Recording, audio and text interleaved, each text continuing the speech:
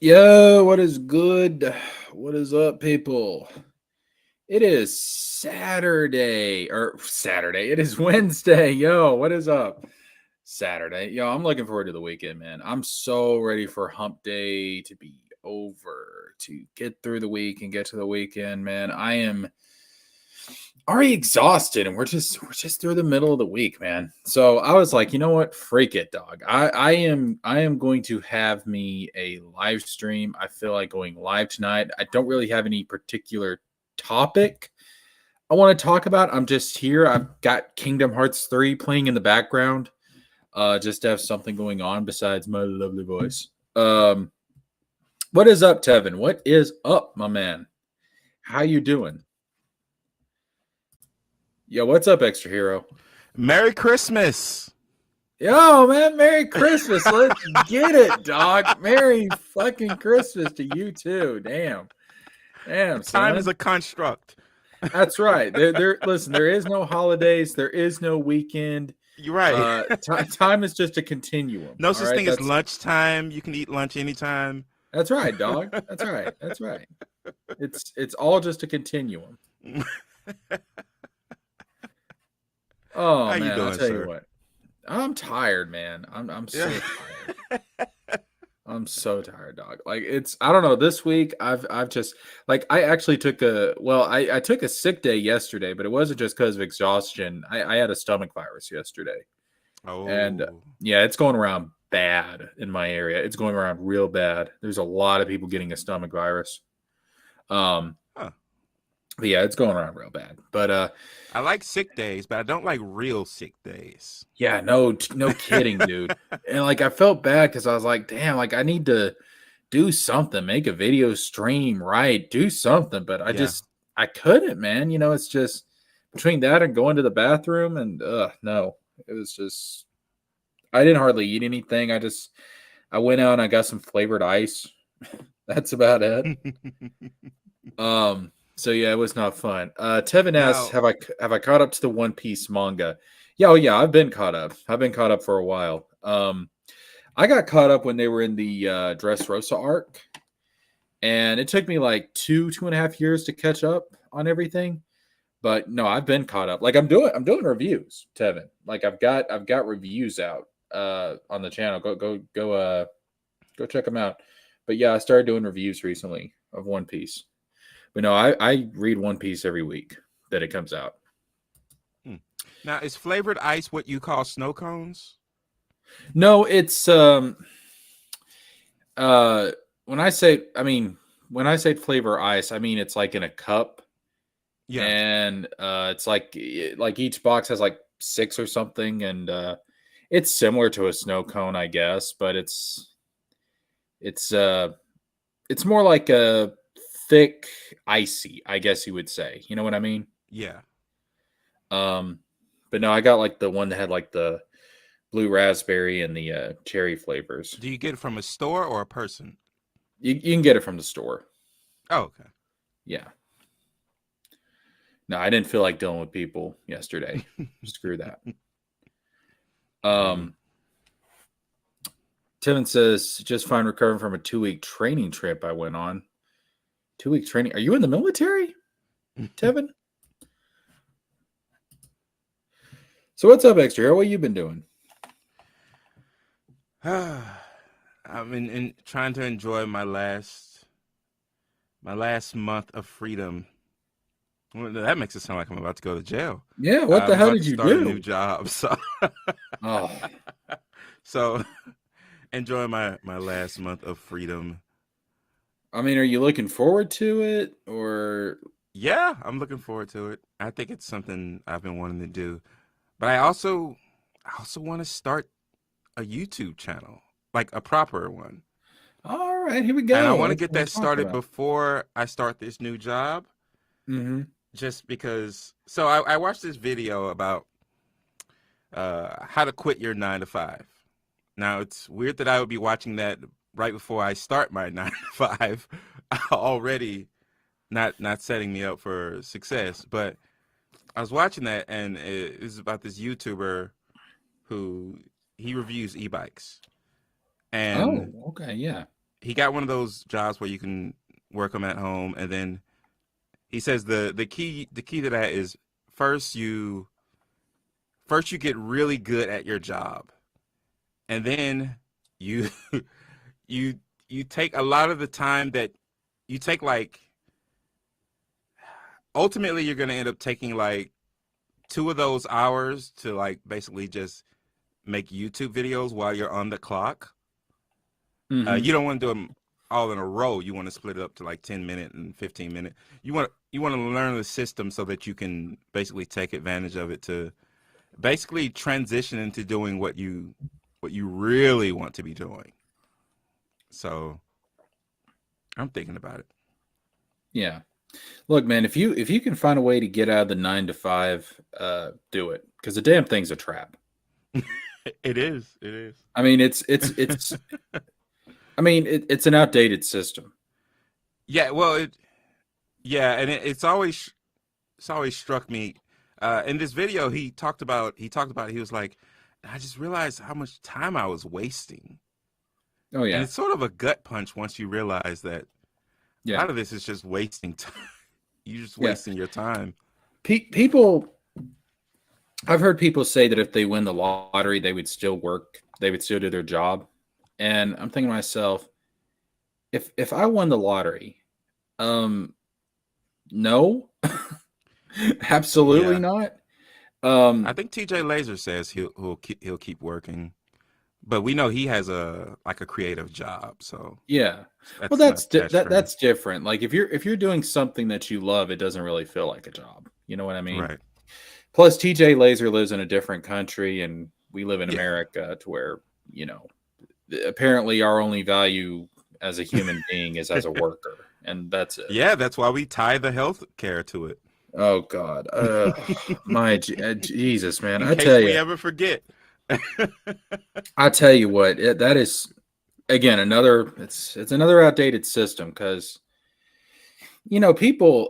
people transition between jobs, they move from place to Oh yeah. place. It's just to have some, Especially post pandemic. yeah, The pandemic taught people that fuck loyalty. Fuck job yeah, loyalty. You don't yeah. need that. Don't do Because it. I'll tell you They right don't care. now.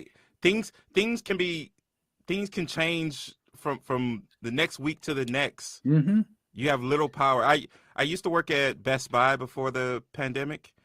Um I loved that job. But after, it's an unrecognizable place.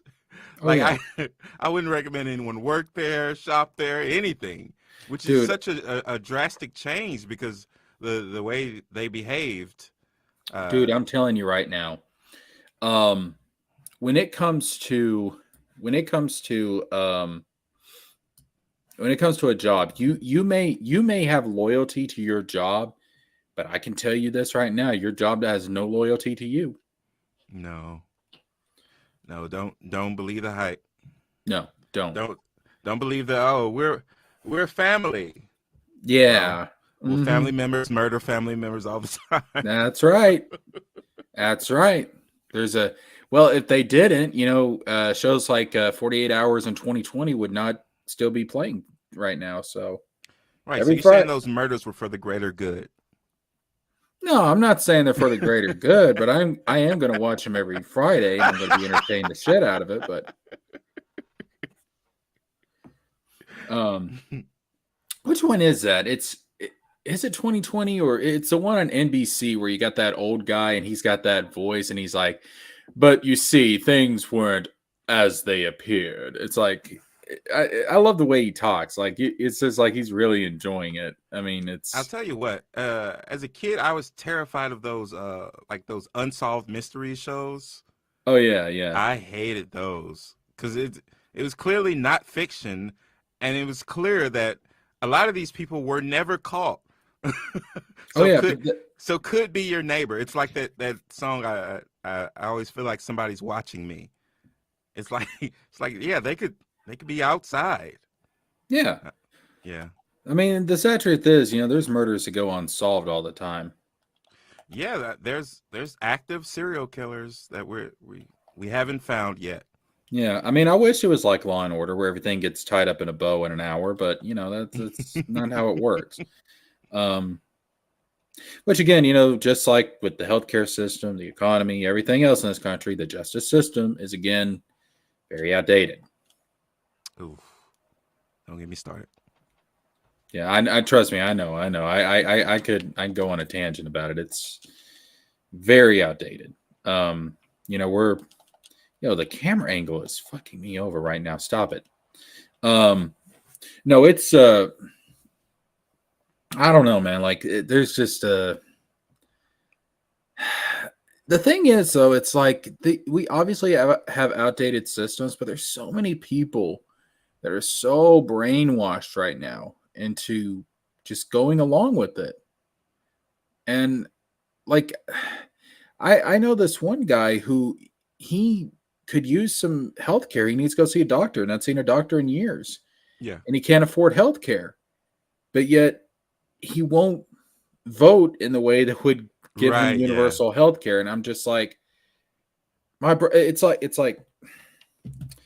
he's It's one of the people pride. that It's yeah. it's so-called principles. Oh, It's it's tradition. socialism. It's socialism. It's like, what the fuck are you talking about? Tradition will fuck you up, man. It's not Tradition will fuck you up. socialism. I mean, like, to call universal health care socialism, like I've actually referred to it as being socialist. And then I've had people in countries where they have universal health care and they've explained to me, like, look, we don't view it as socialism here. It's just it's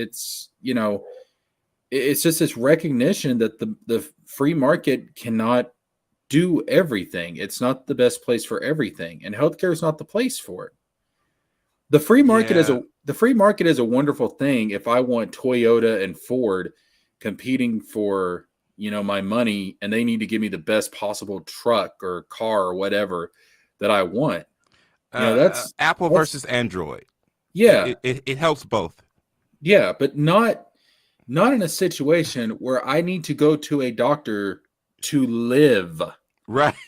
without going bankrupt. I don't so much care about the competition aspect that much anymore. Trust me, dog. When I get my arm cut off and I'm bleeding out, I ain't gonna give a damn. Oh, it's Like, well, what ridiculous. team are you on? What? Yeah, it's like you like down here in Tennessee, like, oh, you want to go to Covenant or Tenova? Whichever one is closer, bitch.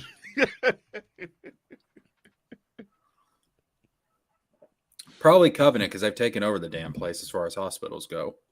Hmm. I think we got one Tenova hospital, maybe. Oh, I was watching I watched the Percy Jackson movie for the first time, and part of it took place in Nashville, Tennessee, and I didn't know that they had a version of the Parthenon there. Did you know that? Yeah, I was like, it's what? it's it's Nashville? it's you know what? What? It's actually kind of freaky, but Tennessee's got like a lot of influence from like ancient cultures. Like we have in Athens, Tennessee. Um, Memphis is obviously based on or the name is inspired from the Memphis that was in ancient Egypt. Wow. So, but that's just all because of the Illuminati. They set that whole thing up. It's symbolism. You know how that goes. But no, you know what I think is wild too. You know who Thomas Paine is, right? Yes. Guy, Yeah. Common Sense. Hmm. Yeah. The guy that George Washington said if it wasn't for Thomas Paine, the revolution would have never happened. Hmm. So it drives me wild how you'll have libertarians and they'll say, "Oh, Thomas Paine," and Glenn Beck especially. Glenn Beck wants to be Thomas Paine. He even wrote his own book called Common Sense, which is probably plagiarism if you ask me, but that's besides the point. Higher And Ed yet, July. It's common sense. and yet, I'm thinking to myself, have you fuckers even read Thomas Paine? Thomas Paine was talking about a universal basic income, taking care of the poor. Like everything Thomas Paine talks about is like so antithetical to what you people are going on about. Yeah. But Well, they yet, got the pain part right. yeah, it's like, and you know how Thomas Paine proposed that we pay for all of it? Tax the rich. Oh, oops. Whoops. I guess, don't tell Glenn Beck that, it'll break his heart. Oops. All millionaires. Hmm. No, Thomas Paine was a very interesting character. Yeah. Very interesting character. But no, a lot of the founding fathers, uh, they wanted to do that type of stuff, but it was just obviously back then I it was a different time. It was too early. They were ahead of their time. You know what I mean? Yeah. They're Um, they're busy building the foundation. yeah. I mean, it's like it's like the movie 1776. I don't know if Frank 1776. I don't know if Franklin ever actually said this, but in that movie, there's a line where, Benjamin Franklin's talking to John Adams, and he says, what will posterity think of us that we were demigods? And I'm like, well, some people do apparently, Hmm. but no, they were men. They were men trying to get a country started under very extreme circumstances, and Yeah. you know, it was obviously a flawed founding, but they had a lot of ideas that were ahead of their time. And again, there's a lot of things that they talked about that we still haven't done. Um, Now, there's been people that's tried to do it. I mean, if you look at, for example, FDR, Hmm. uh, FDR had the whole Second Bill of Rights because, and this is interesting too. FDR, he said, in order to have true freedom, you have to have economic freedom.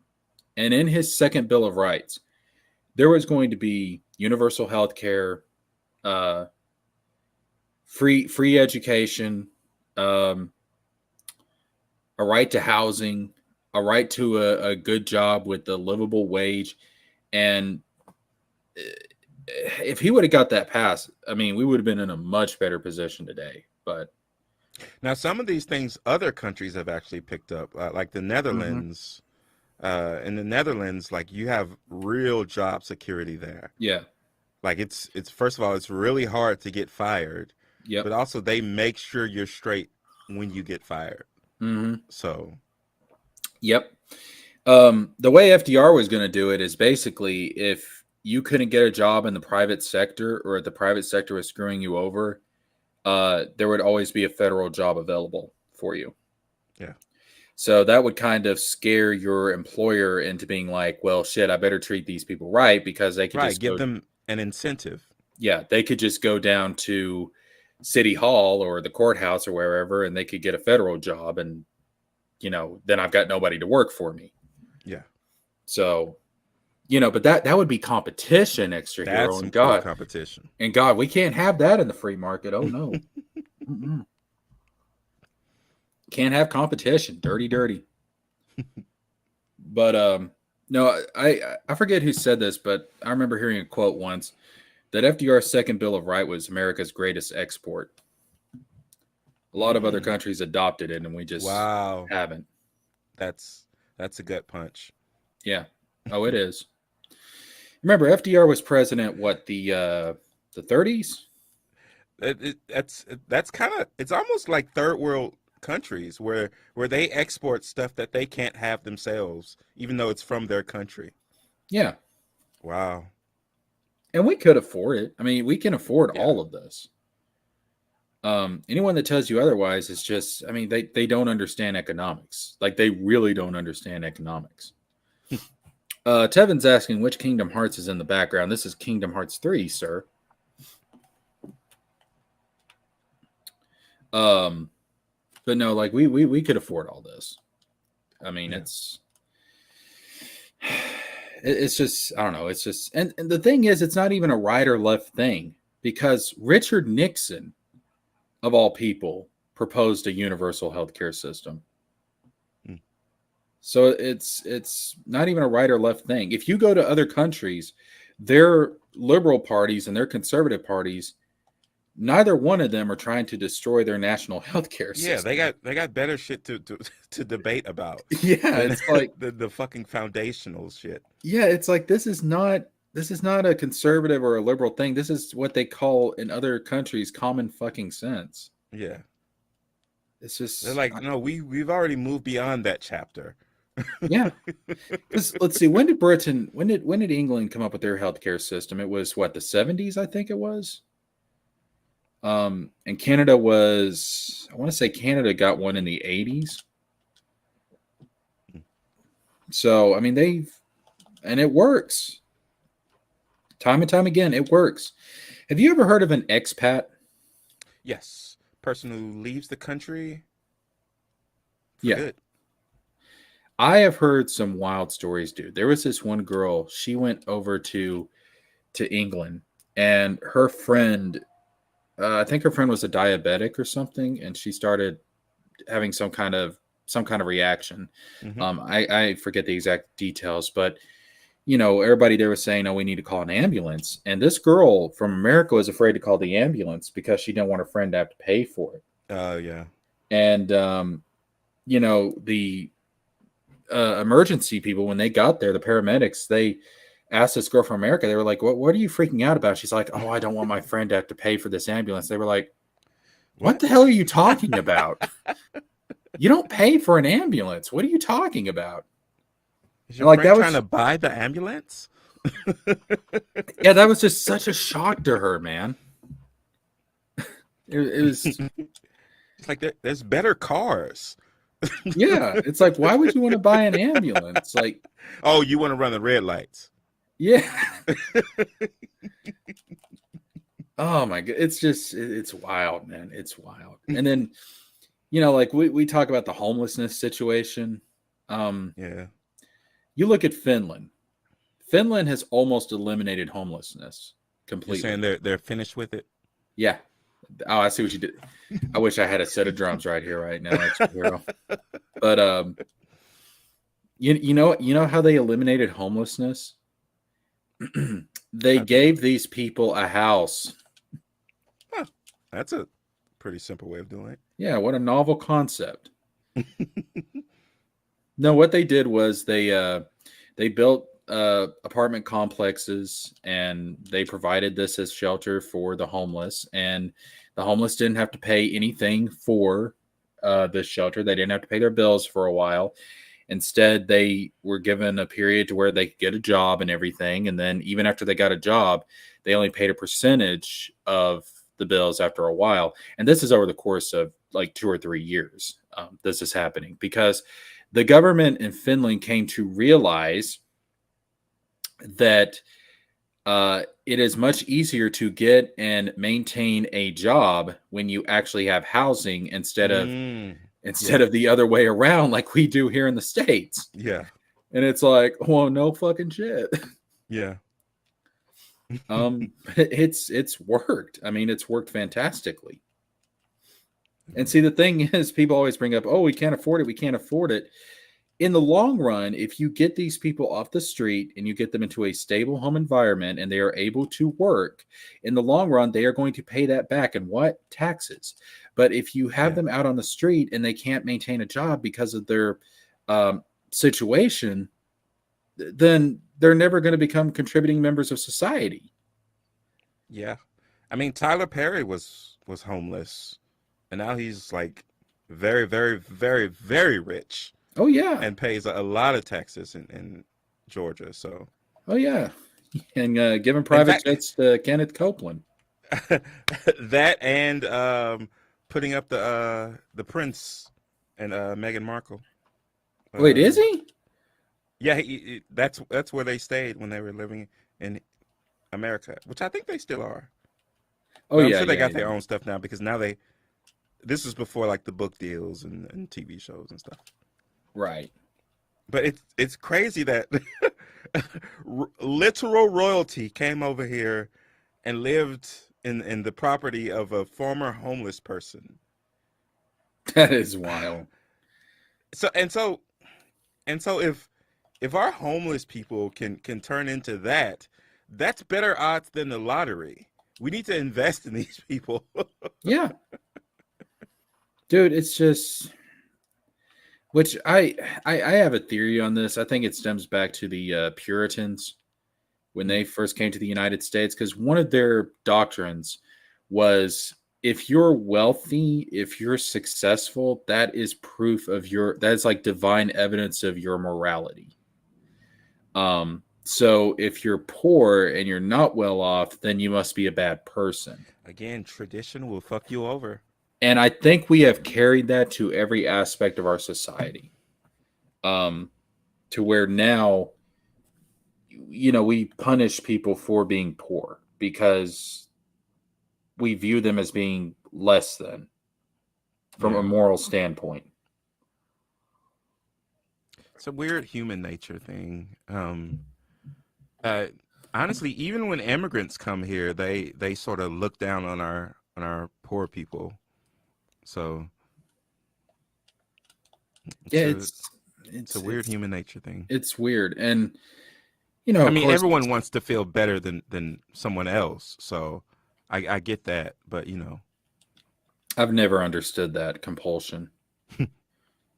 I mean, I've never understood that compulsion. I don't know why people feel you the don't want to need be the to. very best like no one ever was. I listen. I want to have stability and tranquility in my life, Mm, and pause. I would like for everybody else to have the same, and it would bring me greater tranquility if I knew that everybody else had the same. Right. Um, You're not satisfied with building your castle walls up. no, I would like everybody. Listen, I will sacrifice having a castle if I know that everybody else has a villa. Of course, once you say castle, I picture the castle that's in Flores Park, Texas. Oh We yeah, love so much. the bouncy house castle. Oh God. The bouncy house castle.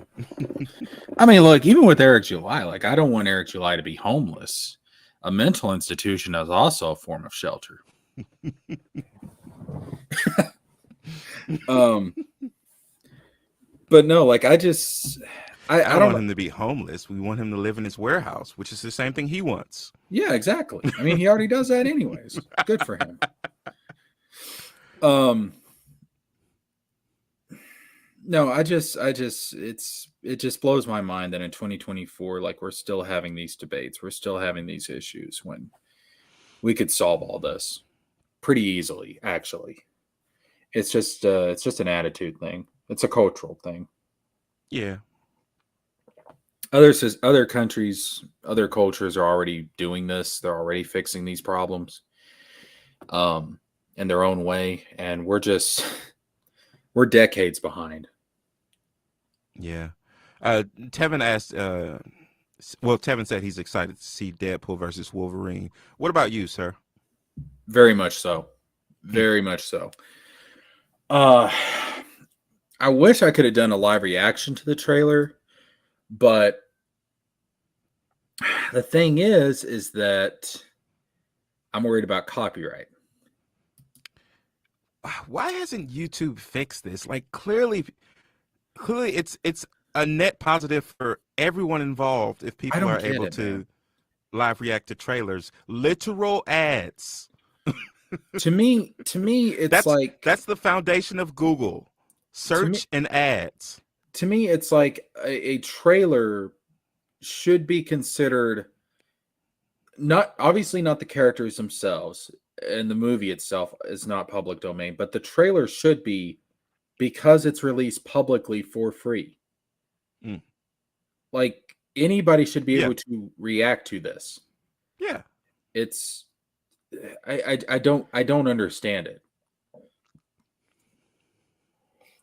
I don't know. It seems like an obvious flaw for YouTube, Google, and the billion-dollar corporations that make trailers to fix. Yeah. Doesn't It's seem that hard. yeah, it's just and to me, you're reacting to it. Like if I did a live reaction, like my face would be on screen, I'm gonna be freaking out over it. That to me counts as being transformative. Yeah. Now, if I was just re-uploading the trailer and not doing anything to change it, like that would be one thing. I get that, but Even that is useful for archive purposes, yeah, but I understand why they would have a problem with it. yeah. Have I seen the reactions to the live action Lion King prequel? I have not actually seen the trailer yet. I've been meaning to check it out. Um, but it's Did you see basically the live action Lion King? yes, yes, I Okay. did. So what's this new one about? I stayed away from the trailer, not because I'm excited to see it, but because I really hated the live action Lion King. Even though It's it gave a lot of people jobs that I really like. Childish Gambino, Beyonce, who was struggling, I'm sure. Uh, yeah, yeah, of course. It's oh my god, it's hard times for Beyonce. Oh my god, poor Beyonce. And just topped the country I music chart. I hear oh yeah, people don't like that either. God no. I like I like too that Taylor Swift, she's not doing too well either. I hear she's Right. just It's so absolutely in the mud right now. She might end up homeless, extra hero. Oh my gosh. she only got to make one $100 million movie based off her probably $1 billion tour. That's it. Oh god, man. That's sad. That's That's it. so sad. So the live action it's a prequel, this new movie, and it is the Mm. story of Mufasa and Mufasa. Scar. Yeah, Mufasa. it's the Say it story again. Mufasa. Mufasa, Mufasa, Mufasa. Give me chills. Um, Oh. so it's the story of Mufasa and Scar when they were growing up. Oh. That could be fun. Yeah, that's something we've never really seen before. Um, Yeah. I think it could be interesting. So Yeah. I want them to get the music right, but I know they won't. Because obviously these and that's the thing that people never talk about when they talk about like the remakes and stuff like that. When these movies came out, they all had iconic soundtracks. I don't think there's no way that's going to happen for this. no, I mean, well, I mean, like with the ones that are straight up remakes, are just reusing the songs from the animated version. No, that's not how they. Well, they always re-record it Oh no no no, using songs. I know, but I mean as a basis, it's Oh, okay. the yeah. Yeah. Um, but you're always going to be comparing it to the original. This I think is interesting because it's something we've never seen. You know, we Interesting. We get new original songs. yeah. I really hope it's going to be a darker story. Mm. Because I feel like if it's going to be about Mufasa and Scar, especially with how we know Scar turns out, like something really messed up has to happen. Yeah. Honestly, Mufasa wasn't that much of a ray of sunshine either. So He they, was voiced but by James Earl Jones. You take that back, you bastard. He was voiced by Darth motherfucking Vader. You take that back. well, we we saw Vader as a kid, didn't we? Yeah, Jake Lloyd. Oh, I that's guess I tell you I guess he was happy. that whole Jake. Are you an angel? Oh, I still can't believe people harassed a kid over his performance in that movie. I don't know. That's just, it sickens me how he got treated. Yeah. Well, people people really love Star Wars, and they never see people in Hollywood as people. So No, you're right. They don't, and it never surprises me the tendency for humans to dehumanize other humans. yeah, Never surprises me. It saddens me, but it doesn't surprise me at this point. yeah. I mean, it's the reason that certain war adjacent things can happen right now without everyone losing Mm-hmm. their shit. I mean, people are losing their Mm-hmm. shit, but you know, Mm-hmm. Yeah, talking about the stuff going on the colleges. uh, I was talking about the the genocide, but yeah, I guess that's a ripple effect of it. Yeah, yeah, it's all connected. No, I know what you mean. Yeah, It's a circle of life. It all comes back. it's that is not the circle of life, dog. The circle of life is talking about species eating other species, not species eating each other. What the fuck? The That's circle of true. life is what I had to explain to my nephew when he looked at the Thanksgiving turkey and said, "It's kind of hard to believe this used to be a living creature." And I said, "Listen, one of these days Hmm. you're going to die and your body is going to it's going to become the grass and a deer is going to come along and eat your corpse grass. And that's the Yeah, circle of life.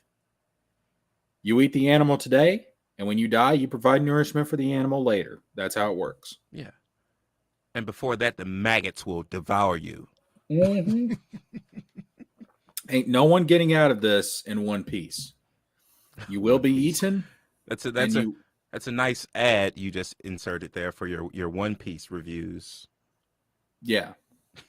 Oh, that reminds me. So, do you care if I spoil One Piece a little bit? I literally know nothing about it except it's about pirates. All right. So there was a reveal in the last chapter. By the way, if anybody gets to this point in the stream, just skip ahead a few minutes. But if you don't want to be spoiled, but there was a reveal in this last chapter. There's like a scientist character who is basically like an Einstein type of character, and he revealed that the entire world of One Piece is going to sink into the ocean. And I'm thinking to myself, hold up, is this whole series just like an 1100 chapter warning about climate change? Oh my god, it's woke. But no, I thought that was Well, hilarious. it just so happens that climate change tends to have bad effects on the planet, and those coincide with what our ideas of apocalyptic situations already were. Mm-hmm. Yeah, it's yeah, I just it's I just thought how many people are going to say this is woke now because Oh, it's just I don't know. I just found it kind of hilarious. I was like, but uh no, it's interesting. I mean, no one's actually, as far as I know, no one's actually made that kind of statement, which it would be absolutely ridiculous if they did, to be honest. I think they leave manga alone when it comes to this. They don't really mess with it unless they can find a way to blame Americans for it. Maybe that's why the red line. Okay, so this is a One Piece question. Maybe that's why the red line wall is there for the world nobles. But the thing is, though, um, it was said that the Lunarians lived on the red line in the past, and I'm assuming the Lunarians lived on the red line before the world nobles. So, how does that tie into there being a flood in the ancient past of One Piece? Um, there because see, I'm thinking there had to be a flood like this before because when you look at things like Water Seven or the the Noah and Fishman Island, part of Wano is submerged. There's a lot of evidence that this stuff happened before. And so that brings up the question of okay, what about the Lunarians? Because they lived on the red line before the world nobles. It's not like the world nobles took over and then built the red line. Red line was there even before the world government was established. Extra Hero, you have no idea what the fuck I'm talking about, but just roll with I'm it. thinking of Zelda Wind Waker. Kind of. I mean, that a lot of people have actually made that comparison. Hmm. A lot of people have made that comparison to what's to what's happening. Because most of the countries in One Piece are islands anyways. There's only like one like real continent, and that's the Red Line, and it's just like this giant ring of land that goes all around the planet. But it's like really, really high up, and then like there's a world government and like these 20 royal families that live on top of the Red Line, in a place they call the Holy Land. And so if there was to be a global flood, it probably wouldn't reach that high because it's like way up there. I mean, it's towering over the rest of the world. Ancient weapons or the moon was probably involved. I think what is causing the floods right now is probably the... All right, so Tevin, so you remember, I forget what chapter it was, but where Emu destroyed Lelouchia Kingdom with that thing that we saw in the sky. We didn't really see it. It was hidden by the clouds, but it's shooting down all those lasers, and it destroyed Lelouchia. And they said after Lelouchia was destroyed that the water levels rose by a little bit. So to me, I think that was probably the ancient weapon Uranus. And I think that they perhaps have been destroying islands for the past few centuries. And that has slowly caused the water levels to rise. And now it's created a situation to where a global flood is inevitable. That's my opinion as far as like how the ancient weapons tie into this. Obviously, we have Shirahoshi, who is the ancient weapon Poseidon. I think her and her ability to control the Sea Kings is going to have something to do with the flood, obviously. And then Pluton, who knows? Because Pluton before was said to be a battleship. I remember like when Crocodile was looking for Pluton, Pluton was supposed to be a battleship. And even if you go to the Water 7 arc, there was the blueprints for Pluton as a battleship. But I've heard this crazy-ass theory that Pluton might be a giant fucking mole. I don't know, man. Pluton is like out there, man. Out there. And then as far as the moon, so here's the thing, like we know that NL's on the moon right now with the Arc Maxim, and what is Arc Maxim? It is an airship. I think that when this flood happens, NL is going to come back from the moon, and he's going to come back with the Arc Maxim, and that's going to be used as a type of Noah's Ark to help save people. Do you think the last ancient weapon is on Elbaf? No. So we know that Poseidon is Shirahoshi, the mermaid princess. And we know that Pluton's in Wano. That's where Pluton's hidden at. And there's theories that Blackbeard may end up going to Wano to look for Pluton, which is entirely possible. No, I think that the weapon that Emu used to destroy Lelouchia, I think that is the last ancient weapon. I think that's Uranus. Because you have Uranus, you have Poseidon, you have Pluton, and what do those represent? The sky, the sea, and the underworld, because they're based off of Roman deities. Uranus was king of the sky. Poseidon is king of the ocean. And Pluton is obviously based off of Pluto, which is the Roman version of Hades, and that's the underworld. So, no, I think the world government has Uranus.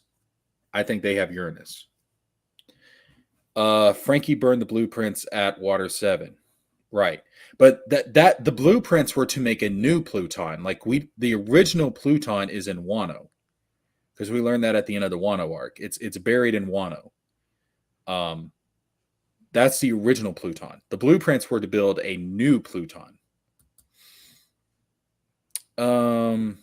Space arc, like what happened in Toriko. I've never read Toriko. I know King of Lightning is big into Toriko, but I've never read Toriko. Apparently shit got crazy at the end of Toriko, from what I understand. And yes, Vivi is a D now.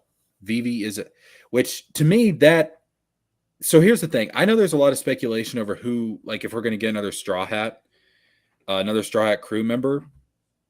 Some people are saying Bonnie. Some people are saying one of the Vegapunks. The whole thing with Yamato's out there. If Yamato was going to join the crew, she should have joined after Wano. Period. End of story.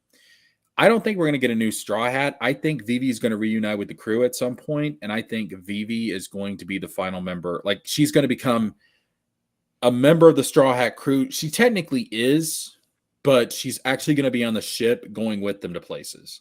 Because Vivi being a D, and the fact that we know that Vivi's ancestors screwed over the world government 900 years ago, she is going to be a huge part of the final saga. Because if her ancestors screwed over the world government all those centuries ago, it is very likely that she's going to screw them over now.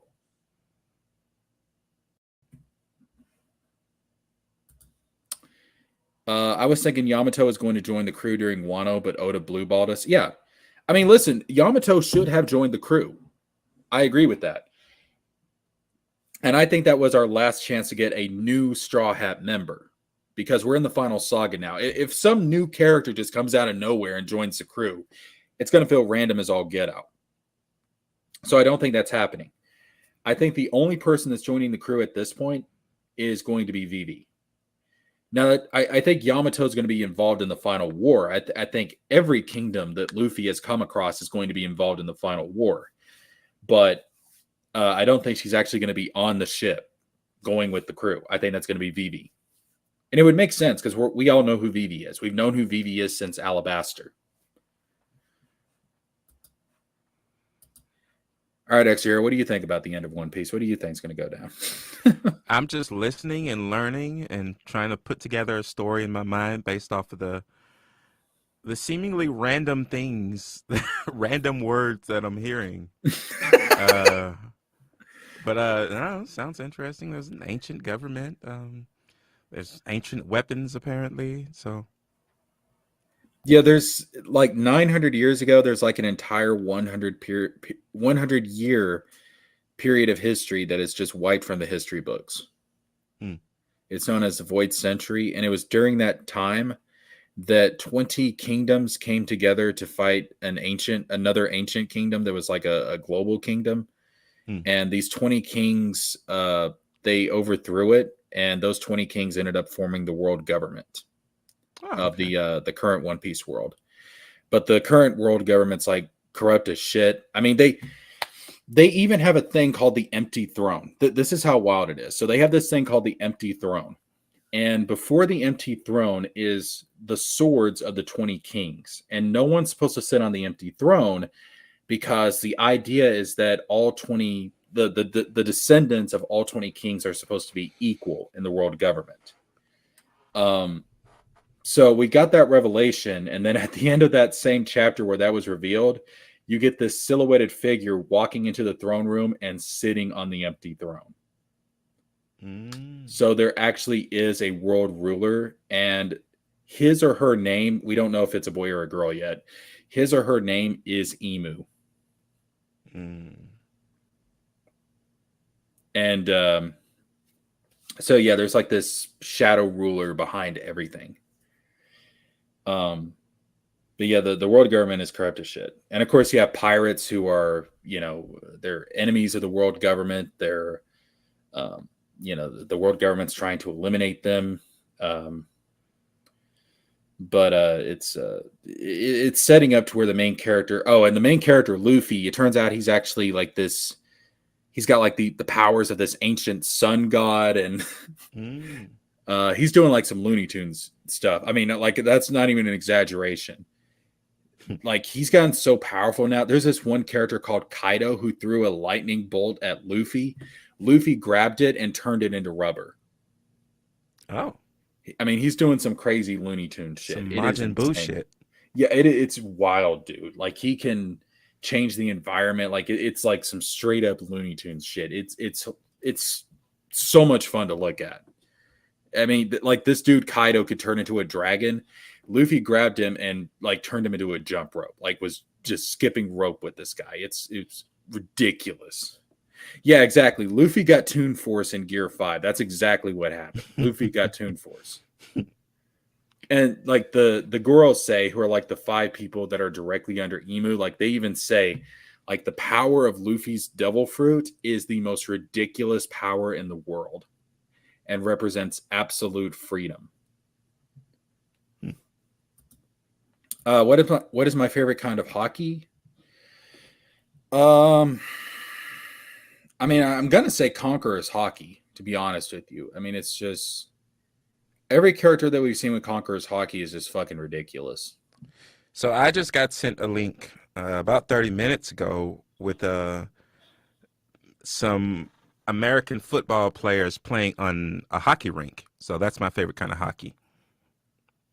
It was it was really dumb. They were moving really slow because they were trying to run on ice. Uh, but as soon as I saw it, I was like, okay, I'm obsessed with this. It might have That's just been a skit or something, or it might be fun because imagine how fun like really slow paced football it would be. yeah, I can imagine not too fun. Um, have I read One Punch Man? I have not. Vinland Saga and Kingdom, I've not read those either. Um, I hear they're all good, but I don't know. I guess I've become more selective in my palette as far as like manga and anime goes. Well, really just everything in general, to be honest. And that's just because I don't have as much time as I used to read stuff. Um, but like I've been reading One Piece for so long, it's like here we are in the final saga. Like I got to stick around and see this to the end. You know what I Yeah. mean? Do I think Shanks will team up with Cross Guild to fight Blackbeard? Shanks teaming up with Cross Guild. Huh.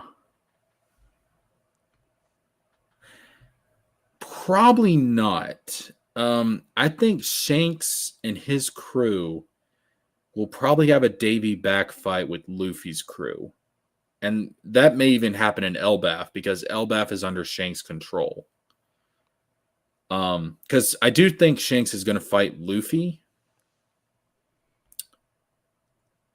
Uh, but it's not going to be like a fight to the death because Shanks is on good terms with Luffy. I mean, Shanks loves Luffy, obviously. So it's not going to be like a fight to the death. So I think a Davy back fight would work pretty well for Shanks' crew versus Luffy's crew. And then teaming up to fight. See, I do think Blackbeard will ultimately kill Shanks because I think that's been hinted at so much in the story. I guess it's possible that Cross Guild could be there because Buggy and Shanks were part of Roger's crew. So Buggy seeing Shanks die, I guess that's possible. But the thing is, I don't know what motivation Crocodile and Mihawk would have to fight unless they're going to have Shiryu kill Mihawk, which I hope that doesn't happen because we need the Mihawk versus Zoro fight first. After that, they can kill Mihawk if they want to, but no, we need Zoro versus Mihawk first. I think Cross Guild is going to be more involved in the final war. Because I could because here's the thing. Oda loves Buggy. Like he adores that character. And I could easily see there being a situation where Buggy accidentally ends up sitting on the empty throne, and that would be freaking hilarious. And I do think Blackbeard's going to be involved in the final war, not just for the One Piece itself, but like to take over the government. Because the thing is, Blackbeard's goal is not One Piece. Blackbeard's goal is to become king of the world. And who's king of the world or queen of the world at this point? Although the last chapter seems to imply that Emu is a dude. So who's king of the world right now? It's Emu. So if Blackbeard wants to become king of the world, he has to overthrow who? Emu. So it would make sense that Blackbeard is involved in the war against the world government. In fact, and this is crazy, but it could happen, Luffy and Blackbeard could team up to fight Emu. That might sound crazy, but remember, we've seen crazier stuff in anime. I mean, we've seen heroes and villains team up before. It Kakarot. could happen. It could happen. Yu Yu Hakusho. Yes, I have seen Yu Yu Hakusho. Yu Yu Hakusho is a classic.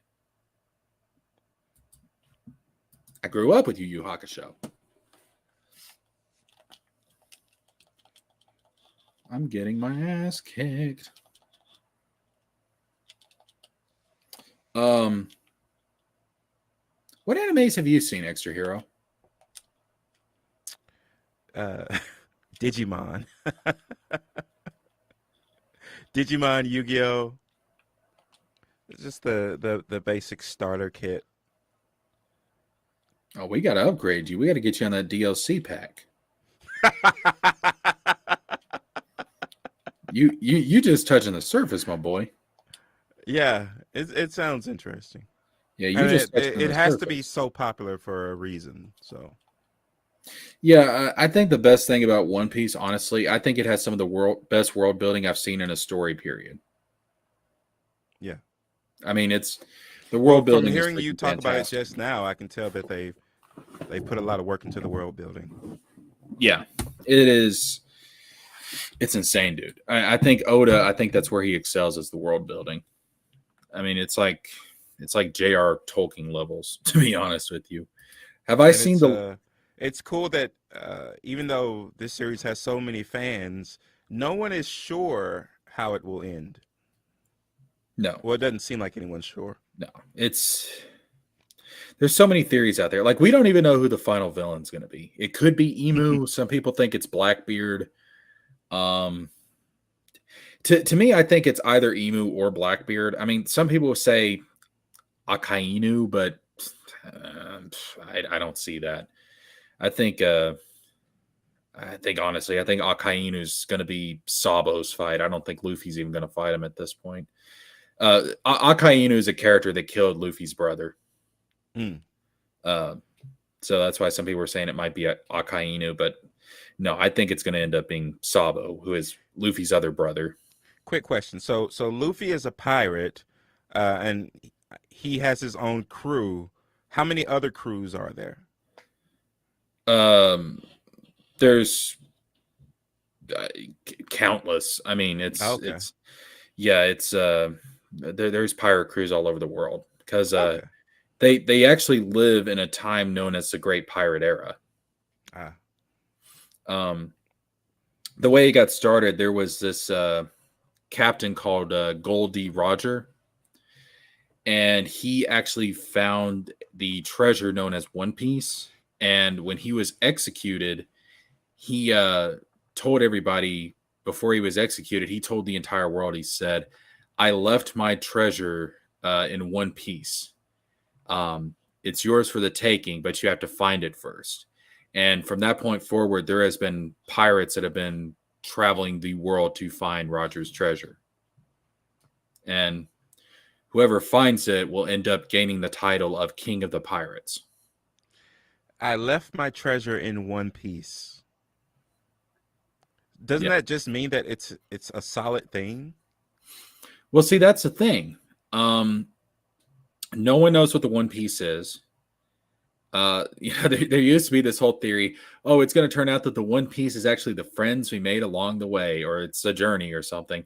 Oda has said, no, the One Piece is an actual thing. It's not some idea. It's an actual thing. That's all we really know. But no one knows what One Piece is. It is, given its connection to the ancient kingdom, and for some reason the world government is terrified of somebody finding it. It's probably not an actual treasure like gold and jewels and stuff like that. So, did he say that verbatim? I left my treasure in the One Piece. No, he said. Actually, in the English, that's what he says. In the original Japanese, he says, in one place. But the treasure is known as One Piece. Now we do know where One Piece is. We know the name of the island it's located on, and that's the island of Laugh-Tale. But no one knows where Laugh-Tale is. How can that possibly be true? What do you mean? when there's so many pirates, people, seafaring people, how can there be an undiscovered island? Because you have to. There's these things called poneglyphs, Mm. and most of the poneglyphs talk about the history of the ancient kingdom and the ancient past. But there's 4 special poneglyphs known as the road poneglyphs, and you have to find all 4 of them to find your way to Laftel. They reveal the location of Laftel. It's It's like Battle possible, City in Yu-Gi-Oh. yeah, it is possible that Laftel could be underwater if there was a flood in the ancient past.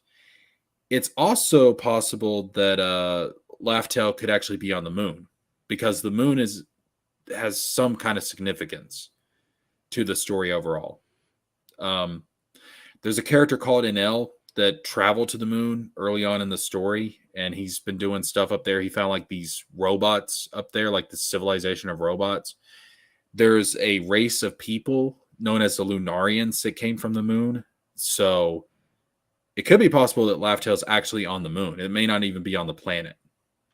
I have a theory, knowing almost nothing about the series, but I'm going to say it anyway. I think the question is not where the island is, but when the island is. Could be. All we know is that Roger found it. And here's the thing, whatever he found, when he saw it, it made him laugh. Mm. And there's a character known as Joy Boy who was involved in the ancient past. And when Roger found this treasure, he said, and I quote, "Joy Boy, I wish I could have lived in your era," while he was laughing. And he also says, What in era is Joy Boy from? the Void Century, like 900 years ago. Oh, okay. Um, and it is Roger also said that, and this is Roger said this, and then Roger's second in command, who became Luffy's teacher in the story. Roger's second in command is still alive. He said, "We were too early. Like, we found One Piece too early." So it's almost like One Piece is there to be found at a specific time by a Oh, specific person. leads credence to my theory. Yeah, like it's there for a very specific time, for a specific person, for a specific reason. And one of Luffy's crew members, Usopp, was actually going to ask Rayleigh what the One Piece was, and Luffy said, "Don't you do that. I want to discover it for myself." And Rayleigh said, "That's probably for the best, because when you find One Piece, you may come to a different answer or a different solution than we did." Mm. So whatever the One Piece is, it is going to change the world. Whitebeard, who was a friend of Rogers, even told the world government, he said, "You and the world government, you all in the world government, you fear somebody finding One Piece, because when that happens, it's going to overturn the world." That actually sounds like a story I heard of once. There's a guy named Theo, and he traveled with a group of friends, and he had some sort of magic that sort of threatened the powerful elites of his world, and so I don't know. How'd you get Did you go in the future and get my book? Yeah, it's not where I got your book from, but when. Well, let me ask you this.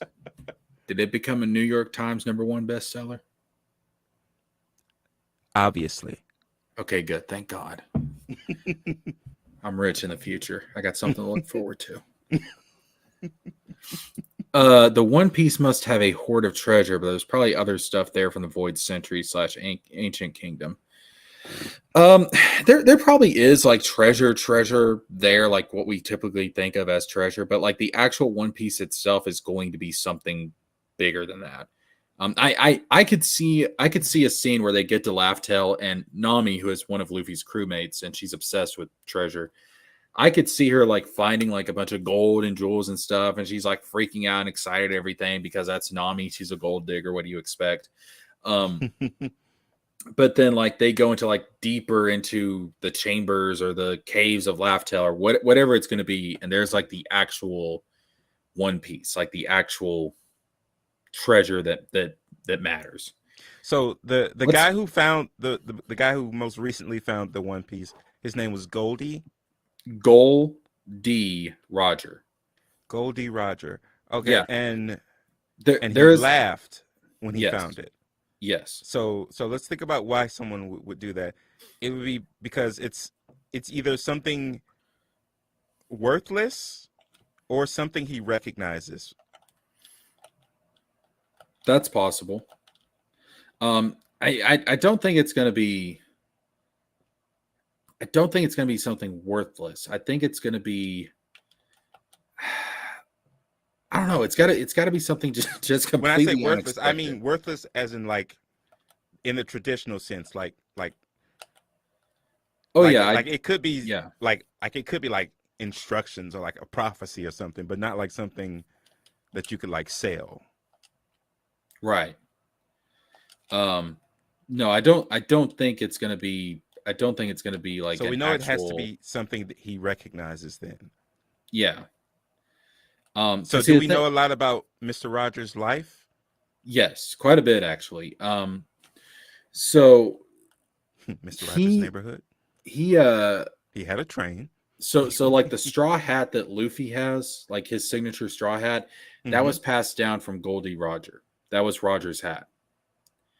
Um and Roger, like a lot of the people that were on his crew are still alive in the story.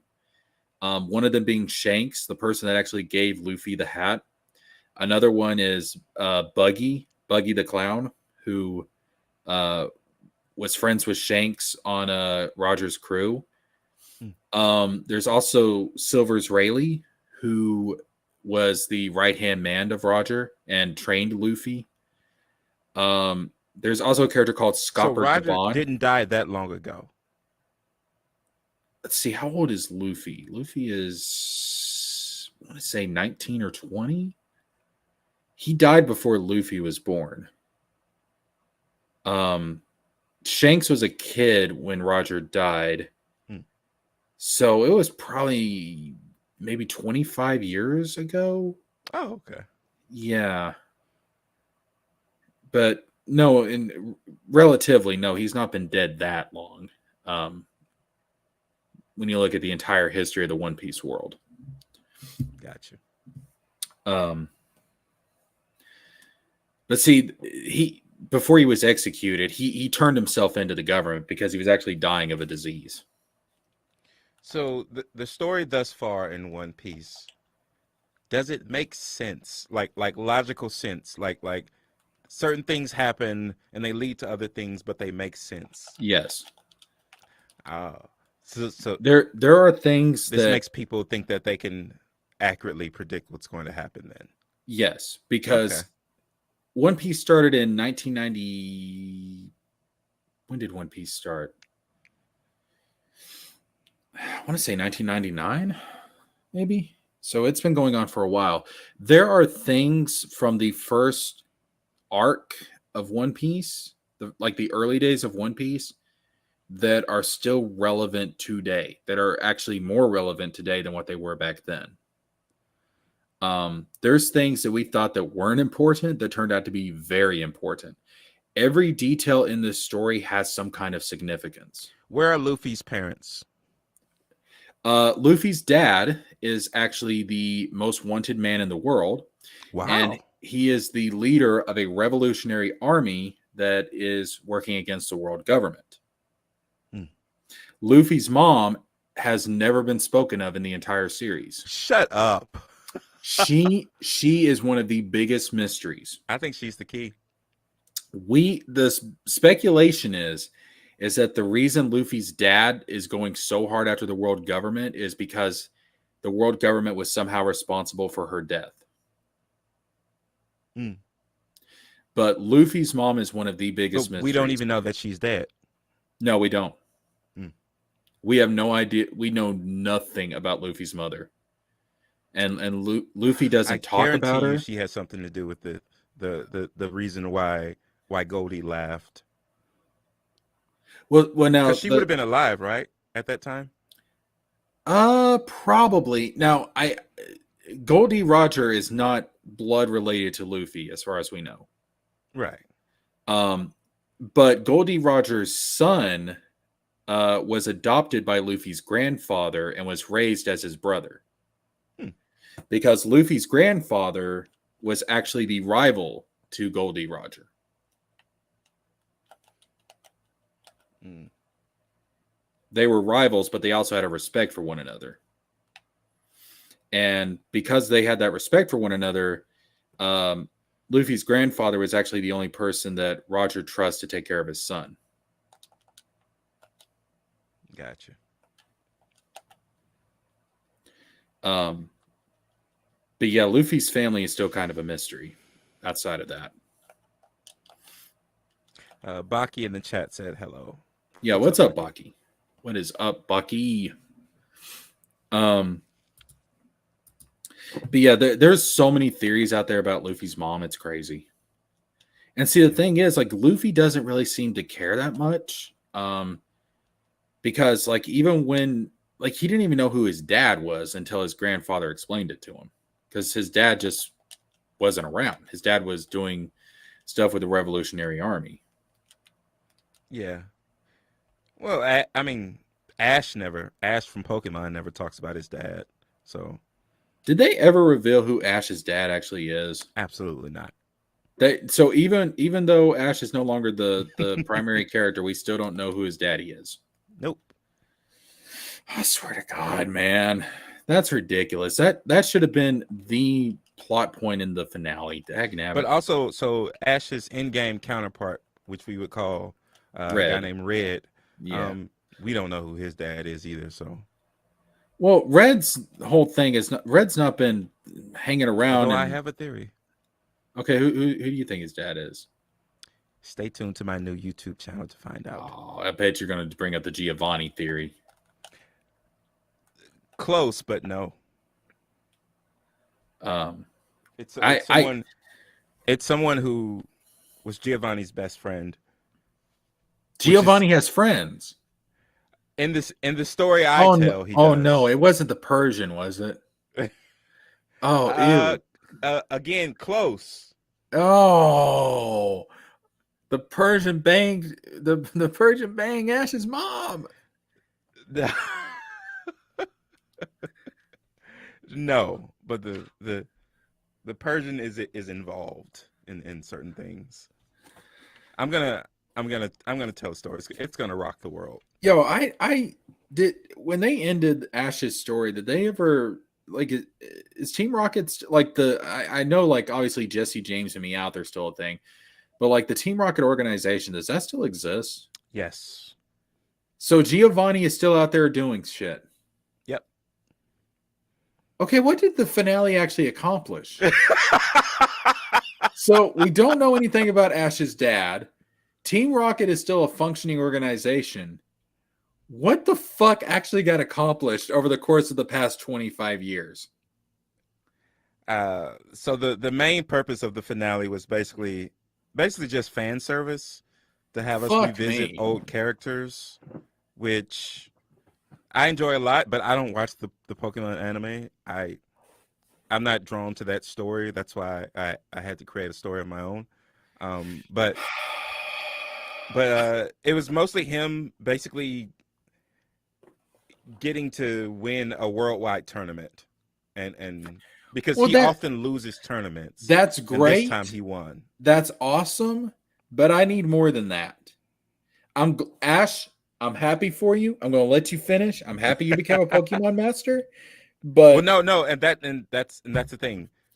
So at the end of his last episode, someone asked him what he believes a Pokemon master is, and the definition he gave shows that he doesn't believe he's a Pokemon master yet. So what's the definition? There is no actual definition of what a Pokemon master is. What does he think it is?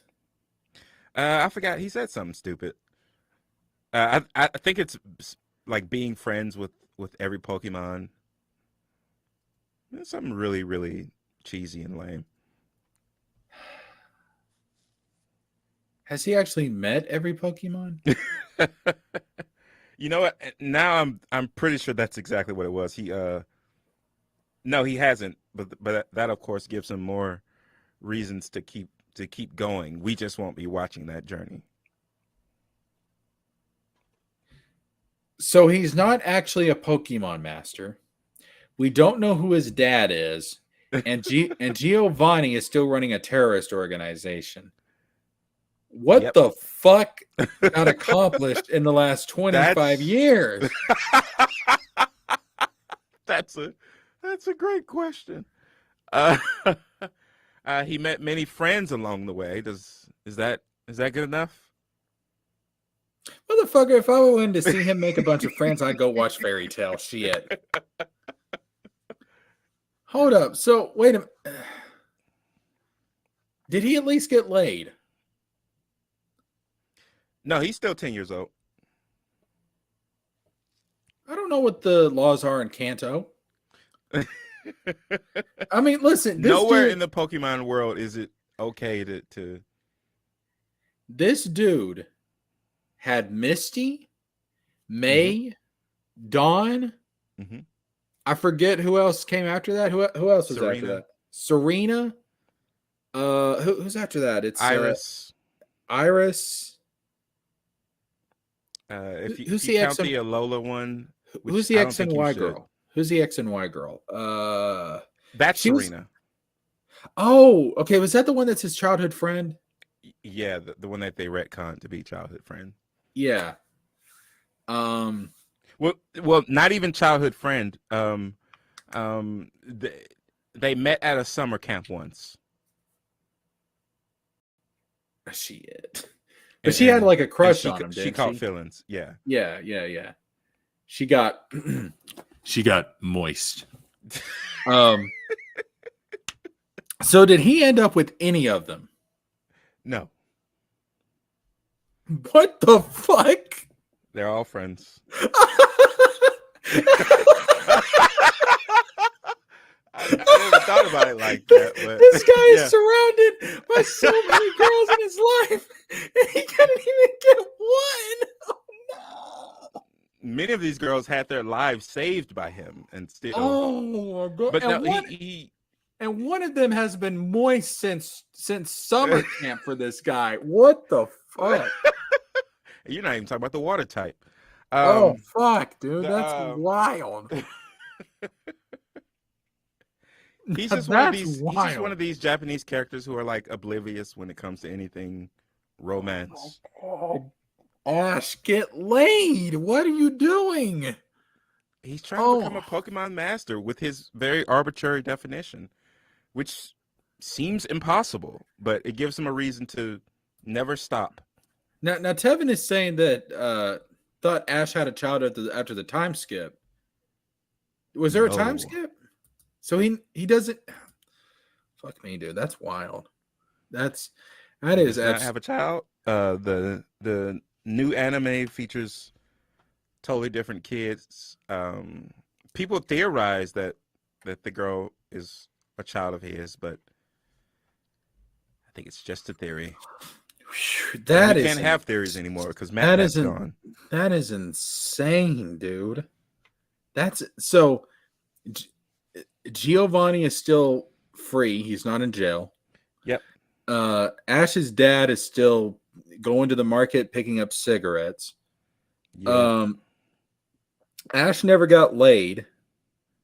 He had to come up with some. He did go to Hawaii, so he did have a lei placed around his neck. So I guess he got laid in that way. You shut the fuck up, dude. he had to come up with some lame ass excuse. Mewtwo turned him into stone, and he was laying on the ground. So I guess he was laid in that way. That's fucked up. 25 years, and not a damn thing got accomplished. He had a lot of Pokemon battles. He made friends along the way. He saved the world in some non-canonical movies, or maybe they're canonical, but if so, but we don't talk about weird. It's the Pokemon movies are like, well, they're canon, but we don't talk about them. Right. I'm gonna go back and talk to my child self when he first watches Pokemon, and I'm gonna be like, "Don't bother. Nothing ever happens. Yeah. That's Don't it's a bother lesson we watching it. all had to learn. Nothing ever happens." Yeah. That kind of ruined my fucking night. I'm not gonna lie. But if you're interested in the other characters, they are allowed to grow. Well, not age wise, but So you're saying that Brock finally ended up with Nurse Joy or Officer Jenny? no. But there's been girls who have shown interest in him, but he hasn't really settled down with any of them. He wants to be a Pokemon breeder and he can't even breed himself. Well, he already has so many brothers and sisters. It's probably for the best. The fuck does that have to do with the cost of tea in China? I mean, he's got to take care of them. He can't be knocking some gorgeous Pokemon trainer up. Dude, that's fucking wild, man. I'll tell you, it's just they just said that's not a finale, dude. That's not a. I'm sorry, that's not a fucking finale. I'm really glad they moved on to a different character, a different protagonist. Oh, she's not going to accomplish anything either. I guarantee you. I think It's they not- have the freedom to let her actually be a character. That's why I've always loved Digimon more. It's going to be Because another those 25 characters got to years. grow and do stuff. It's going to be another 25 All years. of them got, as you call it, laid. Yes, they did. We got proof of that. We saw it in the Adventure 2 finale. We got proof. Yeah. Oh. You know what? It's that's fucking wild. Because here's the thing: I can go through a bunch of anime main heroes. Mm-hmm. Goku, we know he got laid. Why? Because he spawned Mm-hmm. twice. Ichigo got laid. Why? Because he spawned. Naruto got laid. Why? Because he spawned twice. Oh, yeah. Yusuke, that motherfucker ain't no virgin. We never saw him spawn, but that motherfucker ain't no virgin. What do you think about Yugi Moto? Oh. Do I think he ended up with... Does he settle down? Does he get with Taya? Does he get with Taya? Well, we know Taya liked the spirit of the Millennium Ring, who was basically who looked like an older Yugi, and she's already had Yugi as a best friend. So I mean, Now, it would make sense. Now she never moved on from the Pharaoh. Yugi died alone and sad. Damn. There you go. That's what. What about Joey Wheeler? Yeah, Joey probably got laid. Him and Mai probably got together. Yeah, yeah, they're like the one true pairing of the show, I believe. Yeah. Now Kaiba probably did die alone. Oh God, Because I don't think Kaiba can die. He would invent something to stop that. I was gonna say Kaiba's married to his ego. Yeah, Kaiba's way too bitter to die. We saw in a movie that takes place after the anime that he developed technology to bring the Pharaoh back just so he could battle him. Dude, I saw that and like the after credits scene, this motherfucker actually went into the afterlife. He invented a portal into the fucking afterlife. One of That's my favorite insane. characters ever. Just wow. I mean, listen, don't get me wrong. Kaiba is a dick on all sorts of levels, but Yeah. you have to respect the man's tenacity. Holy Absolutely. shit. Absolutely. He spends most of the series going, I don't believe in this hocus pocus magic. And then he does it with science instead. Yeah, I'm like, holy like he opened a fucking portal to the afterlife just to duel a 5,000-year-old pharaoh. What? Because he couldn't get over the fact that he could never beat this guy in life. By the way, way to make your modern day duelists feel really insecure. You weren't happy with either of them. You had to go back in time. Again, his opponent, it wasn't a question of where, but when. It's like, dude, what the fuck? Kaiba, let it go, dog. Like, He can't, man. yo, what's up, Wizard? What up? Wizard Yo, of you Word driving or play. What's going something? on? No, a car drove by. Oh, okay. Yo, how you doing, man? I'm good. I heard we were talking Yu-Gi-Oh. We are talking Yu-Gi-Oh. Yeah, we were wondering if Yugi Moto ever settled down. I don't know. Isn't in the manga, like, aren't him and Taya like in love or something? Well, Yeah, Teo as was always in kids, love with the yeah. Pharaoh. Yeah. Yeah, it's more of a brother sister thing with the actual Yugi. Or Rebecca would be right then. Oh, Oh. yeah, but the Yugi never seemed into it though. Yeah, but he was. I mean, how old was he? You know, Ah, after he won everything, you know, it's like all of a sudden card games aren't important anymore. It's about you know. That reminds me of the scene from Yu-Gi-Oh! Bridge where the Pharaoh popped up and he asked Yugi about Rebecca. He said, oh hey, yeah. Hey Yugi, you gonna tap that? And Yugi was like, probably not. And the Pharaoh's like, shame. Damn shame.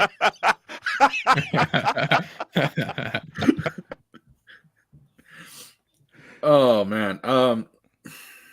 I feel know. like he would end up getting with someone we've never met before. He's like one of those characters. I don't know. Yugi's a tough one because he never. I mean, Taya obviously had a thing for the Pharaoh. Yeah, but Yugi almost came off. I don't know. Yugi almost came off like asexual in some ways. You know what I mean? Like Yugi's true love interest is Joey Wheeler. Wow. Yo, no, Yugi. Listen, Yugi just couldn't get over the dark magician girl. That's what. Oh, yeah, the dark magician girl. And who among us can? Really? No one. No one is immune. No one is immune to that. No one is immune to that. But no, man, getting back to Kaiba, like I just like Kaiba's ego, like I don't know, like he would give Vegeta a run for his money. It's wild. Oh wow, yeah. Through sheer force of will, he beat destiny. Like he was destined to play to like attack with Obelisk. Yes, through sheer force of will, he refused to do it. He said, "Free bet, I have money." No, and I still can't get over how in Dark Side Dimension he literally opens up a portal to the fucking afterlife just to duel the afterlife, just to duel a 5,000-year-old dead guy. Oh yeah, I never beat him. Yeah, speaking of 5,000-year-old dead guys, I think isn't Seto's love interest from 5,000 years ago that blue eyes girl? Yes, she becomes the blue eyes white dragon. Oh, okay. Yeah, his former girlfriend becomes the blue eyes white dragon. His girlfriend in a past life. He gets 3 of them. Yeah. That, ladies and gentlemen, is what we call an orgy. I guess it's not cheating if it's still the same person. That's just wild, man. Kaiba's on like a whole other level. I mean, it's like even if you think the guy's a dick, and he is a dick. I mean, let's not get around here. The dude is absolutely a dick. You have to respect the man just defying the odds, bro. Like he took what was it, like $100,000 and turned it into like 10 million in a day. I remember that shit. He was like, I'm gonna find a company that views its workers as family. And then he bought the company. He said, I'm gonna fire every one of these motherfuckers if you don't buy a company. Oh my god! That evil little shit. What was supposed to be like a 10-year bet with his dad, he did it that day. Good God. It was wild. Maybe he shouldn't have any kids. He put way too much pressure on them. And then he ended up stealing his adoptive father's company right out from under his nose. It's like, damn. Holy shit, dude. God, what an advertisement for not adopting. I mean, didn't he make also? He also made the dual school, right, from Yu-Gi-Oh! GX. Yeah, he created all the classes after the Egyptian god cards. He put Slifer as like the loser like poor one, and he made he made Obelisk one like the best one. That was just to spite Yugi. Yeah, just out of spite. You know what? There's like a clip from the abridged series where Kaiba explains his plan to create the dual school, and he's talking about like how Obelisk is going to be the best one and Slifer is going to be the worst, and then Yugi's like, "But Kaiba, you do realize that Slifer is a dragon, right?" And then Kaiba's like, "Oh my god, what have I done?" Abridged Kaiba is so great. Oh yeah, dude, I love the abridged series. I can't wait for them to get to the Egyptian arc. It's gonna be wild. God, that's gonna take forever, right? They're almost there. I look forward to watching the finale with my grandkids. Right. Yeah, really. Right. They just released a new episode in the last week. It's the Siegfried versus Joey episode. Yeah. You remember in the early days, it used to be a weekly thing. Or at least it was supposed to be a weekly thing. Yeah, now that was nothing like that. That was Melvin's favorite joke from favorite joke is coming up, and it's videos weekly. He's like, Oh man, I tell you what they did with we had it good. What they did with Yami Merrick in the abridged series is fantastic. I love when he got to the door and he was trying to type in a password. I still quote that door video. It's like, what's this? A locked door? Impossible. He's like, he types in the password. He's like, pain. Stab. Mutilate. Oh wait, that's not enough letters. Why are these the only words I know? Past the door, he's like, yes, from now on I will be known as the king of doors. And then there's like a second the master of unlocking. Yeah. No. God, I really want them to come out with a new season that takes place in that continuity. Oh, I do too. Yeah. I don't care if you have to retcon GX out of existence. They can just have it take place after GX. Yeah, I mean they can acknowledge GX happened, but not actually talk about it. Yeah, there's some fan favorite characters that exist in that season, I guess. Yeah. I think bring back the original crew.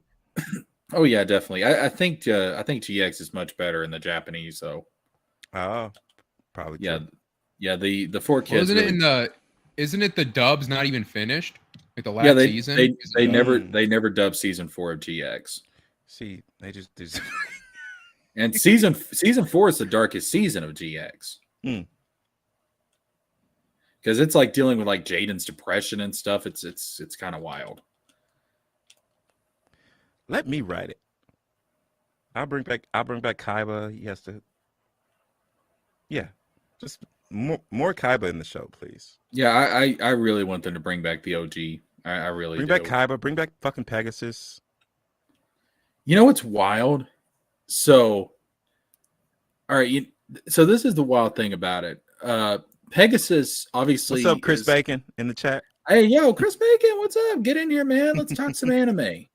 Oh, God. Or actually talk about whatever. Like I'm here to talk about whatever. I have no topics for tonight. I'm just here, bro.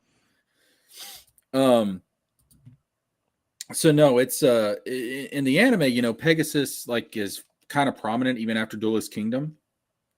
But in the manga, Pegasus died. Dead. Yeah, he's right. Dead. And that's why I don't always think adaptations are wholly evil things. Like they had a really good character. I'm glad we get to have him around longer. Oh yeah, I agree with that. I think Pegasus in the manga was killed off too early. Yeah. I mean, don't get me wrong, it adds to Yami Bakura's evil, his evilness, but because it's like, holy shit, like who's this guy? He just killed the main fucking villain of the entire arc. Like, what the fuck just happened? But at the same time, like I think Pegasus in the anime is just much more interesting. Yeah, it's Bakura basically killed him is just an example of like power creep. Pretty much, yeah. I think ripping the eye out works. Yeah. That's just set up like, oh, he's got stuff going on, but And then we defeated Pegasus. Right now, he can disappear for a season or two. You know, like how I'll say this: Yeah. Bakura represents. It was brutal. It was as brutal as death, honestly. So yeah, Bakura represents my favorite type of villain, and that is the villain that he's always there in the background. He's always there doing stuff, but it's not until the final, like the very end, where he actually becomes the primary antagonist. But he's always a lurking threat. He's always a shadow that's over the entire story. I love that type of villain. I love that type of villain because it builds them up so well to be the final villain. You know what I mean? yeah, that's why when you were talking earlier, Wizard of Wordplay, I know nothing about One Piece, but they were talking about they don't know who the final villain is. They were suggesting that it could be someone new, or it could be someone that they already know, like this Blackbeard character. It has to be someone you already know, right? Well, Blackbeard has been there. Blackbeard has been there for a while. He's been there since Logtown, which I want to say is or not Logtown. I'm sorry, not Logtown, but fuck. What's the island they went to before they went to Skypiea? Shit, I can't remember its name. But he's been there for a while. Like he's been there for hundreds and hundreds of chapters. Emu has been there since chapter 900 something, I want to say, and we're in chapter 11 something, so for about 200 chapters. So Blackbeard's definitely been there a lot longer, but Emu has done a really good job of establishing him or herself. So again, I think it's going to be Emu or Blackbeard. It's going to be one of the two. So now that I think about it, I guess the reason why they can't bring back the original crew is because the reason they make new animes in the Yu-Gi-Oh chronology is to basically address new gimmicks in the card game that they want to sell. They change the rules with each one. Yeah. So they would have to do some serious. And they could also just do it. I mean, like they did it with Dark Side of Dimensions, was to like do. Like, include the manga or whatever. Like they can just do it. Just to, they just knew all the new gimmicks. And that's have fun. Like, that is something it with like Kaiba and stuff like that. Yeah, that's something that's important to point out about that movie. Dark Side of Dimensions is not a part of the anime continuity. Yeah, it's part of the manga. I didn't know that. Right, it's part of the manga continuity.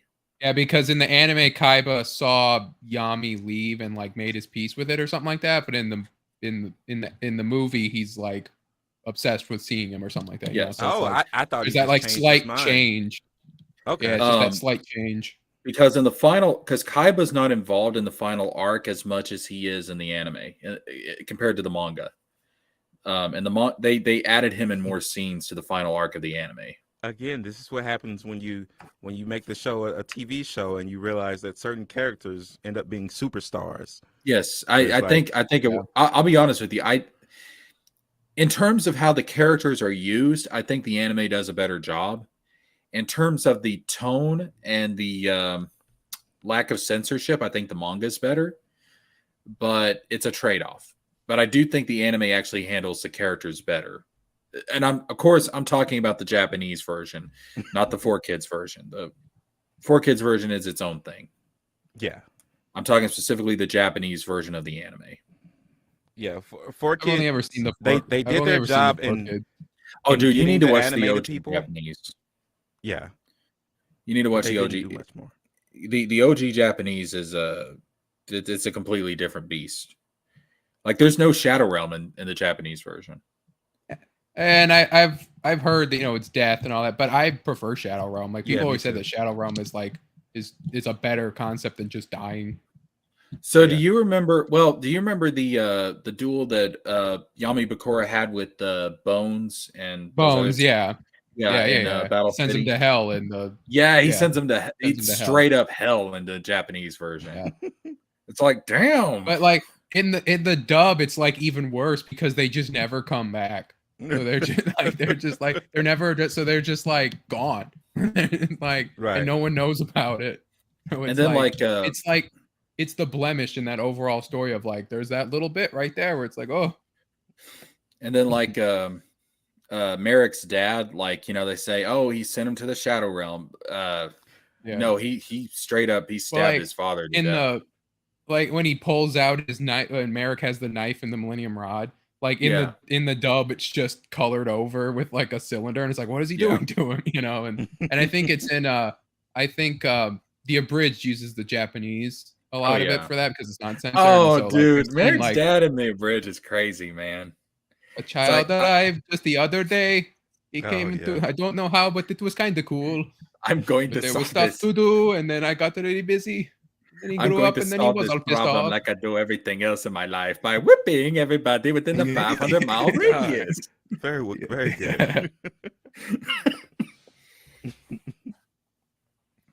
Oh man, that was no, that shit's funny, dude. Maybe Little Karibo should like crowdsource this and like let the community help. He already has like a lot. He started getting a lot more like other voice actors. Yeah, like you gotta be careful though. And that was a good choice. Depending on how you make money off of it, the original company could come and sue you. So you gotta be careful. That's the thing. So even though it's taking original a very uploads, long time, the original uploads are already gone. Like episode I think 9 is like copyright struck, so it's like not on his channel. You have to go to somewhere else to have it. Oh yeah. So, I usually just look up a playlist and watch it like that. But I just recently went back through, and it's like it's the one with Bakura when they're the cards, like the first duel with Bakura. That one's not there. Oh. Well, subscribe to his Patreon. I think he has like a ton of Patreon subscribers. Yeah. What blows my mind is that some YouTubers that we used to know and love, they're still doing it, but they're only doing it on Patreon. So we think they've given up, but no, they're thriving on Patreon. Well, see, you can actually you don't have to worry about a lot of the copyright bullshit when you do Patreon. Yeah, because like even with my One Piece reactions that I've started doing, like I have an opaque Straw Hat symbol over the manga pages, and I've got like a blue filter over everything, just to avoid copyright. But I've got the original unedited version of those live reactions on Patreon. Okay. Yeah. So a lot of reactors do that. Yeah. So, and I tell people, I'm like, listen, I know the Straw Hat thing. I know the Straw Hat logo being in the way. That's freaking annoying. But if I don't do that, the Shueisha is going to pick up the scans and they're going to claim copyright, even though it's a review and my fucking face is on screen. It should be transformative. They're still going to call it copyright. So if you guys want the live reaction without all the bullshit, it's on Patreon. It exists. It's there. Which pisses me off because I have to make 2 versions of the same fucking video, which takes up space on my hard drive. And that's like, By the way, I hope you're backing up. Huh? I hope you're backing up. What do you mean? Like backing up your files. Oh, yeah, dude. I've got like 3 terabytes of storage space. Yeah. Outside of I've got 1 terabyte on my Mac. I've got like 3 terabyte external. Yeah, I can't. Yeah. So I've got 4 terabytes. I'm good on space. I'm fantastic on space. Awesome. Yeah. I made sure about that because computer fills up fast and you need to export stuff sometimes. Yeah. But Tevin says, see, this is another example of the type of villain I'm talking about. Madara was my favorite villain from Naruto. He had a point, he achieved his goal, and wasn't talked to being a good guy like the rest of the bad guys. Also, one of the reasons I love Madara is that he is an overshadowing figure throughout the entire series. Like from the moment that he's mentioned at the end of the Naruto Sasuke fight in part 1, from that point forward, he becomes like this shadow that's over the entire series. Until he's finally brought in the final war. But his presence is always there. Always there. And of course, they ended up in last 50 chapters. Ooh, here comes Kaguya. It's like, what the fuck is this bitch? Like, she's literally mentioned within the last 100 chapters of a 700 chapter story. And she's just all of a sudden coming in and taking the spotlight. Like, no. Who's this bitch? Wizard of Wordplay, who's your favorite Yu-Gi-Oh villain? Well, Bakura. Yeah. Yeah, Bakura is my favorite. Bakura, yeah. But like before, because I never got in the dub, what was the difference? Because like I get that it was the one guy that survived the massacre of the village that they used to get the Millennium items, but then in like the last like couple episodes, he's like Zork, and he just is Zork, and I didn't get like Yeah. Okay, so the what it is, distinction. what it is, and the Japanese version does a better job of What it explaining this. is. It is Thief King Bakura. It's the soul of Thief King Bakura and Zork merged into one. Their souls merged together to create the entity that we know of as Yami Bakura. Okay, so then the whole show, then it's this merger the whole time? Yes. Hey, isn't Thief King the nickname for Ganondorf? It is. Nice. I would not be surprised if there was some inspiration from that. Yeah, but they all love each other. It's a circle jerk. Yeah, the entity that we know of as Yami Bakura is a fusion of Thief King Bakura and Zork. My favorite villain is Pegasus. He had his own archetype. Also, he created the game. So yeah. Well, he created the modern day version of the game, but also he's an like artist. his like his like boss battle of them having to switch back and forth. I always thought that was that was so fucking genius, dude. I was like, that made so much fucking sense. I love it when a hero has a strategy like that. Yes, it's just so cathartic. It's like, damn, son. Yes, because otherwise, like. Otherwise, this was an advantage that he had that Kaiba could not have had. And it's like Yugi was saying, you know what? You have a Millennium item, Pegasus. So the fuck do I. Get wrecked, motherfucker. Yeah. I'm like, shit. Because otherwise, all of like Yami's duels are just I happen to have the right card because the puzzle gives me the right card. This was an actual like we have to be strategic. Yeah. And now I'm realizing that Bakura coming in to like further defeat Pegasus is a fun thematic tie to that battle, because Bakura also has two different versions of himself. That's true. So if they did like the sort of proto duel thing where they were just using their Millennium items, then you can still sort of replicate that. Yeah, that was I don't know, man. Like Bakura, Bakura was just. I just loved how he was like always there, always a presence. And it was just like, no matter if it was Pegasus or if it was Merrick, like you always knew Bakura was there in the background, in the shadows, just plotting, scheming, just a constant sense of dread. No love for Noah, the Big Five, darts. Well, no. Those are all good, but you have to remember those are also filler. They're not in the manga. I know. I was joking. Like, no love for them. Like, I like them all. I love the Big Five arc when they introduced what do you call them? The dual spirits that give you like an advantage outside deck of masters. Oh, deck masters. Oh, that was. I remember when that happened, and we tried to implement that while we were playing with the cards in real life. Oh yeah, I remember that. I'm like thinking about like any monster could be the deck master. Yeah, getting that like and it wasn't necessarily true that just because a card was weak that it would make a terrible deck master. Nope. Like that's amazing. I think Yu-Gi-Oh may have some of the best filler in anime. Oh yeah. Now that I think about it, because all of the filler in Yu-Gi-Oh is actually, and I'm talking about specifically the original series. Yeah. I can't speak to it. I think because it's so entertaining, and like growing up, because this is before I checked out the manga. Growing up, I didn't know it wasn't filler. It felt like it was part of the actual story. Yeah. I thought Big darts was very intimidating. It was like the worst kind of insert because it was literally like before the final battle. Then it was like, okay, now we're going over here for this. So, you know, it was like, Well, yeah. that felt. Well, I will say too, like that was kind of weird inserting the virtual world arc like during the Battle City finals. Yeah.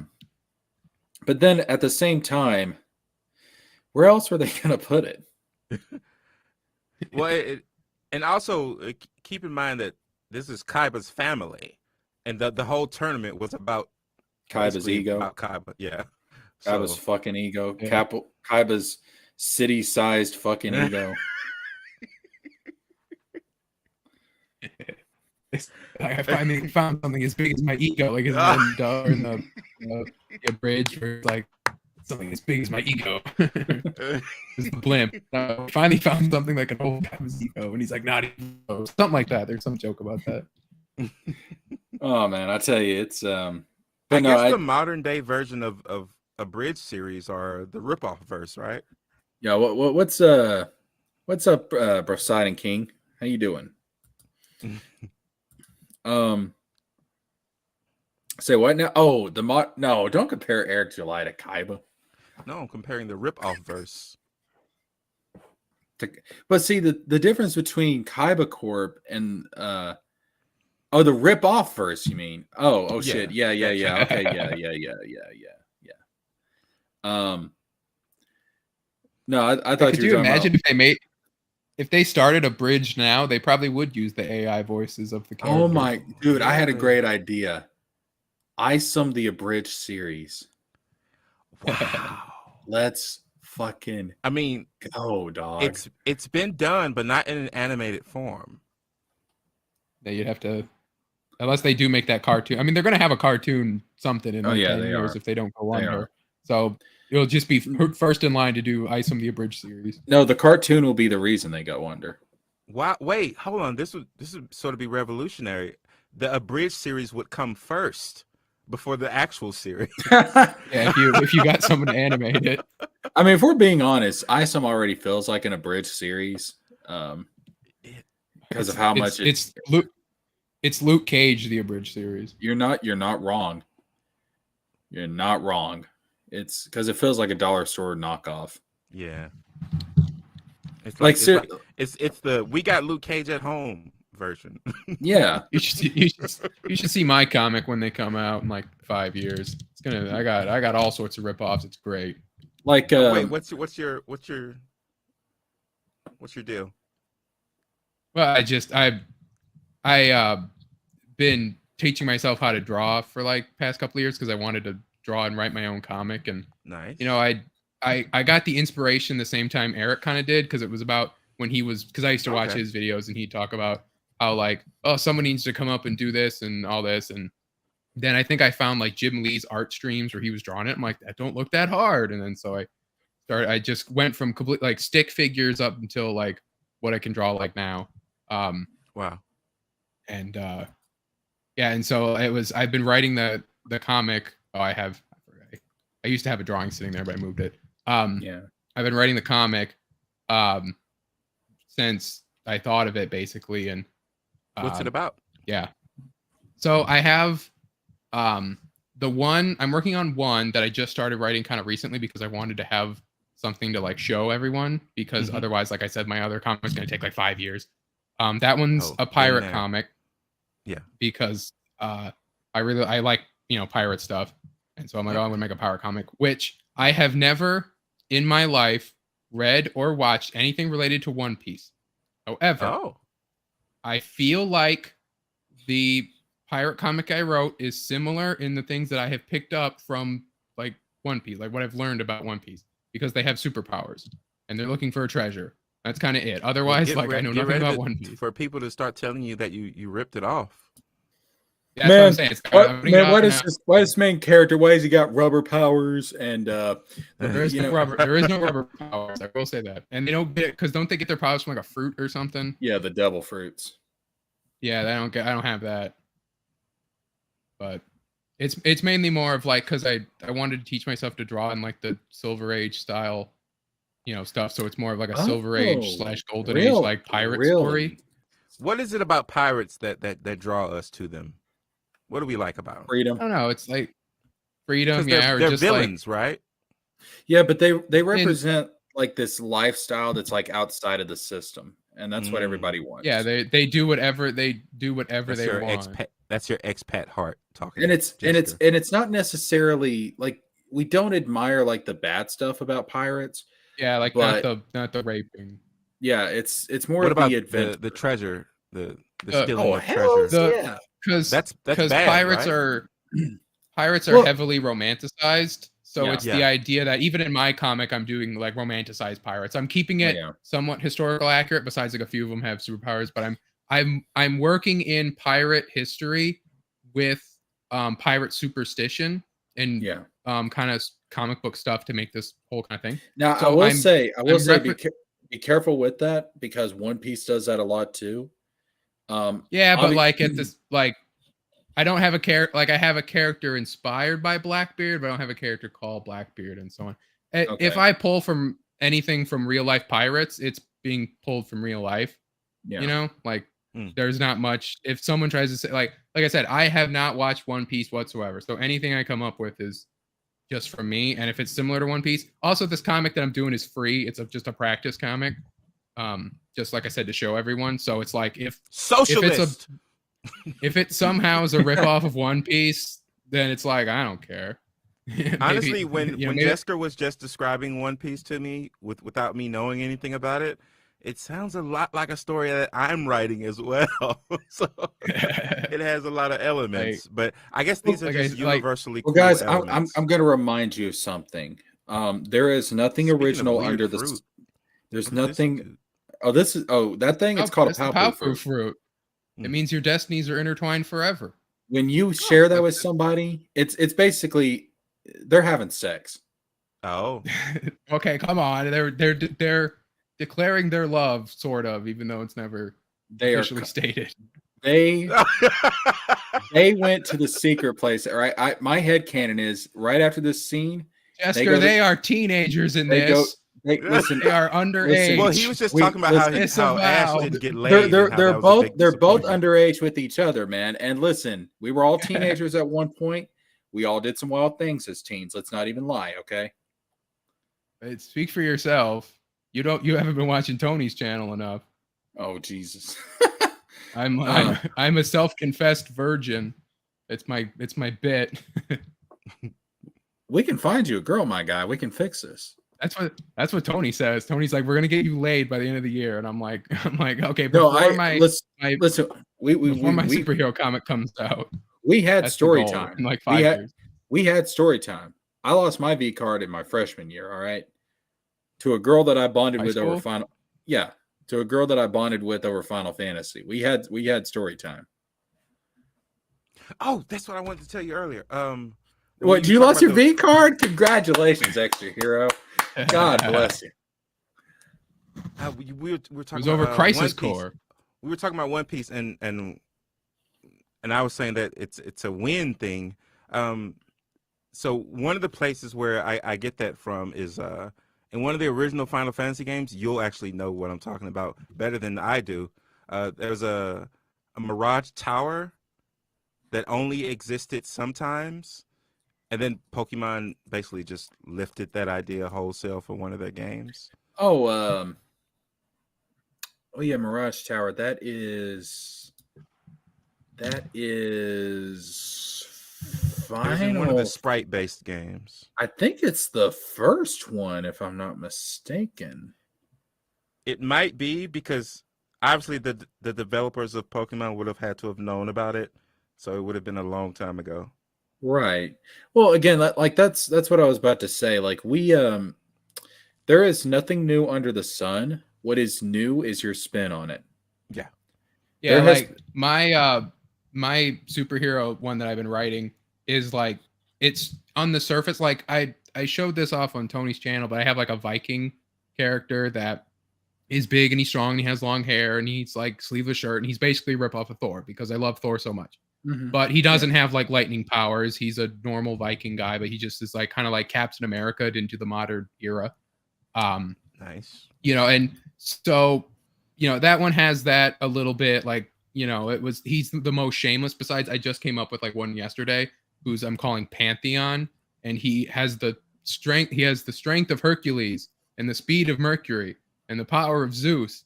And he's not based off of anyone who also has those powers in some type of magical acronym. But I was like, I feel the that one. I feel the need to scream Shazam right now. Yeah, he's the most shameless. But at the same time, Captain Marvel is public domain, so as long as you stick to the rules that. Yeah, his first comic, and like he has multiple comics that are all like in the public domain. So I think by like the rules, if you're first, like you can just pull from like the first couple of comics, and you as long as you call him Captain Marvel, but only like inside the book, because that was the rule that Marvel and DC made. You can still use Shazam, but you can't put Shazam on the outside of the book because DC owns that. So you just have to have. Still in this shit. I'm still in this shit, and I'm making money off of it. Yeah, like because I have like a public domain comic website because I use public domain art on my YouTube channel. So I look through, and there's many Captain Marvels, there's Captain Marvel Juniors, and there's Mary Marvels on there. There's also a Peacemaker and The Question.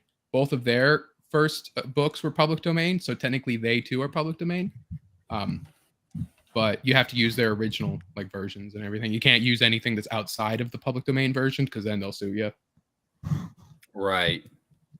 Yeah, I'm about to get rich. I'm gonna make toys off of this. It's gonna be wild. So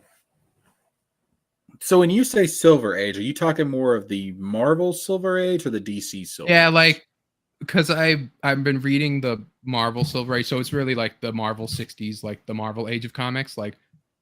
Not really DC's, because I haven't really read a lot of DC's Silver Age stuff because it's the fake lie Robin dies at dawn crap, and I'm like, I don't want to read those. Yeah. Jesker, quick question: is Brosidon, is that red? I believe so. Yo, Brosidon. Stop changing your name all the time, dude. King of the Broshin. I like it. And also, if you want to hop in here, hop in here. Damn, I've got the invite link posted. So you're on more of the Marvel side, as far as like the Silver Age style. So like in terms of that, like, is it more? How can I put it? Is it more grounded? I guess, is that the right word I'm looking for? Like it's not campy, right? It is serious. There's no, quips and jokes and stuff. There's no right. It's not 90s edge. Like there's no edge. Yeah. So it's just more like a villain is in the town. He's doing a crime. We gotta stop the villain doing the crime, kind of thing. Right. Because the Silver Age was more, at least for Marvel, that was more where you had the kind of more the I guess you would say realistic writing surrounding the characters, where they're more flawed.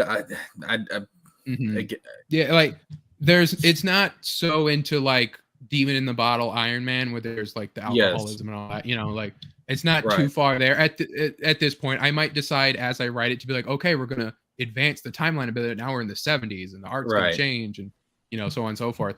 But it's I have like my characters have human problems. Like I have like a soldier character who has like PTSD sort of, and writing with that, and like my Viking character, I'm gonna have like a religious devotion to like Odin, and so everything he does, or he's like praying and all that, and or I have another character who is like basically like kind of like a Ghost Rider type, where she's contracted by God instead of like by like a demon, and so she is sometimes just plucked from whatever they're doing to just have to solve some like demon problem somewhere. Like she could just be like in the fictional town that I made up, and then they're like, oh, we got to stop this guy's robbing this bank, and then she's gone, and she appears in like Albuquerque to like stop this demon doing something, and so it's like having these like problems like that, similar to how like if Thor loses his hammer for 60 seconds, he turns back to Donald Blake, and oh no, he's Donald Blake, or Chase and being Donald Blake, and can't have that. Iron Man needs to recharge, and putting the little problems in there. Right. Okay. Yeah. I see what you're going for. Yeah. The So again, kind of like with the Silver Age, it was more of the balance between the campy and the edgy '90s. Which Like, here's the thing. I'm not gonna. Yeah. I know the '90s had some good stuff in it, but some of that stuff has not aged well. I didn't really read a whole lot of '90s. Like, I didn't really read a whole lot of comics in general. It's like, but I watched like a lot of TV shows, like a lot of superhero TV shows, like and movies and stuff. That was like my main like superhero thing. Like I consumed like all of them. But, yeah, well, see, like a lot of those shows are based more off before the '90s stuff. Yeah. The '90s stuff was like extreme, radical, like Yeah. that type of thing. The guns and the pouches and the chrome. Oh, the chrome. Like the X-Men animated series pulls a lot from the '90s comics and stuff. Yeah. Wizard of Wordplay. Those other you mentioned that you were watching Eric July before he came out with the comic. How excited were you when you found out that he was making a comic and that he was going to actually do it? I wasn't like, because I was watching, but I like live and breathe Eric July, but I was still kind of wrapped up in that Griffith sphere of like stuff. Yeah. I've since moved out of it now, but it was that kind of thing of like, oh, he's making his own comics.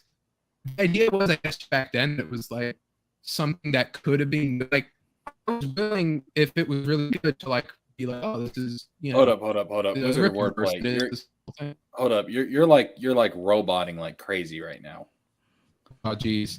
Yeah, you might need to reset your mic or something. It says I have low bars, but I don't know why that would do that. You sound good now. Yeah, you're good now. Okay, I unmuted and then remuted my microphone. So. Okay, yeah, you sound fine now. All right. So how did it feel during that time? Because I wasn't it was just around like then. It was just like he's doing it like I felt on Tony's channel. He made me think that he knew comic books because of all of his videos that he talked about. We find out now that he kind of really doesn't, or if he does, he has like a skewed view. I think the personal theory right now is that he didn't get into superheroes until like high school. So it was like, that. But did it feel like a friend was did it feel like a friend was coming out with like a project? It felt more like a YouTuber, who makes these videos was putting out a product. He researched it because Razor Fist put out his book first, and I knew like, oh, Razor Fist talks about pulp all the time, so he must know pulp stuff. So he made his pulp book, and it's like, oh, that must be good. I haven't read it or bought it or anything, but it was that kind of thing of like, oh, like I've seen YouTubers make games or make movies and stuff. It's like, oh, if you know what you're talking about, this thing must be good. So did you feel any sort of ownership over it, like when it came out? Like you were I had to like, not really. Like I said, I never even subscribed to his channel. I would just look it up when I was bored and like watch whatever. Like he's ripping apart some like Batman comic that did something stupid, and I was like, oh, this is like, I think that is stupid. I want to hear this guy tell me how that's stupid or whatever. Okay. Did you? But no, I was never like. No, I haven't bought any of them. Okay. Because it was after Isom came out that I was like, oh, I'll hear, if it's good, whatever. But I saw like on like the Rippaverse like subreddit, people being like, how come so many people hate Eric July? They must be racist. And then I was like, that's stupid. Why are we saying that? That was we should. That should be like doing that. They were doing that like when Isom 1 came out, like it was already that. And that was the one where I'm like, I'm going to look up reviews of this. And then I looked up a couple reviews. No. One of them was Tony's. And then I watched some of his back videos, which, had you in it, Hero. And then, yes. And then I eventually caught it live. And then, yeah. Nice. But I was always kind of, it's kind of wild. I was always kind of on the out with Eric. I just meant to do like one video about it because I was like my intention was put out one video and be like, yo, man, he hyped this shit up. This ain't it, bro. Like, this is not what he was promising. But then, like, yeah, he just kept going I on did and read on. ISOM, I just didn't buy it. He kept going on and on with the controversy, and it was just like a rabbit hole that wouldn't end. Yeah. And then I ended up finding all you fuckers, and I was like, so I'm not the only one that realizes there's a problem here, right? Okay, good. Yeah, it's good to not feel crazy when you see something that's Yeah. clearly not quality, but people are saying it's quality. Yeah. I get the Yeah. same way when people tell me that things aren't quality, and then I find out that they are quality. It's Right. just trust issues all around. Well, see, like the big thing for me was when I was watching Ahsoka, and I'm like, yo, this is really, really good. Like, this feels like old Star Wars to me. And then I saw these people like FNT and all Geeks and Gamers and all these Yeah. people getting on there, and they were going on and on about how, you know, this is girl boss and woke and stuff. I'm like, what the fuck are y'all talking about? Like, and then they said something that I thought that really made it set in. They had never seen the Clone Wars. They had not seen Rebels. And they don't know that there is a reason why Ahsoka is so powerful as she is. She's the apprentice of fucking Anakin Skywalker. She was the Jedi apprentice of the Chosen One. She fought in the Clone Wars. She was helping the Rebel Alliance all throughout Star Wars Rebels. She has a right to be powerful. It's not just like with Rey where this shit comes out of nowhere. She has 3 fucking series worth, including her own series, 3 fucking series worth of build up as to why she's so powerful. And when I realized that these people had never seen anything about her before the Ahsoka show, I was like, wait a minute, hold up. These guys are just talking out of their ass. And what makes it even worse is you have to realize that they have a monetary incentive to basically shit on anything, basically. Yeah. So that adds a whole nother level to the trust issues. It's like it's not just your ignorance. I remember you're paid to be ignorant. I remember after she appeared in Mandalorian and they announced the show, like one of the YouTubers that I watched said like, "Oh, Ahsoka, that annoying girl from the Clone Wars movie," and like because back when that came out, they all watched that, you know, and then it's like, "Oh, new Star Wars. Oh, what the heck is this? The animation's weird, and who's this Ahsoka girl?" And never wanted to, you know, commit to anything after that. Yeah, they never saw the Clone Wars TV series, which had 7 motherfucking seasons. Damn. Of building this girl up. 7 seasons of developing Ahsoka. She is so good in that show. It is ridiculous. Like she's one of my favorites. Never watched it. Oh, it is fan-fucking-tastic. I mean, it's some of the best Star Wars. You need to watch it. But like her development is like you literally watch her grow up. I mean, it's so good. And so when I found out that these guys were complaining, well, I shouldn't have to see Clone Wars or see Rebels or see The Mandalorian before I see Ahsoka. This is a connected universe. The fuck you mean, bitch? Yeah. The fuck like you mean, it was. bitch? I will say, as someone who didn't watch Clone Wars or Rebels, it was like pretty Rebels the sequel, kind of. Yeah, it definitely at least is. from what I appeared. So good night, there Tevin. was Thanks that. for tuning in. Appreciate it. There was that kind of like mountain to kind of climb over, which a lot of people don't like the Marvel stuff when they kind of do that. Like so. It's one of those things that's like you can do a sequel to Rebels. You just got to expect that people aren't going to know if they don't want to catch up, kind of thing, and you got to kind of write according to that. My whole thing about that though is that if you haven't seen Rebels or Clone Wars before you see Ahsoka, don't go in there criticizing the series. Yeah, it's the same way kind of going and forward. It's like you can't if you're just jumping in, you can't complain. Like we're Kingdom Hearts. When Kingdom Hearts 3 was coming out, I hadn't played the games. My sister played them, when I first came out. So I bought like the all-in-one package and went through from the beginning. And Right. so, like, if I would have just started in Kingdom Hearts 3, you know, you would have no idea what the fuck was happening. You would have known nothing. But at the same time, like Kingdom Hearts 3 should have kind of known that. They did put like a catch-up thing in there.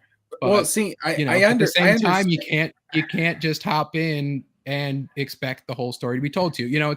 But there is a balancing is I understand you could do either that, or. But at the same time, it's like you get to a certain point in a franchise to where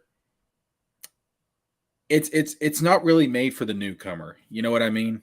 It's kind of like I don't go into Harry Potter and the Deathly Hallows expecting a recap of all the previous films up to that point. To me, that's in the same vein, that's unrealistic. In the same vein, Mandalorian, doesn't expect you to have watched Clone Wars when Ahsoka shows up. You're just no, but it does expect you. It does expect you to have seen the films. Yeah, and most people would have, or at least like the sequel trilogy. The original trilogy. Like Obi-Wan doesn't even really reference Clone Wars, like doesn't it? Even though it could have.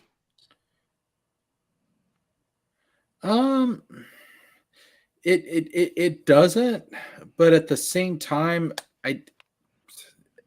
Ahsoka's not really relevant to the events going on there.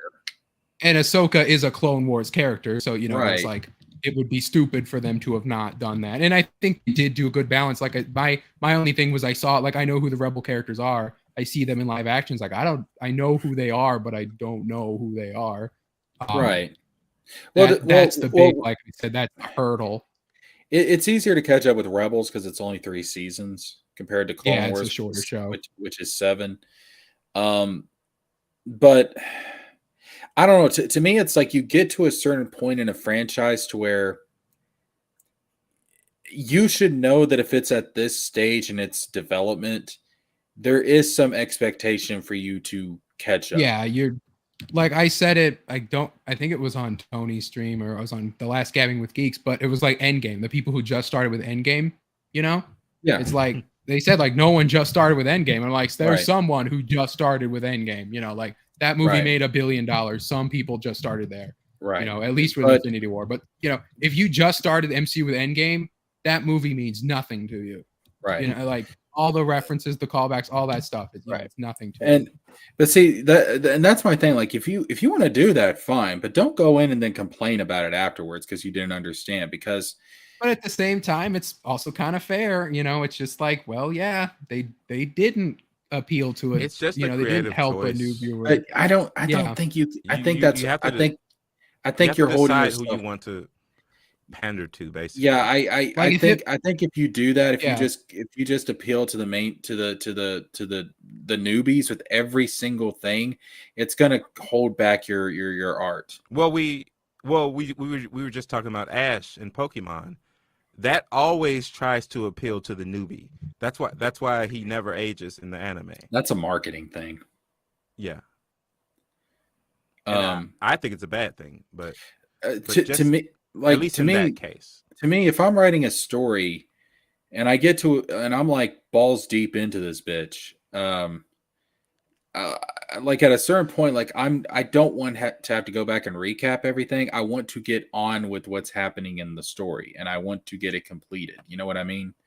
Yeah, if you're watching the whole thing from start to finish, going through the whole thing. Well, I'm talking about as a creative, like you want to. It's just like as a writer. It's just like I don't want to waste my time holding people's hands. You know what I mean? Like I'm ready. Well, let's think about it from a business perspective. What's the purpose of Star Wars now? To pander to people who've always been fans, or to try to get new young fans? That's the question. I would say even like I know with Mandalorian, especially Mandalorian brought in a lot of people who had just maybe saw the prequels back when they came out. That was the last one they saw. Like my uncle and stuff like that would like talk to me about Mandalorian, and it's like that was the kind of thing because that was so cool and that brought everyone kind of in. That a lot of people, that was their starting point was Mandalorian. And then that connects to Ahsoka. But then the Ahsoka show that seemed to be a sequel to Mandalorian, which it is, but people were like, oh, they're going right off from Mandalorian, references this whole other show, like more like takes from this whole other show mainly. It's like that they can kind of be like, whoa, and then they maybe watch the first couple episodes, and if there's not like flashy Star Wars stuff to keep them entertained, it's like, whoa, back off, kind of thing. Like, if it would have been marketed as like Rebels, the Ahsoka and the Rebels or something like that, and kind of like, oh, there's this, it's a sequel to this animated series that they did on Disney XD a few years back, I think as far as appealing to a new audience, Star Wars has been around for so long, you would kind of hope that parents are passing down the legacy to their kids, if they are, if they do, it's the ones that are already like in Star Wars, like they're like showing their kids the Clone Wars, like, oh, you got to watch Clone Wars, and they're the ones that are in there. But like the lapsed fans, I would say, is like, a different sort of thing, where it's like I said, the people who watched just the movies when they were in theaters and maybe on TV, but not live and breathe Star Wars, that's where you get a lot of your viewers, I'd imagine. And I won't lie, it's kind of difficult for me to put myself into that headspace, because I have been one of those people that has just absorbed Star Wars for so long. You did the work. But before the Disney era, like I was really into the EU. Like I've read the novels and stuff. The Darth Plagueis novel being my favorite. So for me, that's kind of difficult because I'm so entrenched in the franchise that it's very hard for me to get in the mindset of a newbie. You know what I mean? Yeah. Or a casual. Yeah.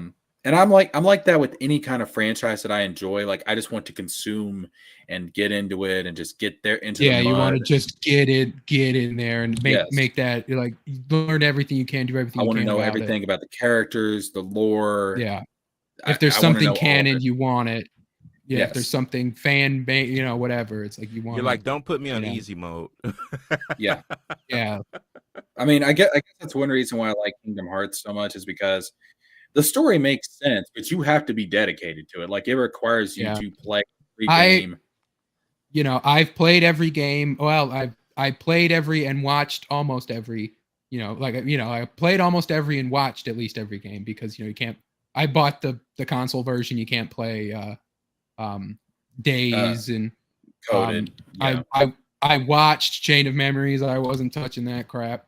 I hit one enemy and I'm like, I ain't doing this. I'll watch it. But with this one, with Kingdom Hearts 3 especially, I started like right when Kingdom Hearts 3 was coming out, and I just played through the whole games as a marathon, and went to Kingdom Hearts 3. I'm like, oh, okay, that was good. And then come to find out, like, a lot of people were disappointed with Kingdom Hearts 3 because they wanted it to be so much bigger. Because I think, like you were saying, these people that live and breathe Kingdom Hearts, they had this idea in their head of what Kingdom Hearts 3 was going to be, and when it didn't live up to that expectation, they were like, it's a trash game, or it's a safe game, or it was a disappointment, or my thing with Kingdom Hearts 3 is that I think everything that's in the game is really, really good. My problem with Kingdom Hearts 3 is the stuff it was missing. Like you had Olympus, but you had no tournaments. Oh God, the one thing that I wish that I could add to Kingdom Hearts 3 was, and I know it's a mod on the PC, but the tournament, but that lets you play as the characters like from Remind. Yeah. Oh yeah, that's his weapon. He uses cards as weapons. Like, oh wow. Like that let you play as the characters from Remind, so you can play like You can run a tournament with Roxas. You can run a tournament with Aqua. Run a tournament with Kyrie. That shit's awesome. Like, that shit's awesome. That would have been so good. It was like that. That's the one thing. If they ever do, like, I know Remind is like the final mix, but if they ever make a final mix of Kingdom Hearts 3, just add that in, and it's aces, because you could just play that forever. But instead, you gotta just play through Remind again. And I did not like the Final Fantasy stuff being relegated to DLC. Yeah. I'm not a Final Fantasy fan, so it's whatever for me. But I understand that it's part of the makeup, it's part of the core. Yes, of Kingdom Hearts. But see, like my whole thing is specifically with like Leon and Yuffie and Aerith and that gang. Yeah, who was the first people that Sora encountered when he left Destiny Island? Yeah, Leon and Yuffie, and Who were the ones that explained to him what the Keyblade was, what the Heartless was, and what the hell he had to do? Yeah, like they were so ingrained in there. Yes, you know. But at the same time, like where all would the they main have characters all the main characters we just saw on screen, if every single one of these motherfuckers got taken out, who's the B team? Who is Yensid going to go to and be like, hey, they're all dead. You guys need to get some Keyblades now and go try and clean up the mess. Who's the B team? Leon, Yuffie, I don't think they would even Aerith. It's them. They wouldn't even need the Keyblades. Like they were Kingdom Hearts 2, they're like attacking Heartless and nobody's no problem without Keyblades.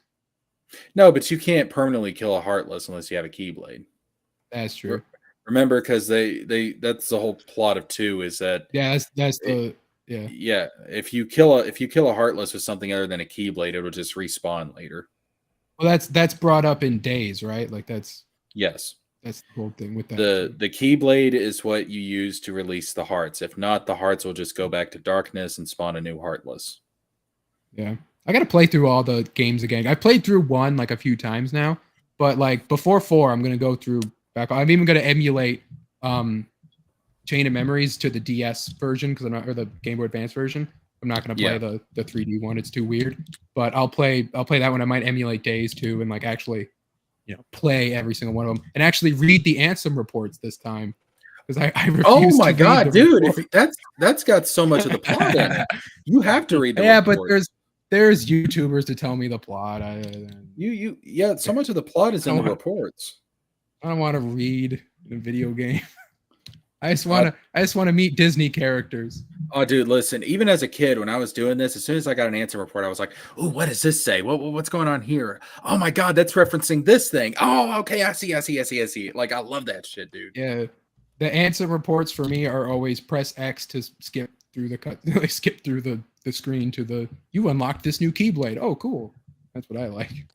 So Wizard just said that he just wanted to meet Disney characters. How do you feel about the new live action Mufasa movie coming out? You excited? I didn't watch the live action Lion King, so it's if it works with the lore from Lion Guard, where Scar has the Skyrim shout power. I don't think he uses it on the like the Lion Council, then it's like removed from him or something. You gotta use the lore, the Lion King lore. I don't think they're gonna do that. Because how what's it called in the Lion Guard? The Roar of the Elders or something like that, or something like that. Yeah. Yeah, I don't see that translating into the live action. It's part of the lore, though. It's not a true adaptation. If you pull something from the lore. Well, before the Lion Guard, there was actually some novels about Mufasa. And that's how his name and all that is. Because his name before he was actually called Scar, it was like Naka or something like that. You know what? I never even thought about a pre-Scar name, but Lion King lore. Oh yeah. I still want to know who the fuck Nala's dad is. I was saying this on Tony's channel weeks ago. I was like, well, they're committing incest because they're siblings, because there's no other males in the pride but Scar and Mufasa. They're either siblings or they're cousins. Yeah. And they were like, what are you talking about? There's other lions there. I'm like, no, there's not. Like, no, there's not. Those are the only 2 male lions in that pride. It's Mufasa and Scar. That's it. And that's how it is in real life, because usually in a lion pride you only have a couple of males. Yeah. But yeah, it's like either her daddy is some random lion that just came in there and just got his rocks off, or like Mufasa like usurped him, but before that, who knows? Or probably the king before Mufasa, right? Well, that would be his grandfather, or Simba and Nala's grandfather, if they're siblings. Yeah.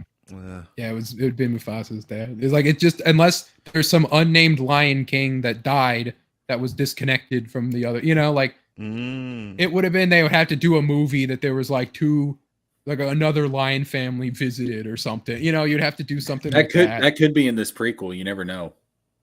Yeah, they would if they really want to go that hard. It's like we're not going to do an incest thing. We're gonna explain and explain and explain. I'm Just so we're actually, not doing I, this. I I'm think I'm actually, now excited about this movie I'm actually because shocked that when they did the live action remake, that they did not make some mention of Nala's father, because I thought they would try and correct that. I don't think they even like because it's just more of like a thing that people joke about. Like it's not something that they're so because like kids watching it don't think who's Nala's dad. They just know Nala's Oh mom, yeah, and then yeah, that's the yeah. end. But it's when you're an adult and you're like, there's no dad for Nala, and then people make jokes about it, but it's not tarnishing their brand in any way. Yeah, So they I you don't didn't have to realize cover that it up. till I was older. I was like, wait a minute, where is Nala's dad? Yeah. Like, but Unless he was a villain lion that got kicked out like the villain in Kingdom Hearts or villain Lion King 2. that that Zero. oh yeah, Zero. Well, see, like that's a thing too, because originally when they were doing Lion King 2, Kovu was actually supposed to be Scar's son, Yeah. like his actual blood son. And then they realized, oh wait a minute, shit, that would make Kiara and Kovu second cousins. So Yeah, I can't do that. yikes. So they ended up saying, oh, Kovu's dad was some other lion that Zira got knocked up by before she became Scar's queen. And it's like, okay, yeah. Mhm. hey, have we ever seen humans exist in the Lion King world? No. Unless you Okay. want to count the Timon and Pumbaa show that was on Toon Yeah. Disney, there was humans in that. Oh, okay. Oh, okay. But I don't. Yeah, I because mean, even like I even doubt when that show Sora is goes canon. to when Sora goes in Kingdom Hearts 2, they become animals. Like he Yeah. becomes a lion. It's all part of protecting the world order. The world border. Yeah, there would. Yeah, I love it when Goofy does that. We got to protect the world border, and Donald's like, order. Order. Yeah. It's that stupid Japanese writing. Oh, shit's funny though. No, I think they get their personalities well in the series. Yeah. Yeah, I think they get them well. But no, like since he's on screen, Jesker, who's Master of Masters? What's under that cloak? All right, so everybody's saying, like I've heard all the theories, like, oh, it's some grown time, up Sora. yeah, grown up Sora and stuff. People say, I still like that it's Goofy's son. Or what the fuck? You That think Max it's from the Max? Extremely movie. Goofy. You think movie? it's Max? Oh, What the, yo? That's my favorite of the Stand theories. out among the crowd. Have we seen skateboards in the Kingdom Heart world yet? Yes, Do they actually. exist? Yes, in Kingdom Hearts 2. In Kingdom Hearts 2, you can jump on a skateboard and travel around. You can ride a worlds. skateboard in like 3 different places, yeah. Yeah, like Twilight Town, Hollow Bastion, and the throne room. It's in the throne room. oh yeah, it's in the throne room in Disney Castle. I think Disney there's actually one in Halloween Town too. Yeah, I think so. And Agrabah, if I'm not mistaken. Yep, Agrabah too. But yeah, there's like a skateboard mechanic in that game. Yeah, it was like peak 2000s. Yeah. Like you want to put skateboard and like Everybody had to have a the Tony menu. Hawk. Yeah. The menu gets all like punk and edgy and like Ed Hardy t-shirt looking. Like it's crazy. Yeah, that shit was wild, bro. No, so the Master of Masters is actually Max, and he's pissed off at Goofy for never being around. Is that what we're saying? I don't know what it is, but people just there's fan art of him taking the hood off, and it's like Maxie. That's no, Maxie, why are you doing this for? Oh, he's got the yellow eyes, and he's like, I've turned to darkness. Jesus. I don't like to think about Max disappointing Goofy again. So I've also heard some people say, "Oh, it's actually Demix or whatever," because they still haven't explained that his connection to the Keyblade past or whatever. All right, so like in the secret ending of 3, Luxord was basically revealed to be Yazora's driver. Yeah. I think since Yazora is supposed to be a reiteration of Nomura's idea of Noctis, Yeah. There's like those two other characters in the Verum Rex trailer in Toy Box.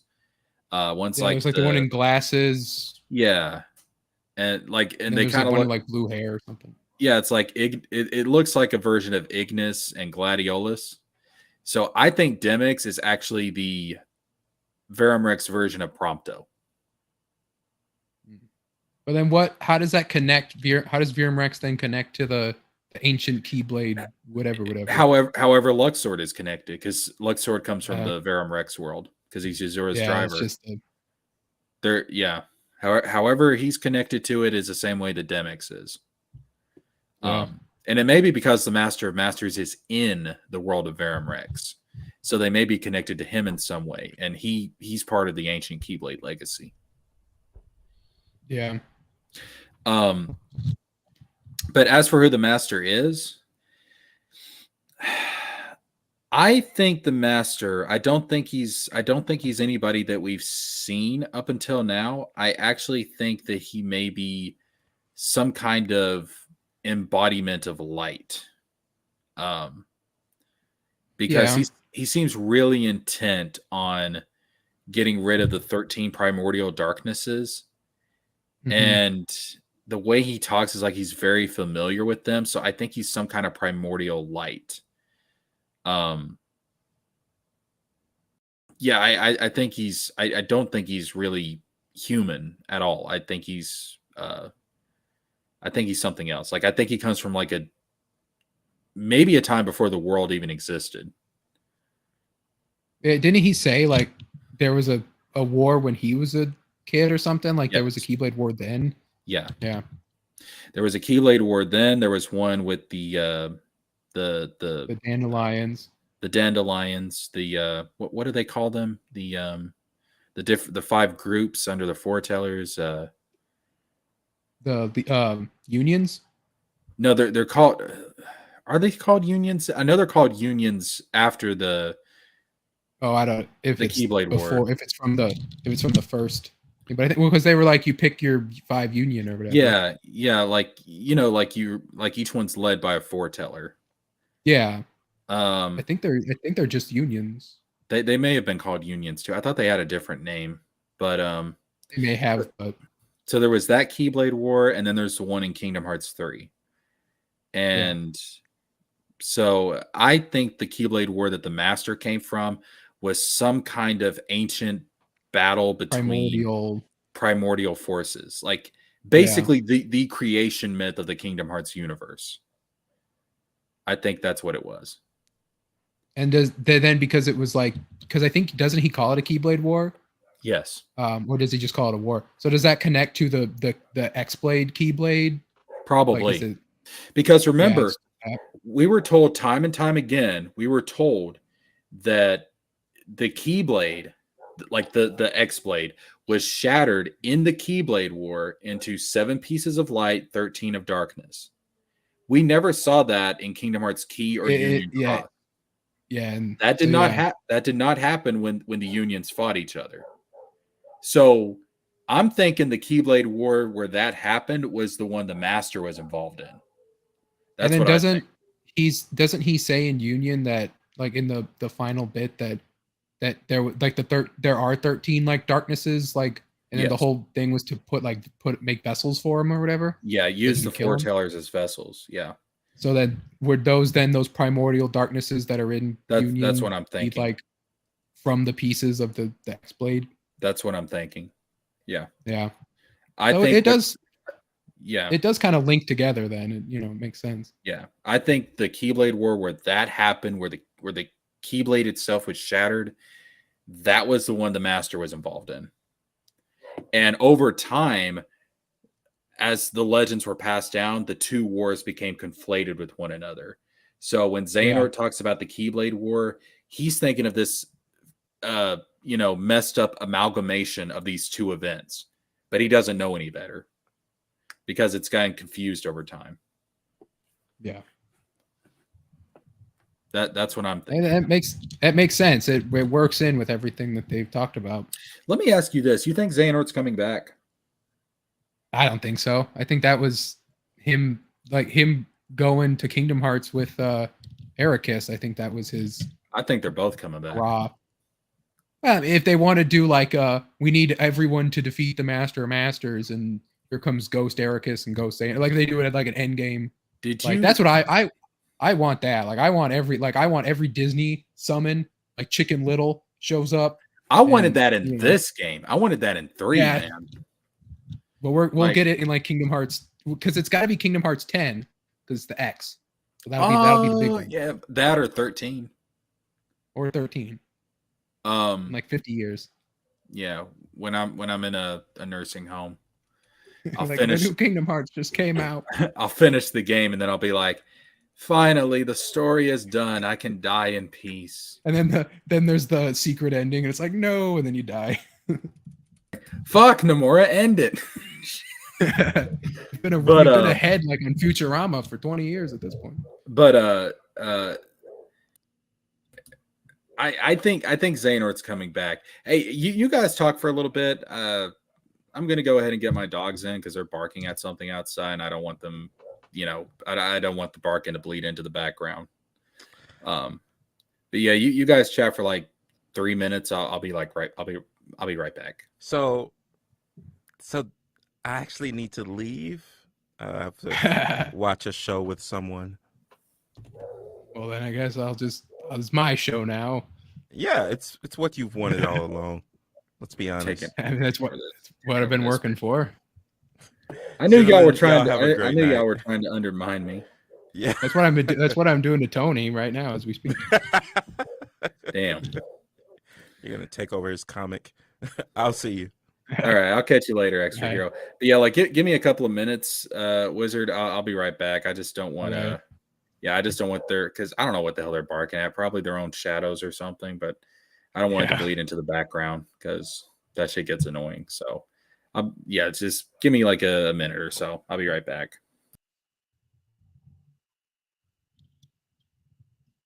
Hi, Baki. Yes, this is still going. Now with just me at the helm. It's the Wizard of Wordplay show. I guess it gets me practice into writing my own show someday.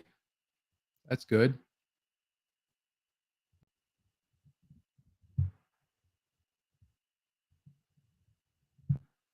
The Remind DLC is currently playing, and I remember staying up all night to play the Remind DLC first thing, only to find out that like the beginning parts of the game were the game you already played before. So it was like, oh, that was a little anticlimactic. But I kind of wish they wouldn't have just done the whole ending of the game again. That was kind of lame. But I understand they kind of had to make it work. But I wish they would have just blended it into the main story. Maybe now that wouldn't have worked either. But yeah, I don't know. Like I liked Remind well enough just because of the fan service and all the playing as everyone. But I don't know. I guess it wasn't handled. It could have been handled a little better. But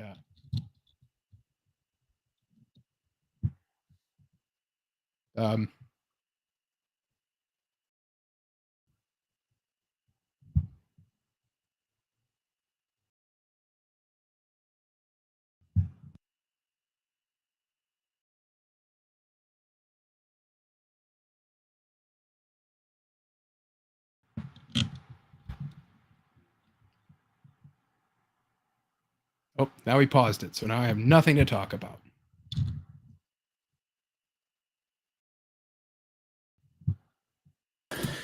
All right. Yeah. Sorry about that. All right. So, I was just talking about how they waiting up to play Remind only to have to play through the ending again. And it was just like, oh, it was cool, but it was just like, oh, I could have just did this tomorrow. The thing about this is that a lot of the stuff they put in Remind for the ending should have been in the base game. Yeah. A lot of like the explanation stuff. I was just saying about like maybe implement it during like just in the story and then you could play through it again. But then I was like, well, that would be kind of hard just because of the whole idea of Sora going back would be a little wonky. I mean, there's some things here and there like Aqua's PTSD context was needed and the Right. organization explanation stuff, but otherwise, there was a some where it's like Kyrie fighting back harder was nice because she jobs in the original, Yeah. Oh my God, that was ridiculous. Hold on, is your cure on triangle? Yes. What the heck is that? That's not where it goes. Triangle is green. The cure spell is green. No, you put it on X. You put it on X because when you're fighting, you want to just keep mashing X. And you will hold down short. You will accidentally heal yourself when you're not intending. Not if you're holding down the shortcut button. Like you got to hold down shortcut and hit X to heal. That's what you do, and then you go back into the fight. I have not put it on X in years, my guy. I put it on triangle in every single game. Every single game. Like triangle's where Thunder goes because Sora points the Keyblade up. And the triangle points up. No. Triangle is green. The cure spell is green. So it goes on triangle. Yeah, but if you play PS5, the buttons don't have colors anymore. It doesn't matter. Look at it on screen.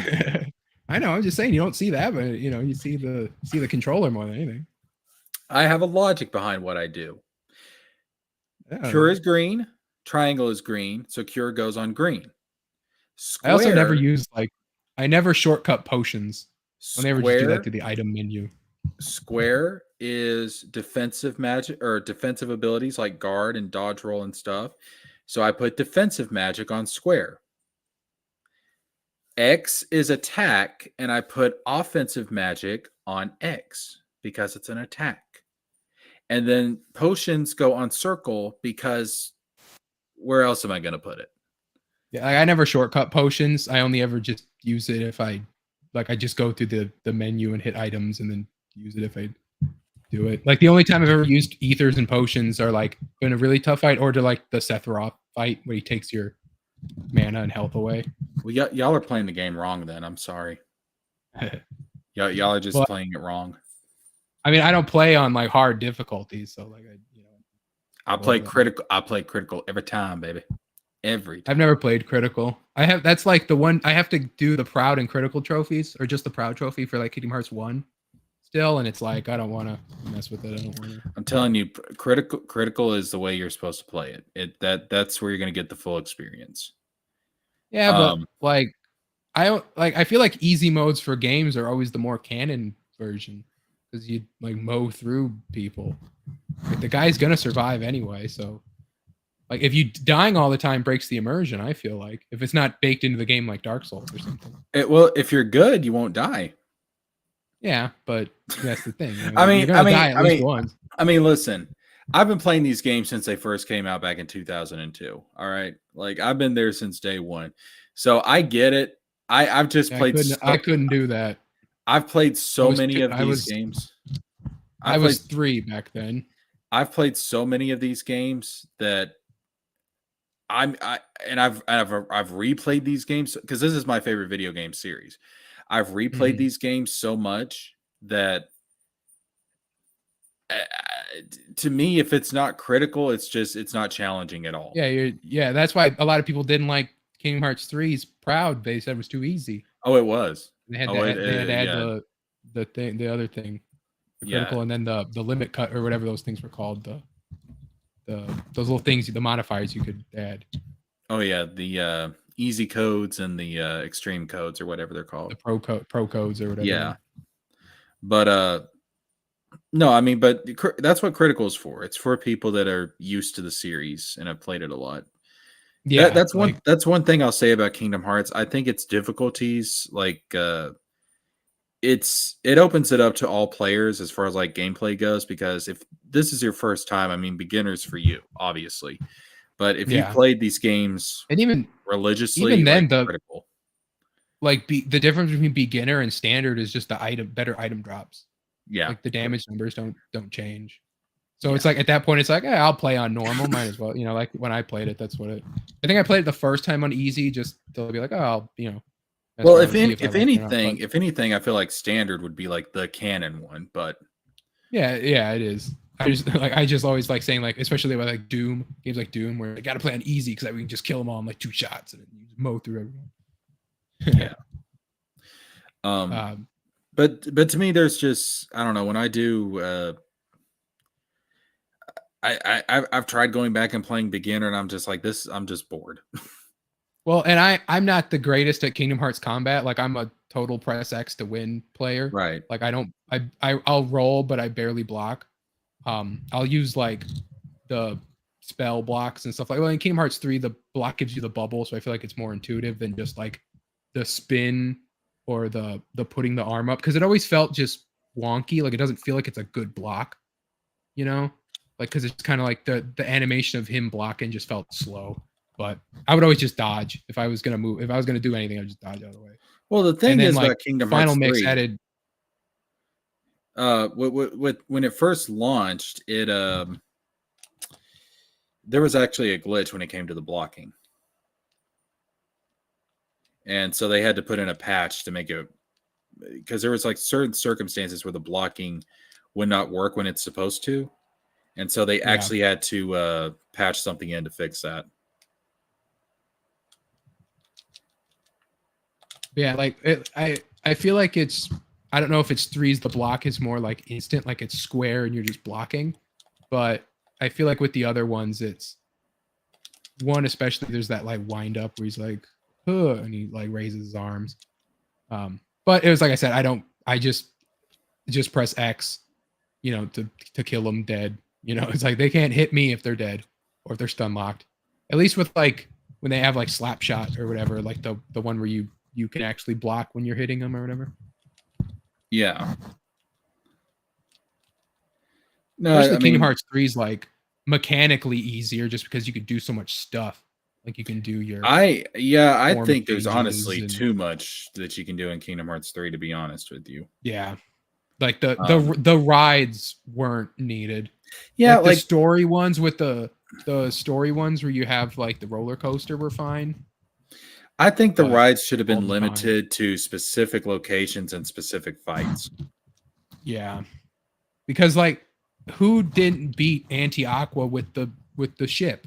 Because it always pops up and they That's like fucking ridiculous, dude. That you was just so slap her back and forth, just that was so boom, stupid. That was so dumb. That was so and it's like dumb. every single person I've watched play through that game, because I watch people play through these games, and it's always they call the ship up and they slap Anti-Aqua around and then the fight's over. You don't even get to really fight her, you know? I mean, don't get me wrong, it's hilarious, but my God, that was dumb. Yeah, it ruins you want to feel like you're like, you know, actually fighting. Like this was the former hero. She's fallen to darkness. You gotta save her.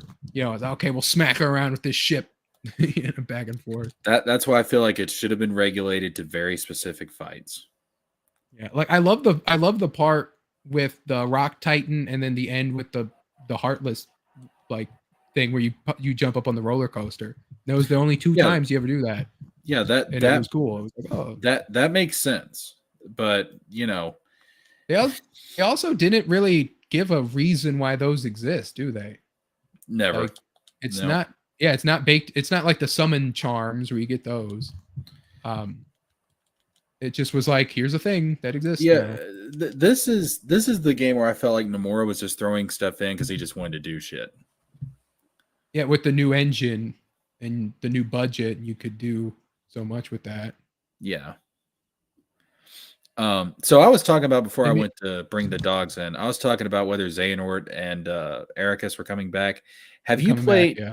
Have you checked out Kingdom Hearts Dark Road? I watched the story. If you know Damo, you know the YouTuber. Yeah. Who does that? He hasn't done the fan dub yet, but I like watched like the cutscenes I think once. Yeah. But I didn't deep dive into it.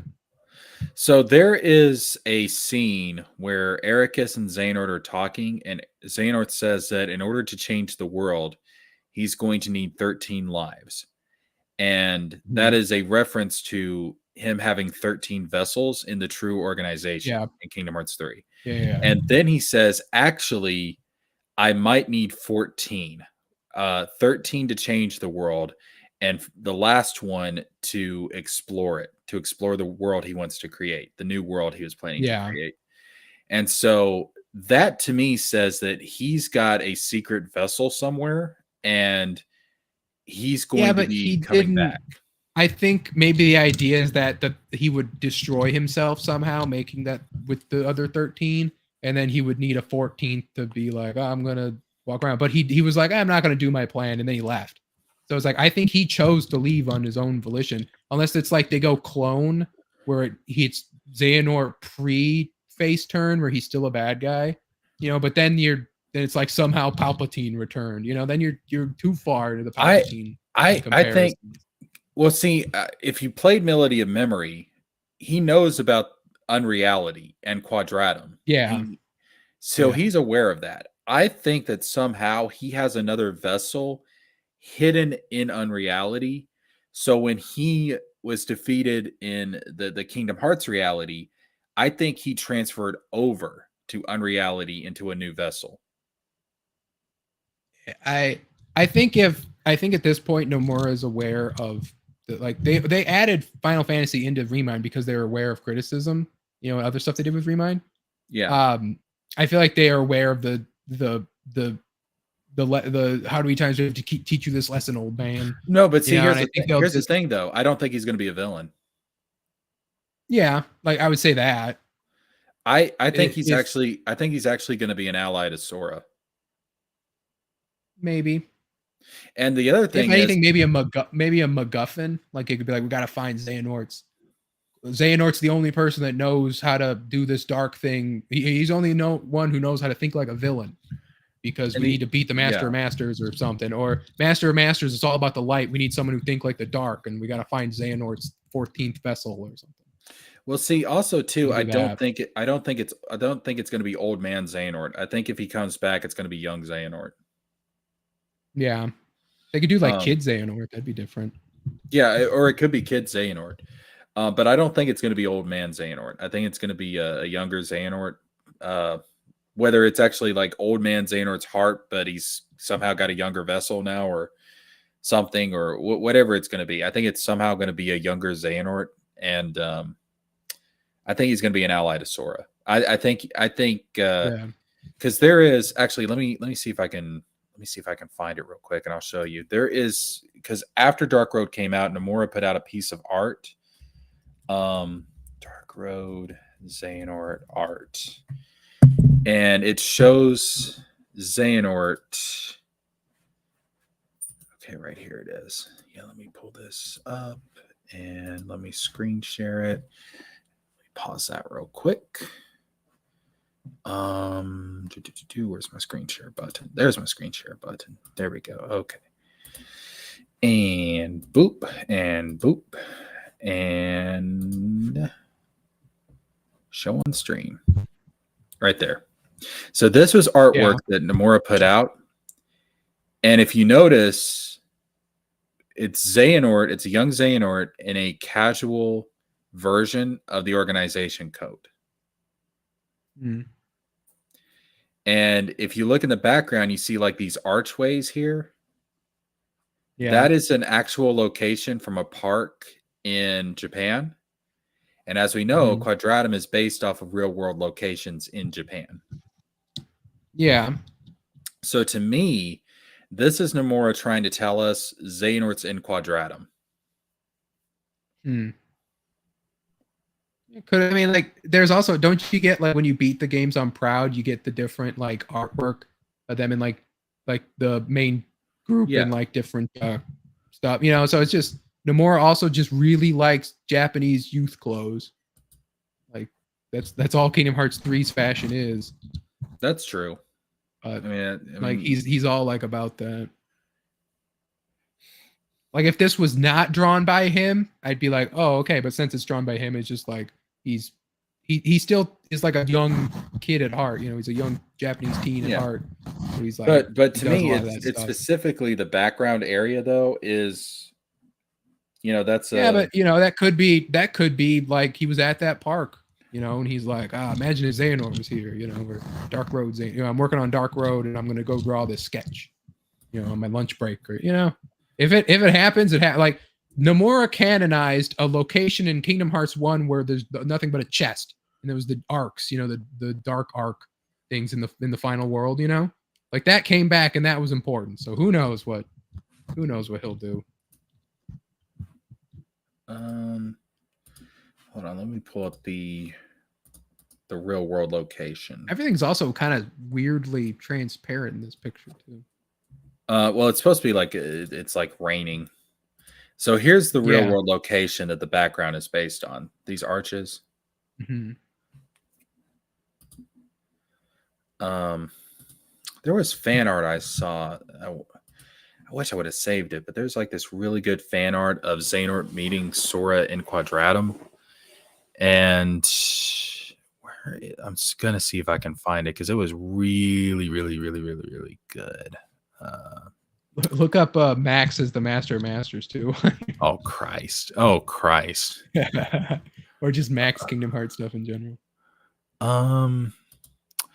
See, the fan art came out back when Dark Road ended, and it's probably got buried on the Google search. Come on, where is it? Damn it, I wish I would have saved it. But it's a really neat artwork because it's got like Xehanort with the like Sora's in the rain in Quadratum, and like he's kind of lost and confused, and then Xehanort comes up and puts his umbrella over Sora and says, "I thought I might find you here." Oh yeah. And I'm just like, yo, I would go crazy. Well, I would go crazy. Well, then doesn't also like because didn't he get to Quadratum because he broke the nature taboo or whatever? Yeah. And like he did like the time travel stuff, and Xehanort's the only other person to have done that. Yep. So like there is that. Yep. All I'm saying is that if Nomura wants to bring him back, there's avenues to bring him back. Yeah. And like I guess him being there as just a normal guy would work, and maybe you get to see him wield a Keyblade with Sora, and yeah, because just imagine. Imagine Xehanort as a party member. Yeah, or something, or like he's the Yen Sid because Yen Sid wouldn't be there. He's the Yen Sid that you have to like talk to be like, you got to go here because Yen Sid's not in Quadratum, right? And he would know about all the ins and outs of stuff. Well, see, just imagine this scenario. The final battle of Kingdom Hearts 4, just like in Kingdom Hearts 2, where you had Riku team up to fight Xemnas, but instead it's Sora and Xehanort teaming up to fight whoever the final boss is. I mean that would be like the Goku and Frieza moment in the Tournament of Power.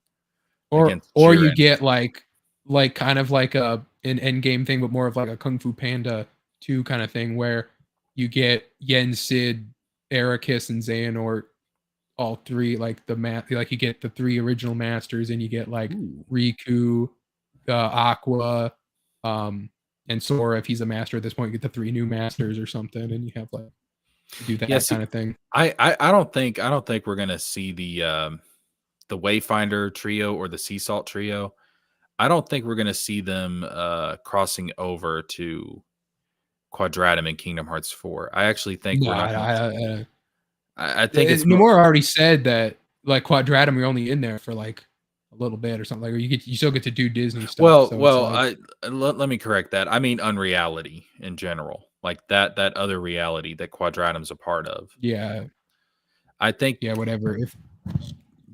I think Riku's going to be there, obviously, because he crossed over at the end of Melody of Memory. Kairi should have crossed over.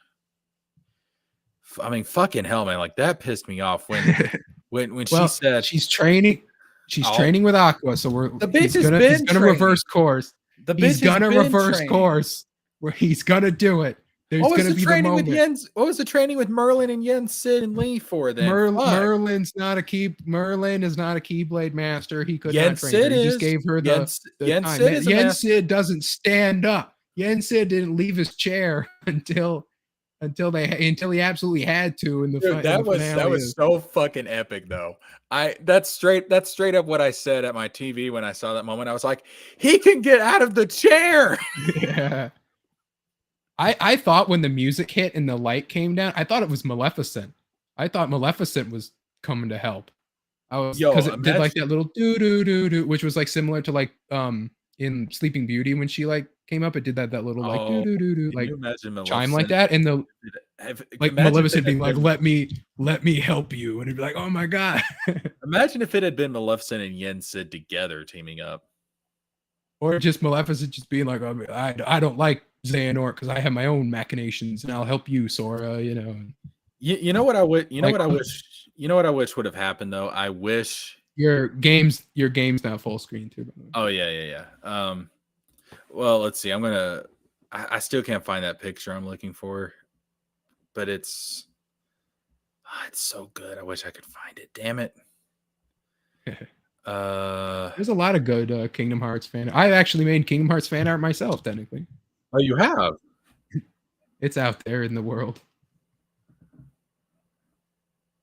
What have you made fan art of? I made a crossover between Kingdom Hearts and Bluey. Really? Yep. I'm like the second person to ever did. The other person is like the art director for Bluey, did a Kingdom Hearts Bluey crossover. So, like the actual It's like person working on Bluey like did that? one of the art people did like a Kingdom Hearts Bluey. So like I had the idea. I was like, okay, I'm gonna do Kingdom Hearts Bluey crossover because I was watching Bluey at the time, and I was like, oh, it's Disney. It's on Disney Plus, so it's like, oh, you can make the joke that it's a Kingdom Hearts thing. And then I'd been working on it forever. I was like procrastinating it and like really honing it to make it look like really good, make the Sora look really good. And then the art director posts like, oh, like I saw it on the Kingdom Hearts Reddit, like, oh, the art director for Bluey made Kingdom Hearts Bluey crossover. I'm like, dang it, I was not the first person to do it. So then I finally just finished it, and I was like, whatever, I did it too. So if you look up Bluey Kingdom Hearts on Google Images, I think I'm one of them. All right. Yeah, I can't find this fan art. That pisses me off. There's so many that you'd have to sift through. Yeah. I wanted when Ericus handed him the X-Blade, I wanted him to give him the Mark of Mastery, and then like Ericus or Xehanort, Xehanort gave Sora the Mark of Mastery. And then that's, you know, they still might do that, but it'd be cool because he's the villain. You know, be like, I give you the Mark of Mastery, and then it's like, oh, that'd be cool. Yeah, that's what I'm talking about. Like having Xehanort actually ally with Sora would be so. Yeah, when you asked, I thought you meant like, is he going to be a villain again? I'm like, I don't think they're going to do that. But him being like a mentor figure, like I said, Yen Sid when they're in Quadratum and Yen Sid's not there, and just to break up the constantly doing Mysterious Tower. Here's Yen Sid. He talks about something, and you know, because they had Ants and the Wise too, and so they have their precedent. So then Xehanort would at least be different. Yeah. Yeah, I think. I think having him be an ally is really the best way to go with that, because I don't want to have to fight Xehanort again. You know, we've been doing this for fight him again for how many games, and plus Kingdom Hearts 3 was the end of the Xehanort saga. And yeah, that's why I would say he might not appear again at all. You know, well, see, the thing is though, like the way that I always interpreted that is, that the Xehanort, like it's the last game with Xehanort as the villain, not necessarily the last game with Xehanort. Period. It's just the last game with him as the antagonist. At least take a few games of. Don't go Kingdom Hearts 4. Here's Xehanort, he's back. It's like, okay, you know. No, I don't think Kingdom Hearts. I don't think like it's going to be right at the beginning of the game that we're going to, you know. I'll pull up the trailer real quick, because what I think, if you go to the end of the trailer,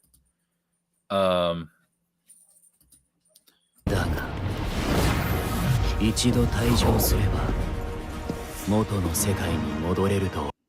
all right, now the guy that has his arms behind his back, that's obviously the Master of Masters. Yeah, I mean, that's his stance. That's what he does. Yeah. Yeah. This other Well, guy. then also, is it in like the Kingdom Hearts 3 cover? Or like the one where everyone's on the building and they're all looking to the left, you know? Yeah. Like on the clock tower on the left, there's like hooded figures Yeah. like on the tower, and someone pointed it out to Nomura, and he even like told it like, oh, it could be important. You know, and it's they're in like a modern city when they're in that art. They're not Yeah. in like Oh you yeah. know something. So it's like that. It very much could be that. Because I've read the Nomura interviews, and I remember after Birth by Sleep came out, Nomura said like, yes, he knows where Kingdom Hearts 3 is going, but what he's really looking forward to is what comes after Kingdom Hearts 3. So he's had the idea for Kingdom Hearts 4 all the way back then. Yeah, I mean, you would have to with how much he set it up in 3 and in Union, and you know, Yeah. he had it ready. I mean, he built up Xehanort and he closed off Xehanort, and he was building up at the same time. Like there was the girl in the that was locked up, you know, that we don't know who that is yet. Probably That Scald. probably Scald. Or the master who didn't show up. Ava. Ava, you know, there's that. I think I think Ava is somehow in Quadratum. Because isn't like or you know what? Marluxia's sister is here, right? Yeah, Strelitzia. Well, when I Yeah. say Quadratum, what I'm saying is I'm not talking about specifically Quadratum, the city. I mean Unreality in general. Unreality. See, like to me, I just interpreted Quadratum as this unreality. Like, there's not like unreality other places. Like so far, I think like there my is. thought. When I think of it, I just think Quadratum. Yeah, I think Quadratum is going to be our Traverse Town, our hub world. But I do think there's other worlds in Unreality. So I wonder then if you do, because if it's Unreality, it's fiction inside, you know, Kingdom Hearts or whatever. If there's fictional Disney, like, you know, like fiction in Disney fiction that they could go to and go like meta crossover with it. But I'm trying to think off the top of my head. I think we're going to get a lot of acquired franchises like your Star Wars, your Marvel, stuff like that. Yeah, man. If they give me a good Marvel world, like, that'll be great. I think that may be one of the reasons why we're going to a different reality. It's so that some of these other properties Disney has that wouldn't really fit into the Kingdom Hearts aesthetic in the main universe. Yeah, they exist in this reality. I'm trying to think, like I said, of like, because like I'm like Lilo and Stitch keeps popping up in my head, but I'm, you know, there's nothing that's like fiction in Lilo and Stitch that like she watches or something that they could go to that. But some, or like a Buzz Lightyear Star Command, you know, or something like that. It's fiction inside of the Toy Story universe, so it's like going that, you know, or the Buzz Lightyear movie, even though that bombed, but like that's fiction inside of the Toy Story universe. Because they saw the Veer and Rex trailer in Toy Story. That's fiction inside of their universe. Right. So, you know, it would be something like that. But if you could point to something in like an old Disney movie, like, oh, we're going to go to, you know, we're going to go here and this, you know, like, you know, because a lot of the places Disney movies take place in medieval places, so you can't do anything there. Right. Like I said, I'm like, yeah, but there's nothing that stands out of like, oh, like you could say Star Wars and Marvel just because other movies reference it, you know, that you could be like, oh, that it counts as fiction because the other movies will reference Star Wars, I'm Your Father, and all that stuff.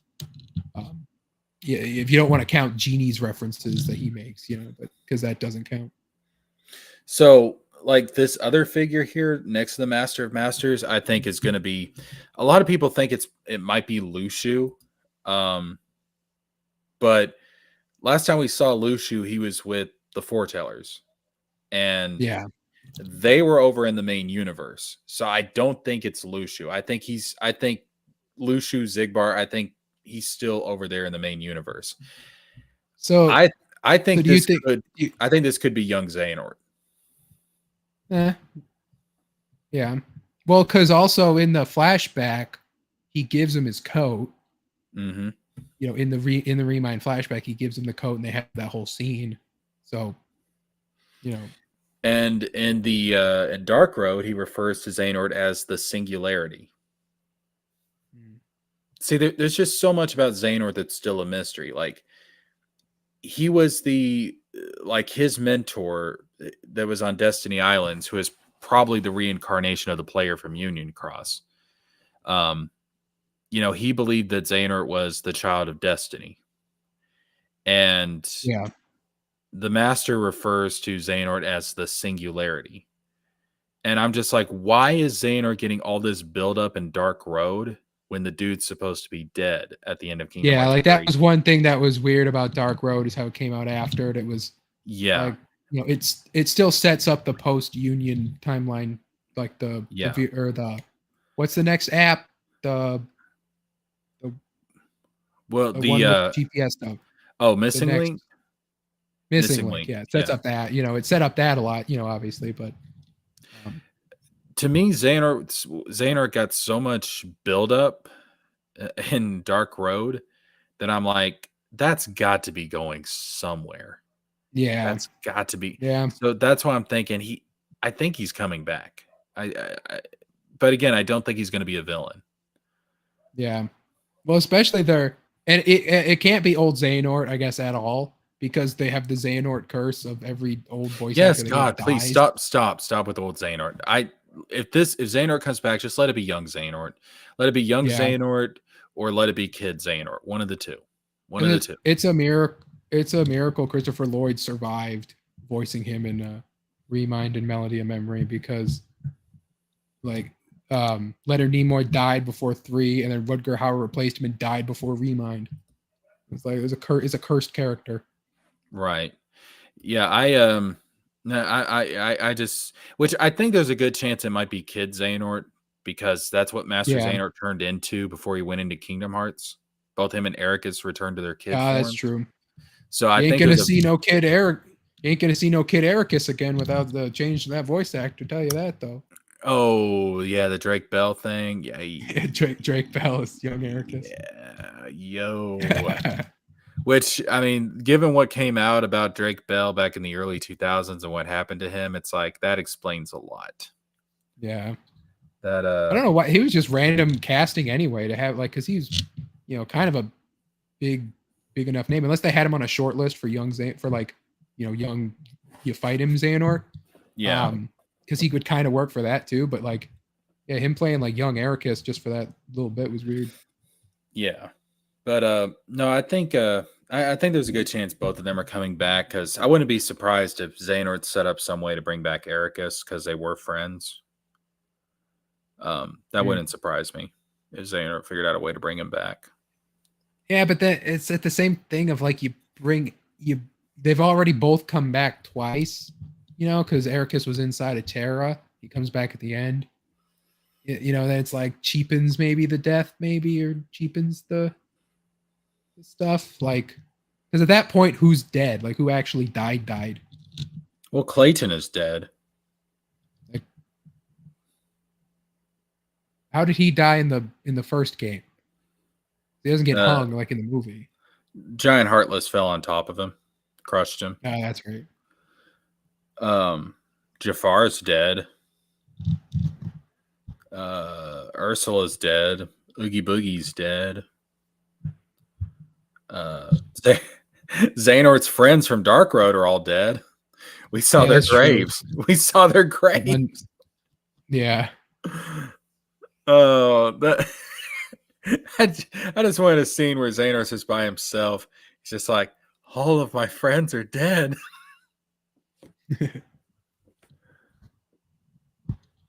I don't know. Ericus, I'm 50-50 on. Xehanort, I'm pretty confident Xehanort's coming back. Yeah. Like, Ericus is like, is anyone really a fan of Ericus? Like Mark Hamill's cool. It's like, he's barely in it. He attacks, tries to kill Ventus. You know, he's beaten by Terra. You know, he's not. Yeah, Xehanort gets just all the master screen time in Birth by Sleep. And yeah, he was drinking the Kool-Aid, that's for sure. I mean, Ericus was definitely drinking the Kool-Aid. And then he's dead, and then he's in Terra, and then he comes back, and he leaves again. if you're gonna get Mark Hamill back, he's playing Luke Skywalker, and then that's all you need to do. Oh, that would be awesome. Like Luke Skywalker is in your party in the Star Wars world. Which, Luke speaking Skywalker. of which, I think this is the Star Wars world right here. 100%. There, that one. If it wasn't for that foot, which they made perfect to show the foot, like right there. Like this waterfall. If you look at this waterfall and then you compare it to the one on Endor, it matches up almost perfectly. It's and like the shot of the foot, like that is an ATST Walker foot, like 100%.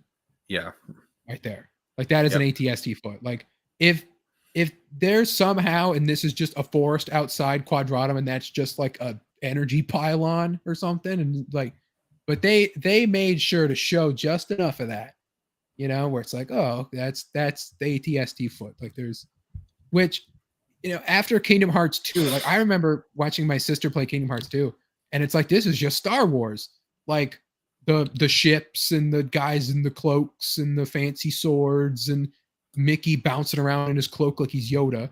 It was like, this is just Star Wars. And so now to actually get to see Nomura do Kingdom Hearts Star Wars is crazy. Right. Yeah, I definitely think that there is no good spot to put this fucking thing at. Yeah, I guess I'll put you back up there. Okay. But yeah, no, I definitely think it's going to be a Star Wars world. Absolutely. Endor. Yeah. Yeah, especially because Nomura loves Star Wars. I mean, he's well, like I said, Kingdom Hearts 2, and then all the way to Xemnas with his lightsaber hands. Yeah. Like that was like I hope if Marvel World is going to be MCU, at least make it first Avengers movie, like during the Battle of New York. That'd be cool. I think if they do a Marvel World, they ought to do an original story. Yeah, they could do like it. They should do that, knowing Disney, and I don't know how much Disney forces Nomura to do stuff. It might be like you got to do MCU because of the brand recognition, and they do movies in general, so that makes sense. If they do like a stylized comic book, like Ultimate Spider-Man, like on the PS2, like that kind of like cell shaded comic booky stuff with like panels is like stuff like, crazy stuff like that. That'd be awesome. Like if it's in a comic book world and the command deck is all comic booky and stuff like that, that'd be amazing. Yeah, that's really what I think they ought to do, is something like that. Yeah. I'm not gonna get my hopes up. I don't want to be one of those fans. It's like Kingdom Hearts 4 was a letdown. It was too easy and there was no comic book world, Yeah. If it happens, it happens. Yeah, I actually did a video over on my gaming channel and it's like the video that's got like the most views period on any channel that I've got. It's because it's like 70,000 views or something at this point. But it was actually where like I put out a list of the worlds I think are going to be in Kingdom Hearts 4, and I kind of did them in pairs. I had like 10 worlds total because I think it's going to be more quality than quantity when it comes to the worlds. I think there's going to be fewer worlds, but they're all going to be big ass worlds. They're meatier. Yeah. So I think obviously. I think Moana is a I think Moana World is a safe bet. Yeah. I said I think Quadratum's going to be our hub world, and for like a last world that we go to, like the final dungeon is going to be like some trippy thing because we're dealing with like the afterlife and unreality. So I think it's going to be some kind of really trippy type of world. Maybe some kind of in-between world between Sora's universe and unreality or something. I think it's going to be something freaky. In that same vein, I also said, since I think this is going to be focusing on the afterlife a lot, and I think the soul is going to play a prominent part in this game. I also said I think that Coco and the movie Soul are going to be in there, and they're going to play into that whole life and death thing that Kingdom Hearts 4 seems to be going for. Yeah, because I don't know about the other games, but I noticed with Kingdom Hearts 3 that all like the Disney worlds linked up to like self-sacrifice to like set up Sora's self-sacrifice in this. Mhm. Like with like Pirates of the Caribbean with Will Turner, becoming Captain the Flying Dutchman, Anna self-sacrificing herself to, protect Elsa, Flynn willing to die to let Rapunzel, so on and so forth. Like Baymax self-sacrificed himself at the end of Big Hero 6, like it kind of all bled into the the Kingdom Hearts 3, like what was going to happen with Sora at the end. So the life and death stuff, if it, that would make sense for 4. Right. So I think those are going to play into it. I also think that Star Wars and Marvel, I think that's going to be in there. I think that's going to be. I kind of predicted Yeah. them in pairs, and so I think those two kind What of do you, make a what do pair. you what do you think for Marvel specifically? Do you think it'll just like here's a bunch of heroes? Is it just Spider-Man? I think What do you? it'll be different heroes, but like I said, I want it to be an original story. I Yeah. don't want it to be MCU based. I want it to be something just completely unique to Yeah, Kingdom if it Hearts. is MCU, I think Avengers Battle in New York works. It's nothing too out there that's, you know, but you'll have like your party with everyone. You can have Hulk in your party and do all Yeah, that stuff. But if it's gonna be comic book world, go really crazy. It's set in the Disney Infinity version of the Avengers like play set, when they yeah, fight the frost giants and stuff like that. You would have in the one it was Thor, Black Widow, and Iron Man. But yeah, that would yeah. yes. I think Moana 100% is going to be in there. If So not, it should be. So the other sets I had was like more recent Disney worlds that and I let's see, I had Moana in there as well. Mhm. So it's like okay, so like recent Disney worlds was Moana and Coco, acquired franchises Star Wars and Marvel, Yeah, Pixar, Soul, and what did I say for the other Pixar world?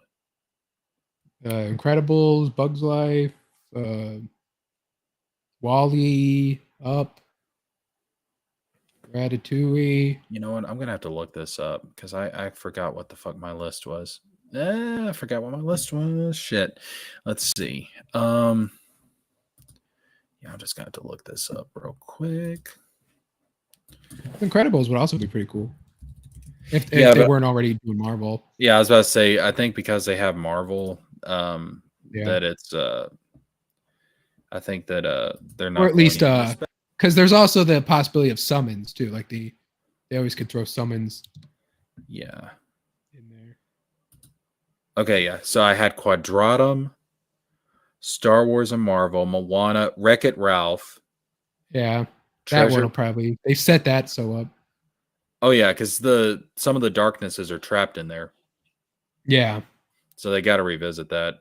Treasure Planet, Atlantis, The Lost Empire. And I'll be honest with you, those two, I didn't give a reason for it. I just want them in the fucking they're series. just they're the nostalgia ones. Yeah, Yes, I and know. then I, Coco and Soul, and then like a trippy Last World. But I had them yeah. like in pairs. So obviously two original worlds, that being Quadratum, and then whatever the final level is going to be. Um, and then Disney animation, Moana and Wreck-It Ralph, yeah, nostalgia, Treasure Planet Atlantis, and then yeah. Pixar. Yeah, and I think the way I did it, so acquired would be Star Wars, Marvel, and then Mhm. I think I did it like recent worlds, like more modern worlds, Moana, Wreck-It Ralph, because those are more And they modern make the Disney most stuff. sense. Like they make the most sense Yeah, and then thematically. like 2D traditional Disney, Treasure Planet and Yeah. Atlantis, and then Pixar was Coco and Soul. Yeah, Yeah, like I haven't seen Atlantis. I watched Treasure Planet like years back. I know that Nomura did acknowledge Treasure Planet, right? Like he did say like oh, Originally it was going to be in Dream Drop Distance. I didn't hear that. I know that Jungle They Book was going to be in Birth by Sleep. they actually in Dream Drop Distance Oh, that's right. they There is a ship, like there is like yeah a cut ship or something. yeah Yeah, I did it's remember that. yeah, and the file for it says TP, so Treasure Planet. Mhm. There's also a file that says JB, so it was Jungle Book was also in consideration for Dream Drop Distance. Yeah, they might put Jungle Book in 4 just because they keep kicking it around, but I don't I thought for need sure it was going to Jungle be in Book. Dream Drop. I mean, because when they announced Dream Drop, they said one of the criterias for worlds in that game, they wanted to put in worlds that were cut from previous Kingdom Hearts games. And I thought, well, Jungle Book is obviously going to be in there because it got cut from 2 games, and it still wasn't in there. And I was like, holy shit. Yeah. Like, I don't know what you would really do with it. Just the movie plot, I guess. I mean, you'd fight Shere Khan, I would assume. I mean, and I guess Cousin Louis would want Sora's fire because he's the man cub, and he'd be like, "No, give me the fire." Then Sora could just give him fire because he has Fyra, so it'd be like, "Oh, okay, thanks." Yeah, what's up, TJ Laser? Man, you got to upgrade your internet, dog. He's the bats running on the wheels. They're Yeah, good for flying, not running. you got to get hamsters for that stuff, dude. But yeah, that's my world list. Yeah, and again, like this is easily my most watched video because it's got 72,000. I probably watched it and didn't even notice, like, and I don't remember, but I'm pretty sure I watched this. I may have, Yeah, because I was like, I just watched Kingdom Hearts stuff. I wish all 72 of these people had subscribed. I'd be in the money right now. How do you think I feel? I get like hundreds of views on like shorts and stuff, and I only have like 19 subscribers. Oh, dude, I know it just takes time. I mean, it just takes time to build it up, but once you reach a threshold, you get there. Oh yeah, I did like this where somebody Star Wars is my favorite film franchise of all time. Yeah, the mod. The mod. That's crazy. Yeah, it's gonna be real. I probably did watch this. I'm sure I did. That's gonna be real stuff, dog. This whole thing right here is gonna be real. Yeah, like I would have put money on Darth Vader being secret boss if they weren't going to do Star Wars like in the actual game, but like secret boss Darth Vader would have been cool. I was thinking they might do like a gummy ship based on a Star Wars thing or something like that. Yeah, but gummy ships are lame. But well, see, I don't think stuff's the word. I don't think we're going to be using gummy ships in 4. Since we're in, I think they only brought. Since we're in Unreality, I think we're going to have a different way to get to worlds. We're getting a gummy car, and it's going to be like that one Final Fantasy we drive the car around. Oh my gosh. No, I don't like want 15, wasn't it? No, we're not going to do 15, dog. We're not going to do 15. Screw it. I'm not a big fan of 15. I'm not. I don't care about Final Fantasy at all.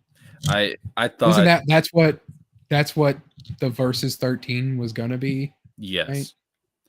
Right? Yeah. 15 did not feel like a Final Fantasy game to me. It just didn't feel that Versus 13 thing is weird because I had not heard of that at all until Remind came out and everyone's yelling about it. And I've watched people like that are going through Kingdom Hearts for the first time. They're like playing through and they get to that point where Yozora's in the car. They're like, it's Versus 13. I'm like, how do you guys remember that? Like that was years ago. Do you people have just been watching that test footage or whatever, that preview like, for years waiting for it? Dude, you don't understand. That was the coolest shit. I don't. That was the coolest shit when that thing was first announced. I mean, that trailer is fucking that first Versus 13 trailer is fucking phenomenal, dude. I mean, that people are like, holy shit. I wish that was the game we got. But no, I mean that's basically what Nomura is doing. He is taking his ideas for Versus 13 from Versus 13, yeah. Yeah, and he is putting it into Verum Rex. He's putting it into Kingdom Hearts 4. That was like that was really like that's what that Remind scene was really showing. Was like, I think that was to clue people in, like, okay, pay attention to all that stuff because it's all going to come back up. We're all doing it. Well, I know that when Kingdom Hearts 4 was announced, Nomura did an interview, and he actually said that there was a debate as to just go ahead and do Kingdom Hearts 4 or to make a Verum Rex game. So it is in the pipeline that at some point we're probably going to get a Yozora game. Yeah. Well, that's what Yozora feels like in his secret boss. It feels like the protagonist at the end of his game, and you got to fight him, you know? So if we were going to get that where we would collect all those, like the stealing ability or the bubble with the triangles that shoot you and all that stuff, like we collect all that, you know, that'd be cool to be like, oh, that's where this power is, you know, and then we add context in for that boss fight of like, oh, that's what this move is called because we unlocked that by doing this mission and stuff like that. Like that would be cool. Yeah, because he tells Sora right before that fight, he says, "I went through some trials and then I ended up trials, here." yeah. That is it's basically like I went through my own game. Yes. I'm a protagonist from somewhere else. We're probably going to get Kingdom Hearts 4, and then the game after that's going to be a prequel to Kingdom Hearts 4, and it's going to be Verum Rex. Because people, like in Kingdom Hearts 4, people will get used to Yozora. They'll end up liking Yozora, and then they'll want a Verum Rex game. They'll want to play a game as Yozora. Yeah. Kind of similar to what we got where we had Kingdom Hearts 2, and then people wanted a Roxas game, and we got 358 over 2 days. That's what I'm thinking. It's going to be something like that. I think we're going to get that. And that Verum Rex game very much might be let's call it the reincarnation of Versus 13. The nobody of Versus 13. There you go. It's the nobody of Versus 13. The heart became Final Fantasy 15, and the nobody becomes Verum Rex. I don't even want to say that because 15 is far from what Nomura intended. I mean, it's just so. Yeah, I mean, he didn't even do it at all. You know, like it was. No, he was taken off the project. Yeah. You gotta see this. You gotta see this freaking Versus 13 trailer. I've watched it before, but it's like without context of Final Fantasy. I haven't played a Final Fantasy game. Without context of that, it's like, okay, I've seen cinematic trailers for video games before. Yeah, but it's just 15 years ago. Yeah, I'm gonna watch this because my God, this is such a great trailer. Bro, I was 10. Let's see, this came out 15 years ago. I would have been 16.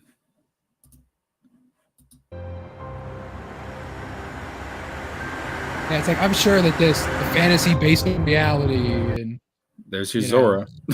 I mean, pretty much. There's Yozora. Yeah.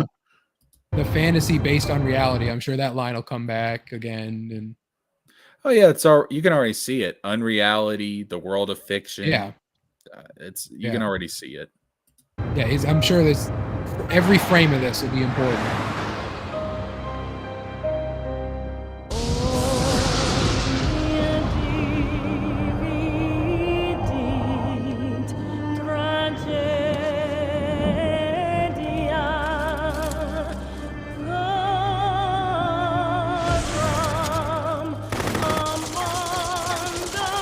I do like the aesthetic.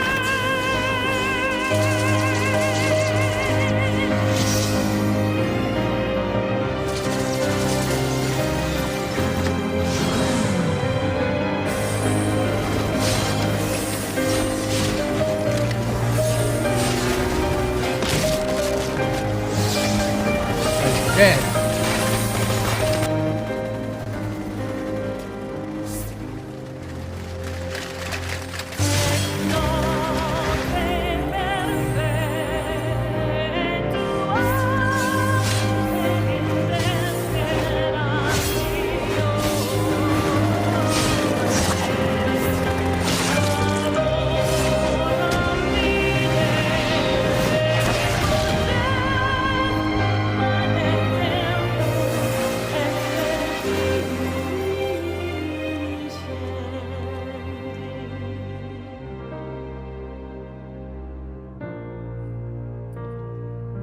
And that throne pose is the Remind art, right?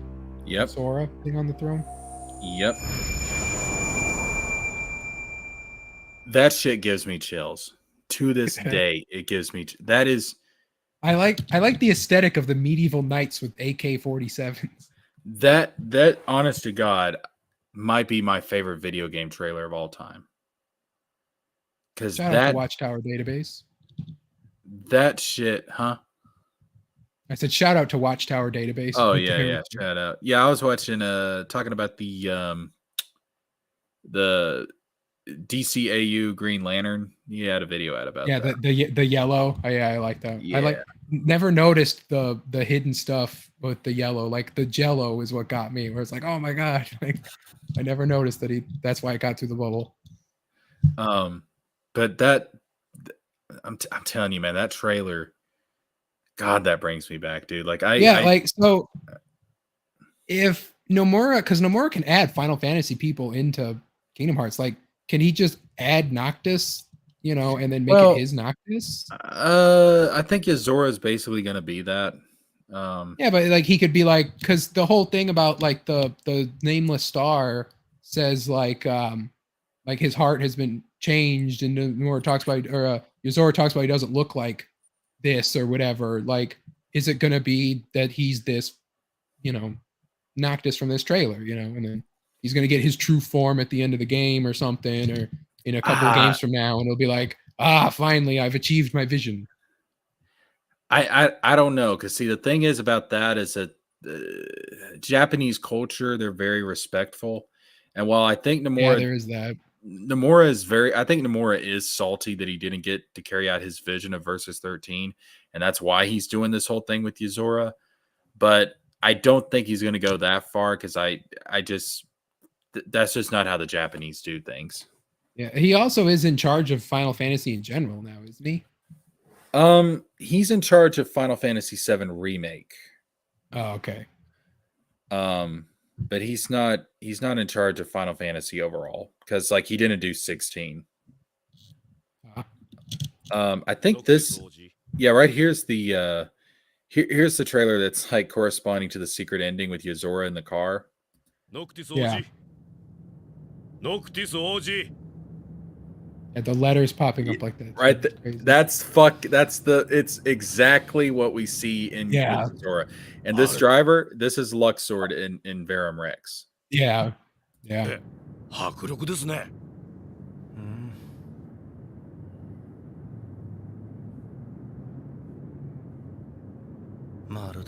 then if we go to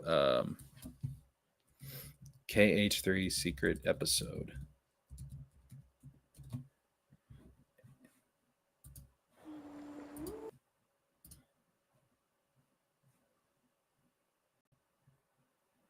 Yeah, we get the the watching people's reactions to this and how they're just like, Noctis, like they're surprised. Dude, I was shocked. I was like, holy shit.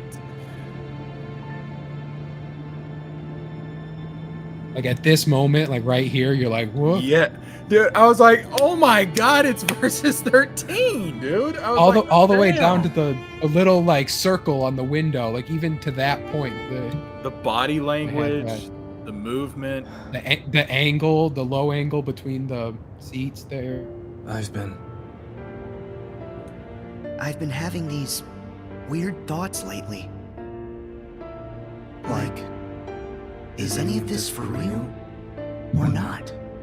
And the bringing back the line from the opening of KH1, that was crazy to me. Yeah, that's nostalgia right there, baby. That was crazy. Let's see. I think it's the other ending where the one where you beat him is where Luxord talks to. Yeah. That's the one where you lose. It's not in this video. Yeah, I thought they would have both of them in this one. Okay. Well, up there is the no damage, so that would have it. Let's see. Okay, so that's the other one. That's the lose one. Yeah, and then this one is that's where you beat him. Yeah.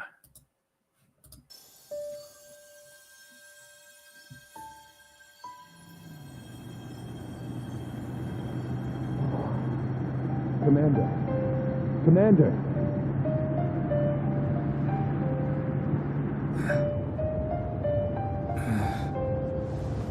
Impressive, is it not? Hi, Luxord. I've been having these weird thoughts lately. Like, is any of this for real or not? None of this makes sense to me.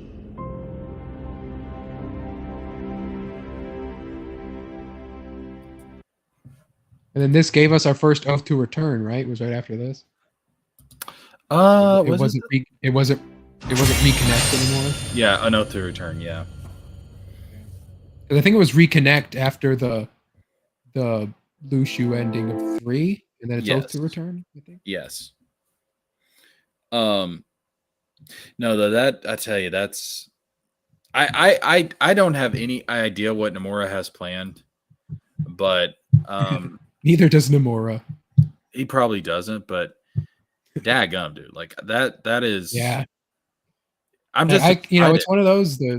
Yeah, you can feel it like that. The idea of like finding out that this linked back to it was I think 13 years old at the time or whatever it was, but like a 13-year-old trailer, and it was like wow, like he called it back all the way to this, and then like I said, using the Kingdom Hearts 1 opening line, like the very first thing that you hear in Kingdom Hearts is that I've been having these weird thoughts lately, and then bring that back. What it feels like to me is back in the day when Kingdom Hearts 1 came out, and then Kingdom Hearts 2 would get announced a little bit later. We had no idea where the series was going. Yeah, we didn't know about Xehanort.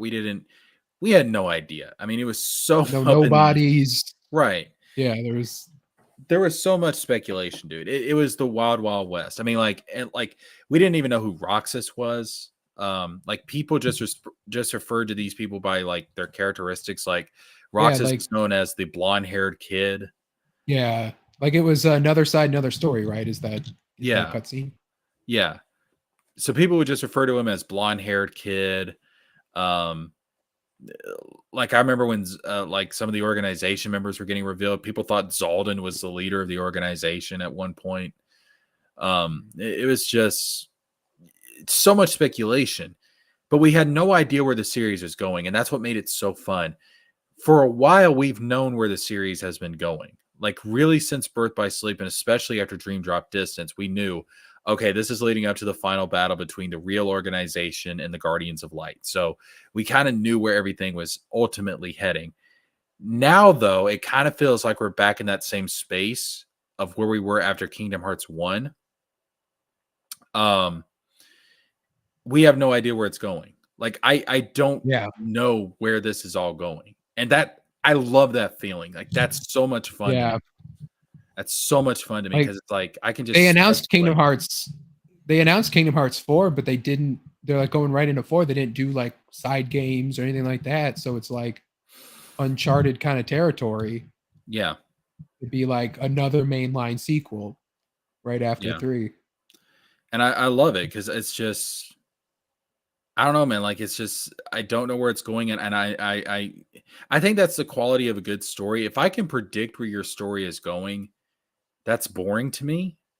But I can't predict where this is going. I don't know where. And I mean, it's sometimes obviously with something like Kingdom Hearts 3, it's a little bit different because we had all the buildup and stuff. Yeah, you kind of knew it's like, okay, we're gonna fight. Yeah, he's talking about the Keyblade and all that stuff. Yeah, but at that point, the current story was almost over. The current saga was at its end. So that's why they still set up in Kingdom Hearts 3. They still gave you like, oh, they're setting up stuff, and you wanted to see the conclusion of we brought everyone back, and you got to see it. So, sometimes like I'm a fan of wrestling. I can tell you when wrestling storylines are going to happen, not because it's predictable, but because it's the right thing that should happen. Yeah, and it does happen. You're like, oh, okay, that's good. So it's the right thing to do. So with 3, with bringing back the trios and giving everyone their endings, that was, you kind of knew that was going to happen. Yeah. And so now that we've brought that to a close, we can just start. I don't want to say fresh, but almost fresh. You know what I mean? Like it's, basically, yeah. If it wasn't for the setups from the mobile game in 3, this basically is, coming out of nowhere with Master of Masters and the Unreality and and all that stuff. Like go from Kingdom Hearts 2 to whatever Kingdom Hearts 4 is going to be. That's a big jump. Oh, as much as the one from 1 to 2. Yeah, it was. TJ Laser says, guys out here sounding like Freddie Mercury. Is this the real life? Is this just fantasy? On a landside escape from reality, dude. If you want a trippy ride, as far as like, a lot of philosophical concepts and stuff, play Kingdom Hearts. I mean, there's some trippy stuff in this series. I mean, all just comes from like spiky haired kid hangs out with Disney characters. yeah. And then you dig under the surface and it's like, what's all this? It's like, what the hell is existence? What makes a person? Yeah. What's real? What's not real? And then Like is Roxas, Shion, are they people? Are they vessels? Are they Sora? Are they not Sora? What are they? What's a heart? I do like beings how, without heart have feelings. I do like how somebody described Kingdom Hearts a while back. They said, if you want to understand Kingdom Hearts, this is all you need to know. Everyone is Sora. Everyone else is Xehanort. Yeah, that was on your stream. Yeah. Well, see, I got it from somebody else though. Yeah, but I regurgitated it on the stream not too long ago. But that was I mean that's it's not the original. It's not my original thought. Yeah, I mean that's pretty much what the Xehanort saga is. Everyone is Xehanort. Yeah. Everyone else is Sora. This is Sora. Yeah. It's which in that way, I hope that the future games are simplified. Like have one person be one person, and then we can move on. Yeah, I don't think we're gonna get all the splits and stuff like that. Although I will say this. I think Sora is actually the player from Union Cross. I feel like that's too on the nose. Well, think about it. They died in Union Cross, and they were reincarnated. Yeah. As Xehanorts, as the old person on Destiny Islands that was taking care of Xehanort. Yeah. They reincarnated as that person, and then they died before Xehanort set out on his journey to become a Keyblade wielder. Nomura says that he likes the idea of Sora not being anyone special. It's just a regular kid. Well, technically, when you think about it, though, that can be true even if those are Sora's past lives, because the player character in Union Cross is really not important to the story of Union Cross. It's the Union leaders. It's Marluxia, it's Scold, it's Ephemer, it's those characters. The player, you're not you don't become you're a dandelion, but you're not you're not the new Union leader. Like you don't get the book. You're just there. Right. Player is not really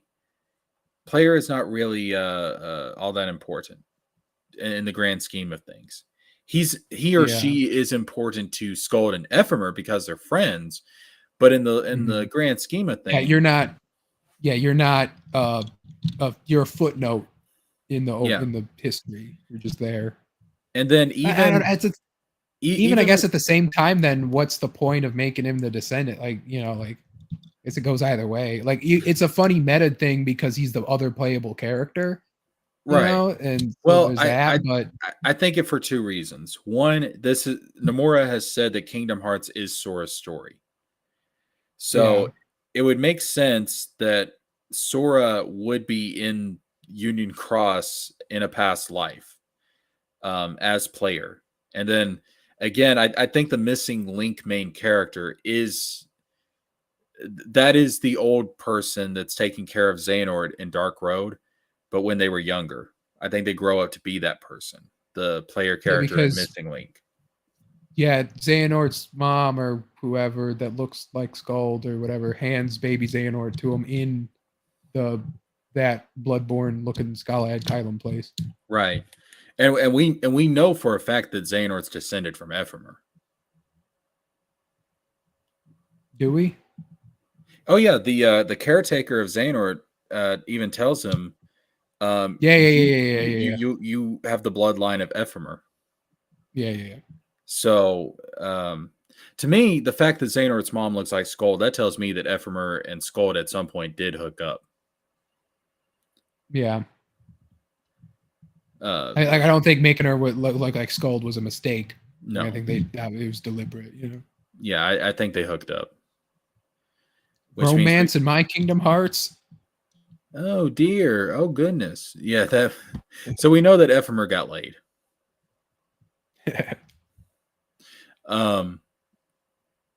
But I think after, and you got to think like Xehanort's caretaker, if he's living on Destiny Islands, he or she living on Destiny Islands, they must have not had too much of a remarkable life in Missing Link. So again, they wouldn't necessarily be, and none of these characters are recorded. Like Player, the Missing Link main character, none of them are like written down as these legendary figures.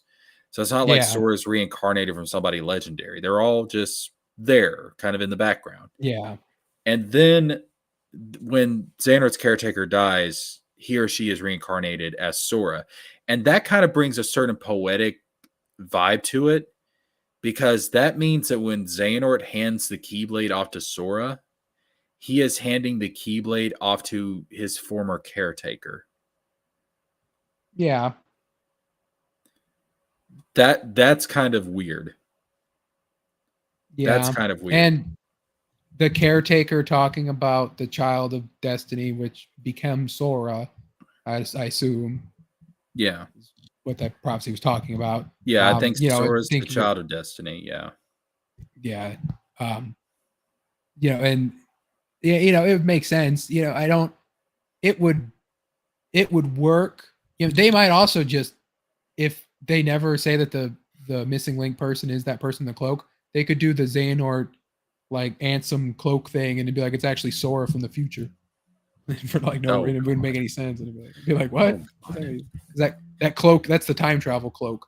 Well, see, the other reason I think this is because when Sora was fighting the giant demon tide in the Keyblade graveyard, he had a vision of Ephemer. Yeah, the need some help. One of the best parts of Kingdom Hearts 3. Why did Ephemer reach out to Sora specifically?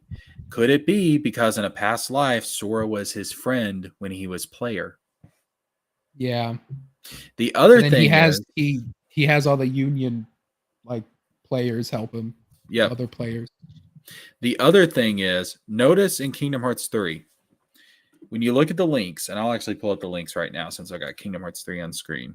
Oh shit, I can't use a link here. Fuck. Okay. I'll go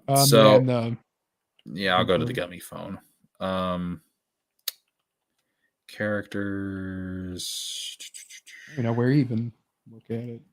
Oh, there they are. They're all there. Okay. Notice look at all the other ones. You have the Meow Wow Dream Eater is one of the links, but you also have Simba, Stitch, Ariel. All of those are people that Sora has connected with in the past. Yeah. And Yen Sid says specifically, like the heart binder that he's using to summon these characters, it's using the links that he's made to people in the past. Sora never met Ralph. Mm-hmm. So where does that link come from? Where does that bond come from? Well, you know who did meet Ralph? The player from Union Cross. So what if Sora's bond to Ralph, his link to Ralph, was not established in this lifetime, but in a past lifetime? And he's drawing on that past connection to summon Ralph.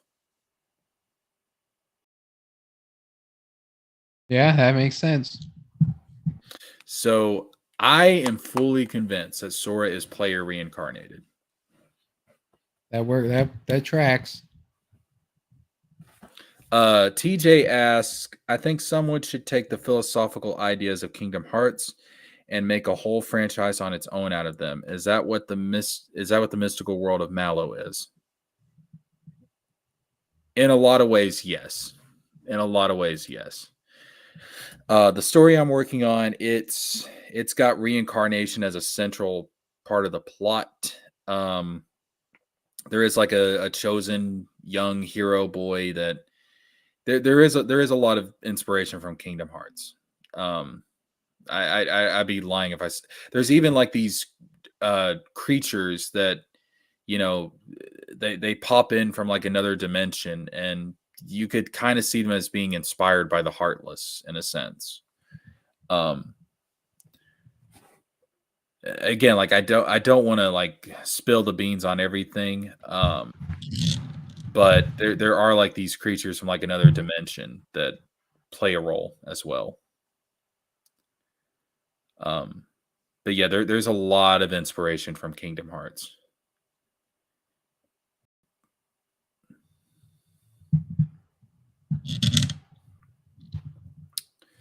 Um,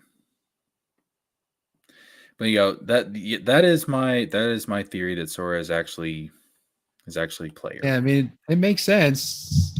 Like and like with the way Nomura does stuff is nothing's done, without purpose, at least seemingly. Yeah, he really doesn't do anything. I mean, he's kind of like Oda in that sense, because everything in One Piece is connected. Even when it doesn't seem to be, it still connects somehow, some way. I wonder if that's just a Japanese thing. Well, I guess if he's the Miyazaki, the Dark Souls, one, like it's the same kind of thing there. A lot of people will pick apart like pixels in Dark Souls' world to make lore reasons for, about like the shapes of build, or like etches on buildings being stuff, it's the same kind of thing.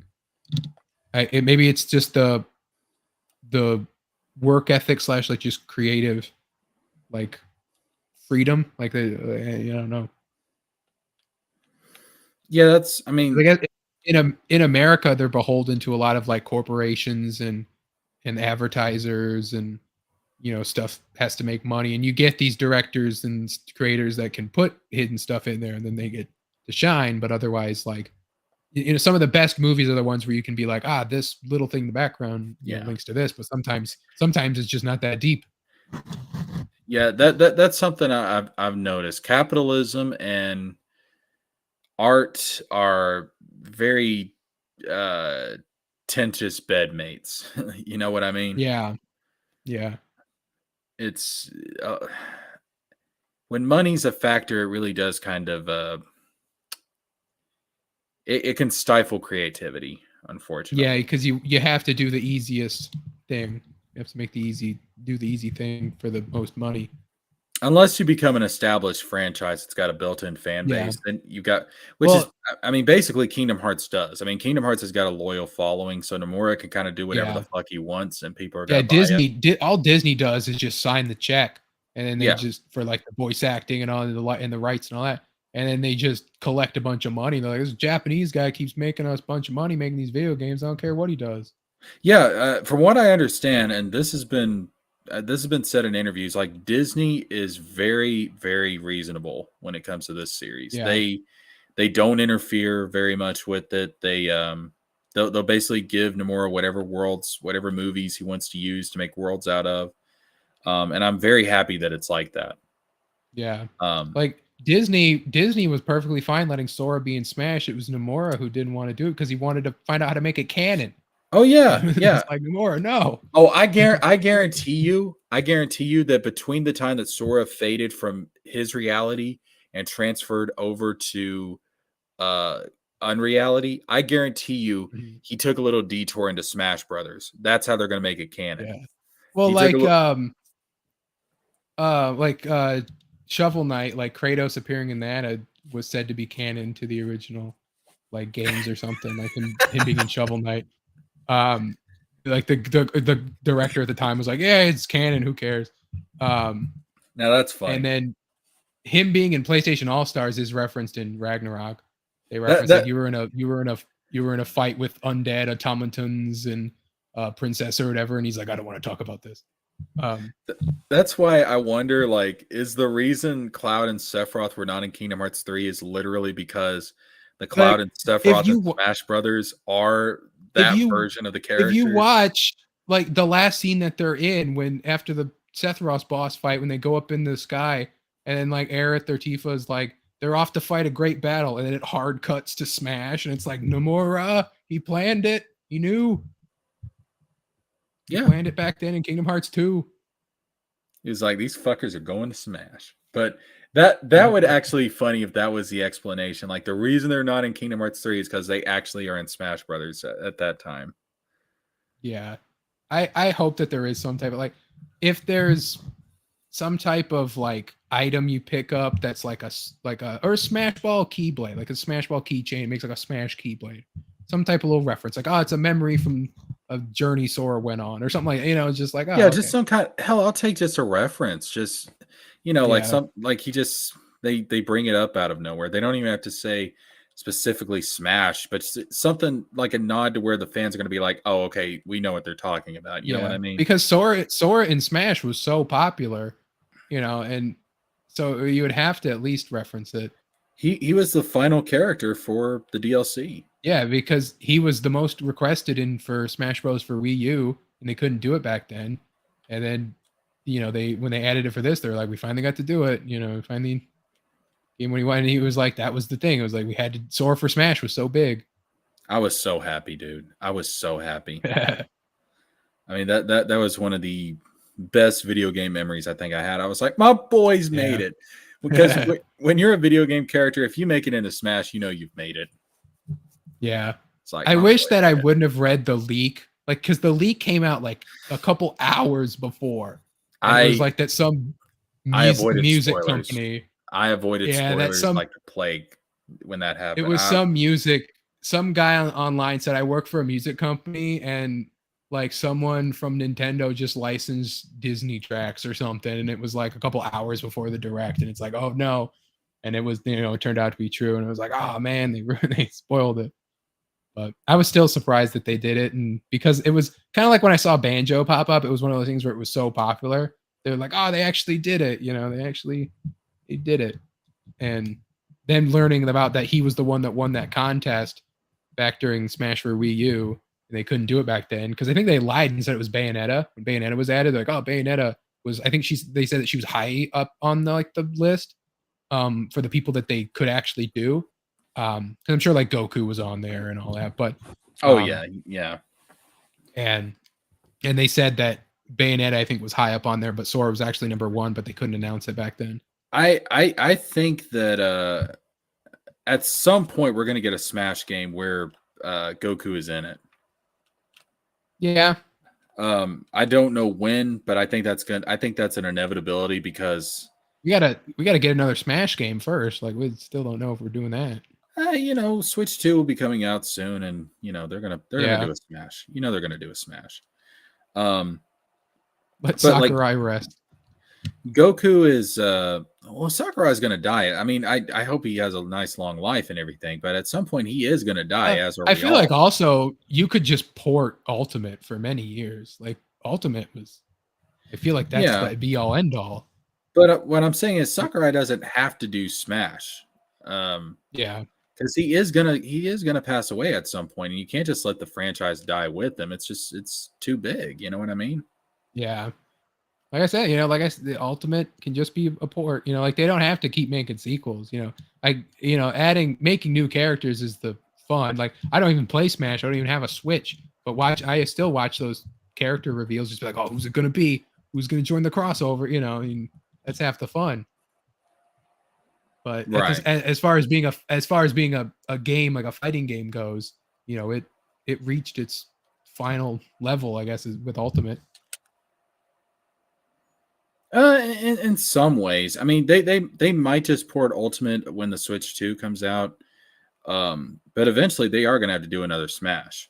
Yeah, I mean, when the tech leaps forward, they can fit like 10 people on a screen, and yeah, because I want them to port to other consoles before they make another Smash.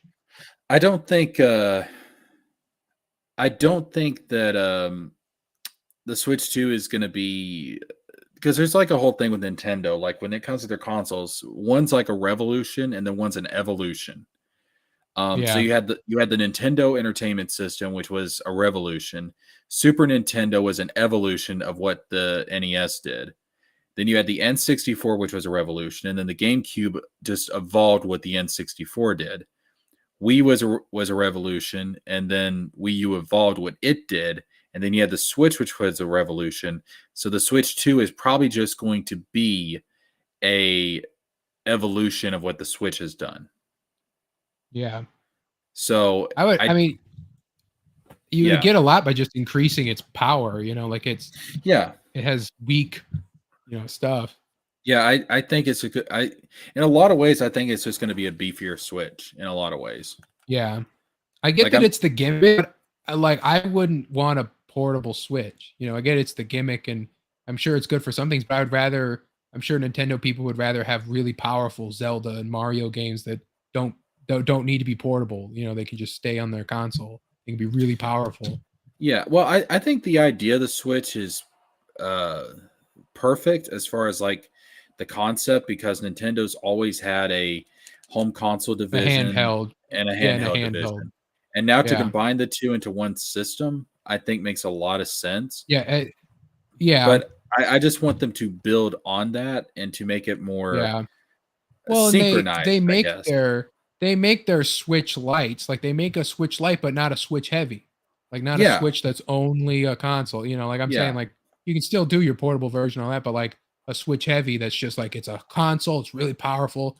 You thought Breath of the Wild was good, now here it is, it's even bigger, whatever. And we made this is a Switch Heavy exclusive version of this game, and because how you used to that's have what I like think they ought to do. I think they ought to have yeah, games that exclusively work with the docked version of yeah, with the console being docked, so they can make it more yeah. powerful.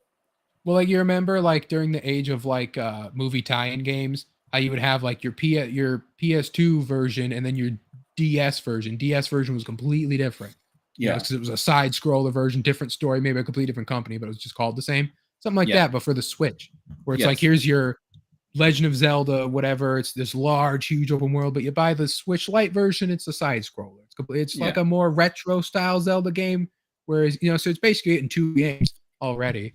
If they're completely yeah. different like that, yeah, something like that. Because you're not getting like these Mortal Kombat 1 versions of the Switch where it's a complete low downgrade, and it's like who would ever buy this on the Switch? It's for a lot of these Oh, of hold these up, third right party here. games. It's This is another villain that's going to come back as an ally. 100%. I mean, Yeah, that's all what these scenes are. yeah. I Or mean, this is all him the remembering who he was as Lorium. And this is, I yeah, mean, hell, look at that face. That's like, hey, yeah, I'll be back to back you up, man. I got you. yeah. And then like, and Lark's like in love with him, right? Like they love each other or whatever. Um, Implied, never. yeah, it's implied because she she She's basically came back to the organization because she was following somebody else, and the yeah, implication is that it's Marluxia.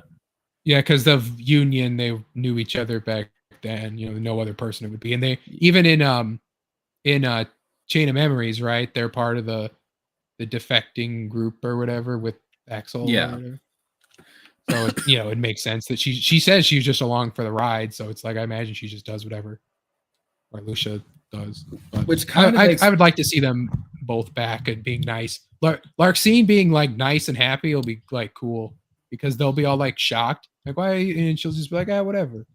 Like, which kind of makes me wonder if Larxene already got her memories back by the time of Kingdom Hearts 3. Because maybe. the fact that she's following Marluxia makes me wonder, like, okay, she's got her memories back, but he doesn't, so maybe she's sticking with him as kind of like, Maybe helping kind of him like, through, like helping him wake up on yeah, or whatever. yeah, Or it could be that they liked each other before they lost their memories, and then as nobodies, they like each other. Like they got a new relationship. Their relationship restarted, and they liked each other again. And yeah. it's just one of those kind of things. Here's lore question: why does Riku's sword have the gazing eye from No Name? Why does it have that? Because I think the whole thing about the master's eye, I don't think it's his physical eye. I think it's more metaphysical.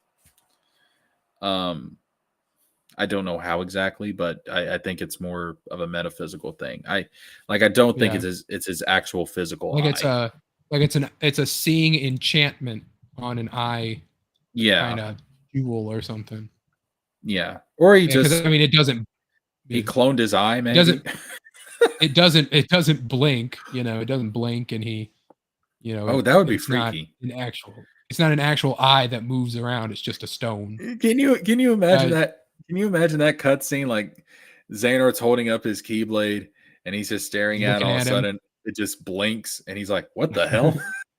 What was Never that happened about? before."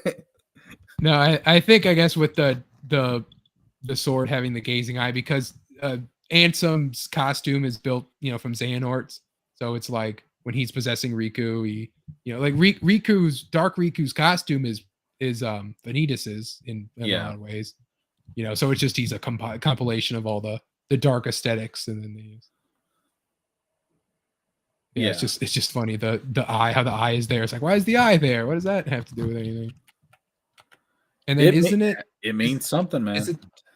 Is it on Riku's other Keyblade? It is Or is not. it like the keychain for it? No. The new one, No, you got the Subaru car key. Not the car key one, the original one that he has in like Way to the in Dawn. the beginning of this game. Yeah. Yeah, it's on that one, yeah. But see, Okay. Nomura confirmed that Soul Eater, the weapon he had in Kingdom Hearts 1, served as a basis for Way to the Dawn. Yeah. So essentially it became a Keyblade pretty much. Yeah. I'm just saying how it has the Master's eye on it. It's like it's his second eye. He's blind now. He took out the other eye. I took out my other eye. That's why he can't take his hood off. He's just like, I can't see anything. Oh my god. I hate the dark. I hate the darkness so much that I took out my own eyes so I could only see the darkness, so I could hate it more. I think that's fascinating. He's coming off as being a light extremist. Yeah, I love if that's just not just him, but with the foretellers too. You know, like if that's the union leaders, if that's what they're doing with that, about how we've had villains doing dark stuff and all this stuff now being like extreme for the light will be really good, and they'll have to embrace, because like Sora uses like anti-form and all that, so and Riku embraces darkness and stuff like that, so they'll be seen as enemies to the masters and all that. I think Riku is honestly the best example of what a Keyblade master should be, because he uses light and dark together, and essentially I think Riku is what Master Xehanort was trying to achieve, because Xehanort became like, instead of the darkness controlling Xehanort controls the darkness, and I think Xehanort was trying to create a world where everybody was like him. Like everybody could control their darkness. Yeah. And Riku, I think, exemplifies best what Xehanort was trying to do, because Riku has at the time of Kingdom Hearts 3, he has complete control over his darkness. Like, it does not control him whatsoever. So I think Riku represents what Xehanort's ideal person is. And in many ways, I think that makes I think that honestly makes Riku more of a master than even like somebody like Aqua. Yeah. Like Aqua seemed to have just gotten it by skill with her Keyblade. Oh, let's be honest. She was Ericus's favorite. That's why she got it. Yeah. But like we didn't see like the training and all. We just saw the beginning. They're like, okay, mark a master exam. Okay, here you go. Well, we can pretty much guess what it was, because Ericus was another light extremist. It's like, destroy the darkness, destroy the darkness, destroy the darkness, kill the darkness, stab it in its chest, fuck its mom, destroy the darkness. It's like, okay, we get it, dude. Chill. You must cock the darkness, Terra. Cock the darkness, Terra. It's like, we get it, dude. Like, we chills. And as we saw, like, that's not the best approach when it comes to training Keyblade coders. Like he saw darkness in Ven's heart and like almost killed him or something, right? I know.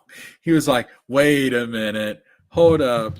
Xehanort wants to use you to make the Keyblade. All right, you got to die. I'm going to murder this child. Like, whoa. But then isn't like the darkness that became Vanitas was like one of the primordial darkness from Union or something? Yes. That's the implication that I didn't like that reveal. I thought that was too like. No, I remember people saying that sense. Like, but I was just mainly more because people kept saying it that I'm like, I don't know, and then it was confirmed, like obviously in Remind. I'm like, oh, people. I don't like people guessing stuff right.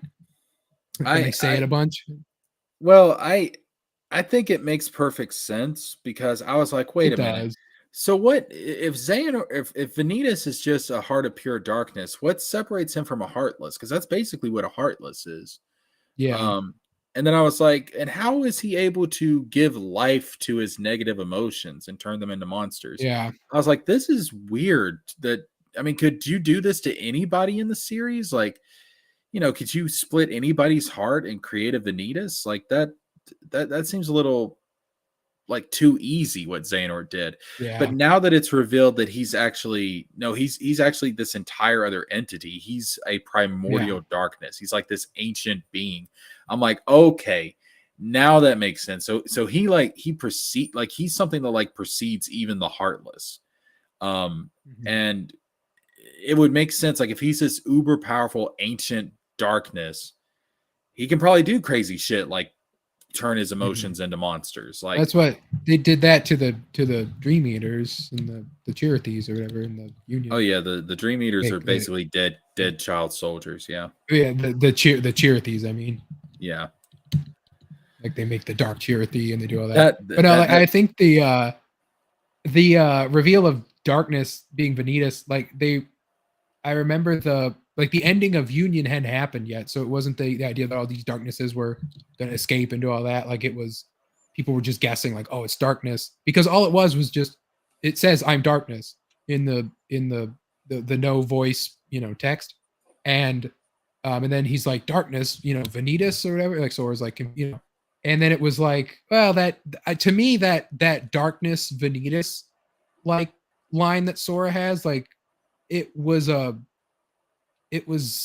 like a disapproval, like he, and then Vanitas later says it in the Remind cutscene that he basically is that.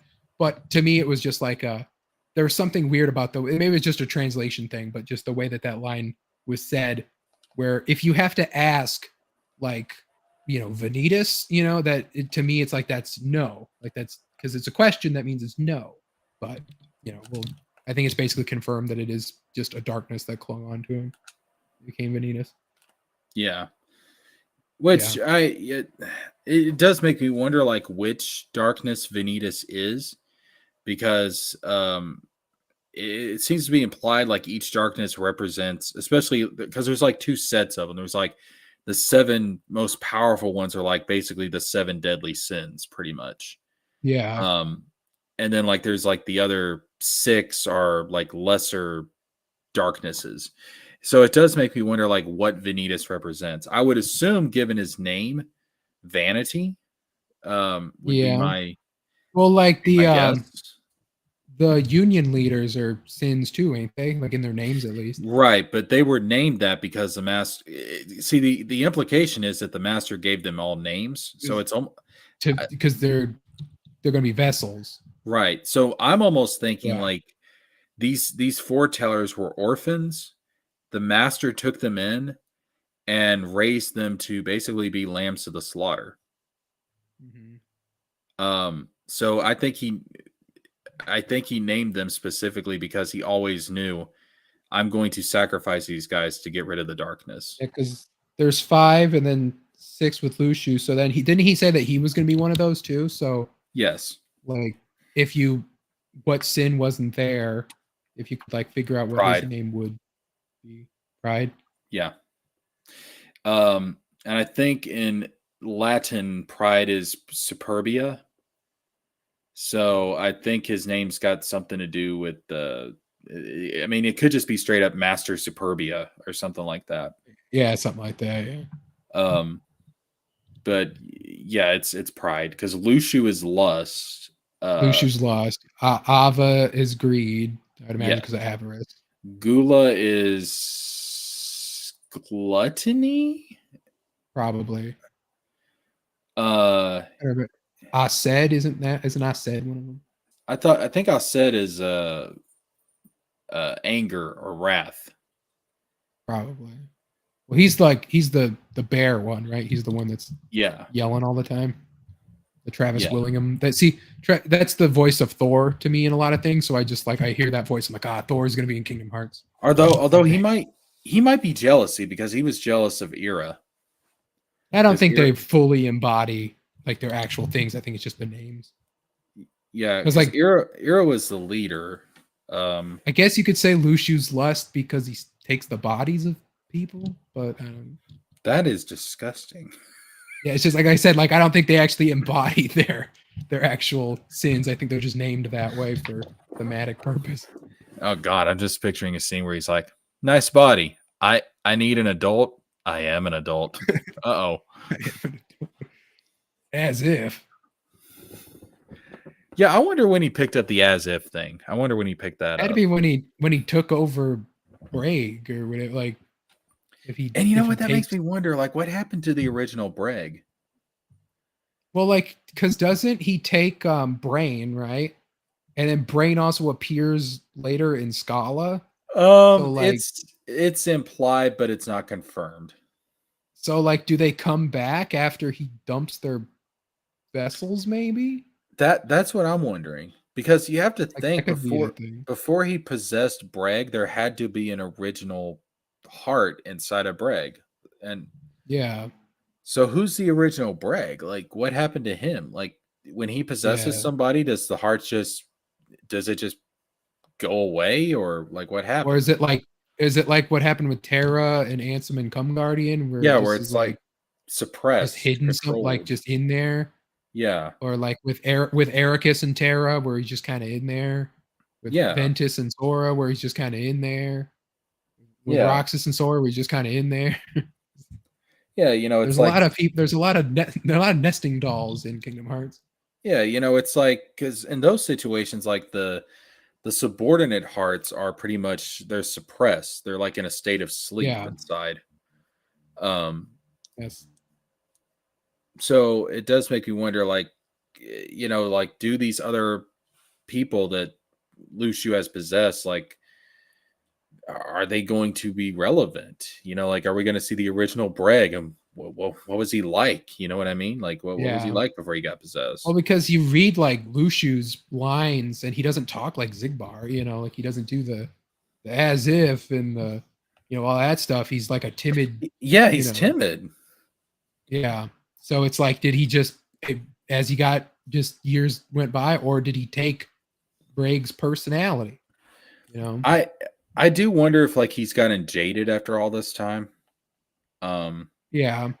And maybe like his Zigbar personality is like a coping mechanism. Well, like when we see Braig in Birth by Sleep, like that is Luciu at that point, right? I'd imagine. Yes. As far as I Yeah. understand, the entire time that we have seen Breg, he's been possessed by Luciu. Like that's been Yeah. Luciu. I Because don't think he's gets close to Xehanort to get the Keyblade from him. I don't think we've ever seen I don't think we've True ever seen Braig, Breg. prime. Yeah, true Breg. Yeah. Also, the thing is, like the whole personality he has as Zigbar or Breg it could just be an act, because he does say in one Yeah. of the reports in Kingdom Hearts 3, he does say all he needs to do is pretend to be the fool who is desirous of the Keyblade. So he may just be putting on an act to trick Xehanort, to kind of be like, oh, like I'm But no one important. I just want the he still Keyblade. kind of acts that way, and with the union leaders, he still kind of does his like he doesn't like Oh, completely turn it off, and then he's like, "Oh, I'm Luciu," when he gets all like serious. So like he oh still yeah, acts that way in front of his like past like friends in the final thing. oh yeah, So where it might he's just be that he's older now, and that's just how he acts like. Yeah, when he's yeah, like, "These days they call me Zigbar, but hey, whatever suits you." Like that's still oh that's yeah, Zigbar talk. It's and not he's him just being like, I'm Luciu. This was and all an act. I'm when they serious. ask him like like what's happened, he's like, I hope you like long stories. It's Story. like, Yeah, he which does his little his Zigbar stuff. that's kind of wild too. Like I just imagine him sitting down on the box and he's like, all right, it all starts with a boy on an island. All right. So then the replica, the House of Sora's memories changed to look like Ventus. You remember Ventus? I don't know why she looked like Ventus, but she did. I saw her as Ventus. Very weird. Never explained. Also, Like, how come in days he sees Gion as Ventus? because Bragg met Ventus. Yeah, but he met Ventus. Like did he hate Ventus? Did he love Ventus? No, why but Ventus? it's because Shion appears different to different people depending on their relationship Yeah. with Sora. So Zigbar doesn't have any relationship to Sora at that point. He hasn't met Sora yet at that point. Yeah. So the closest thing that he has to Sora, as far as a is relationship, is Oh, Ventus. okay. Yeah. Alternatively, it would be Roxas, but Roxas, yeah. yeah, it Nomura wanted to Ventus. set it up, so he had Ventus. Oh, okay. Yeah, it's like because remember, Days came out before Birth by Sleep, so it was like, Yeah, hey, yeah. It was, get excited for Birth by Sleep. Why is Roxas in clothes, wearing weird clothes? Yeah, it was meant to be like. So then, what's happening with Axel, you know, she has her hood up, like, and then you know when they do the thing where they cut and she has her hood down and then her hood up, but you know she doesn't look like Roxas to Axel. Okay, so this is why you need to read the reports. So when Axel first meets her, he just sees a girl in a black coat, but at one point he actually sees her as Naminé. Okay. Because remember, Naminé was created from Sora releasing both his and Kairi's heart at the same time. Okay. So Naminé in a way is kind of partly Sora in a way. Yeah, I mean, kind of in a way, which I'm really glad that they didn't do the whole Roxas Naminé romance because they're kind of siblings in a weird way. Well, I thought you were saying I'm glad they didn't do like her calling them mom and dad and stuff. She technically could, because technically they kind of are her parents. You want to watch? Did you ever watch the CW Flash show? Yes. Did you watch the Forces saga? No, I saw. I've only seen a few episodes. Okay, so I was gonna say that concept can get real cringe. Oh yeah, like the idea that basically on the Flash show, Barry and Iris released this. Iris helped release this energy from Barry that split off and went into these other people that like actually existed and like they had their lives and they got these powers. So then they find them all and they get together and like, oh well, you were actually a product of our love, so you're kind of like our children. That's said as like a one-off kind of thing. Like, okay, yeah, whatever. But then in the future, in like other appearances, they're calling them mom and dad, and they're talking like it's their kids and siblings and all this. These people had lives up until that point. And then they just get these superpowers, and then they're like talking like they're kids with, you know, some of them are older than Flash and Iris. It was terrible. It was so bad. That was like towards the end of the Flash when it got really terrible. But yeah, so it's like that would be the same idea. It would be like calling them mom and dad. It's like, at least with Nominate, it'd make more sense. But like, well, just be like, oh, that's stupid. It would be kind of creepy though. I'm not gonna lie, because you got to remember, like, very weird. Like in Chain of Memories, you know, she was pretending to replace Kairi in Sora's memories. Yeah.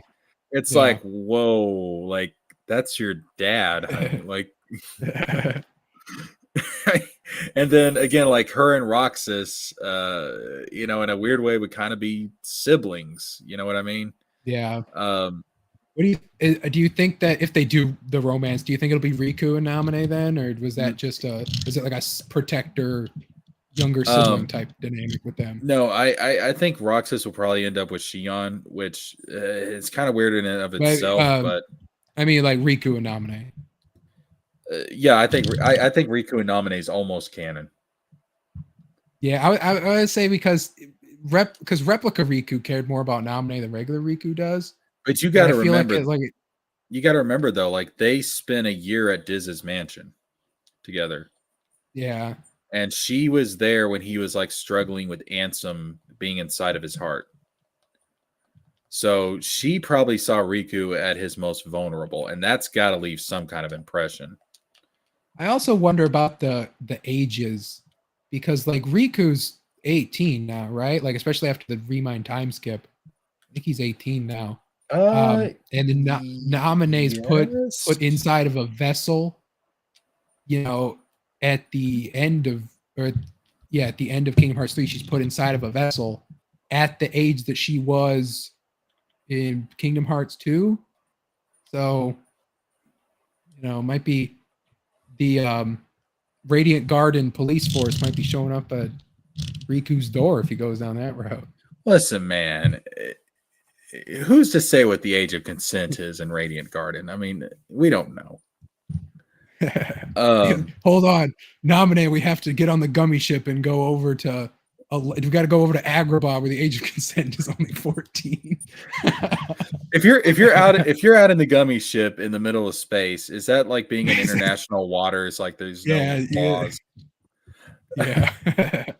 But I don't know. Like that age gap is not.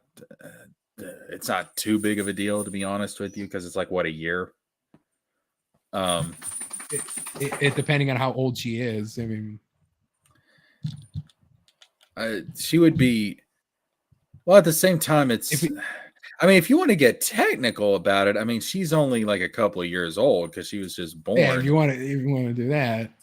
But I'd rather not, because that brings up a lot of distressing thoughts. Because I just assume that the vessels, because either the vessels aged up as their hearts did, or the vessels are made like, or they're in stasis for that time, and they just go in like, because she goes back into Kyrie in Kingdom Hearts 2, and they put her in a vessel in Kingdom Hearts 3. So they say in Kingdom Hearts 3 that the vessel reflects the heart.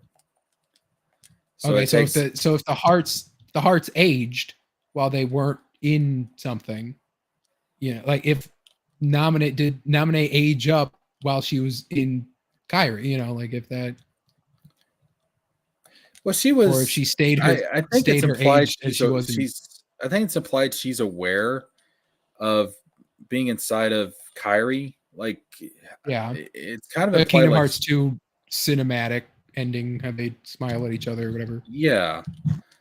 But Kingdom Hearts 2 also kind of said that they were going to fade away, or they were just going to join back together. Oh, but then with Roxas, that's just a bunch of bullshit that Diz told. Yeah, that's what she was thinking.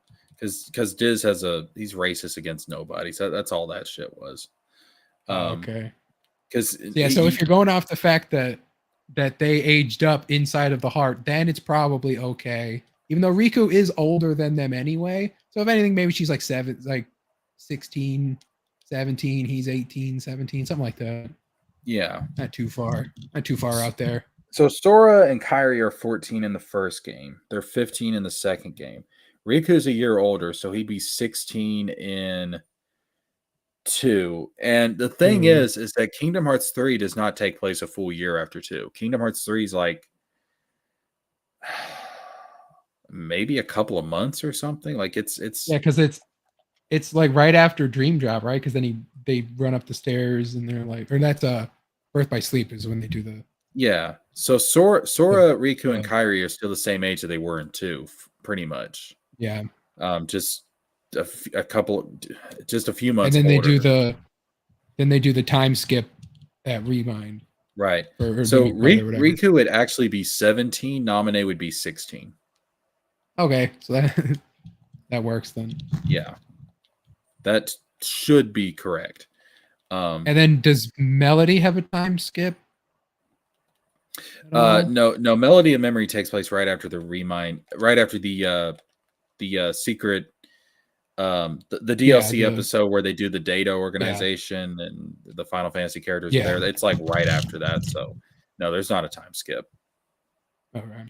But no, I think the ending, like when Riku puts his hand out to Naminé, and given the fact that the replica left Naminé in Riku's care, I think all of that pretty much, it's not 100% confirmed, but to me, it's close enough to where I think they're a thing.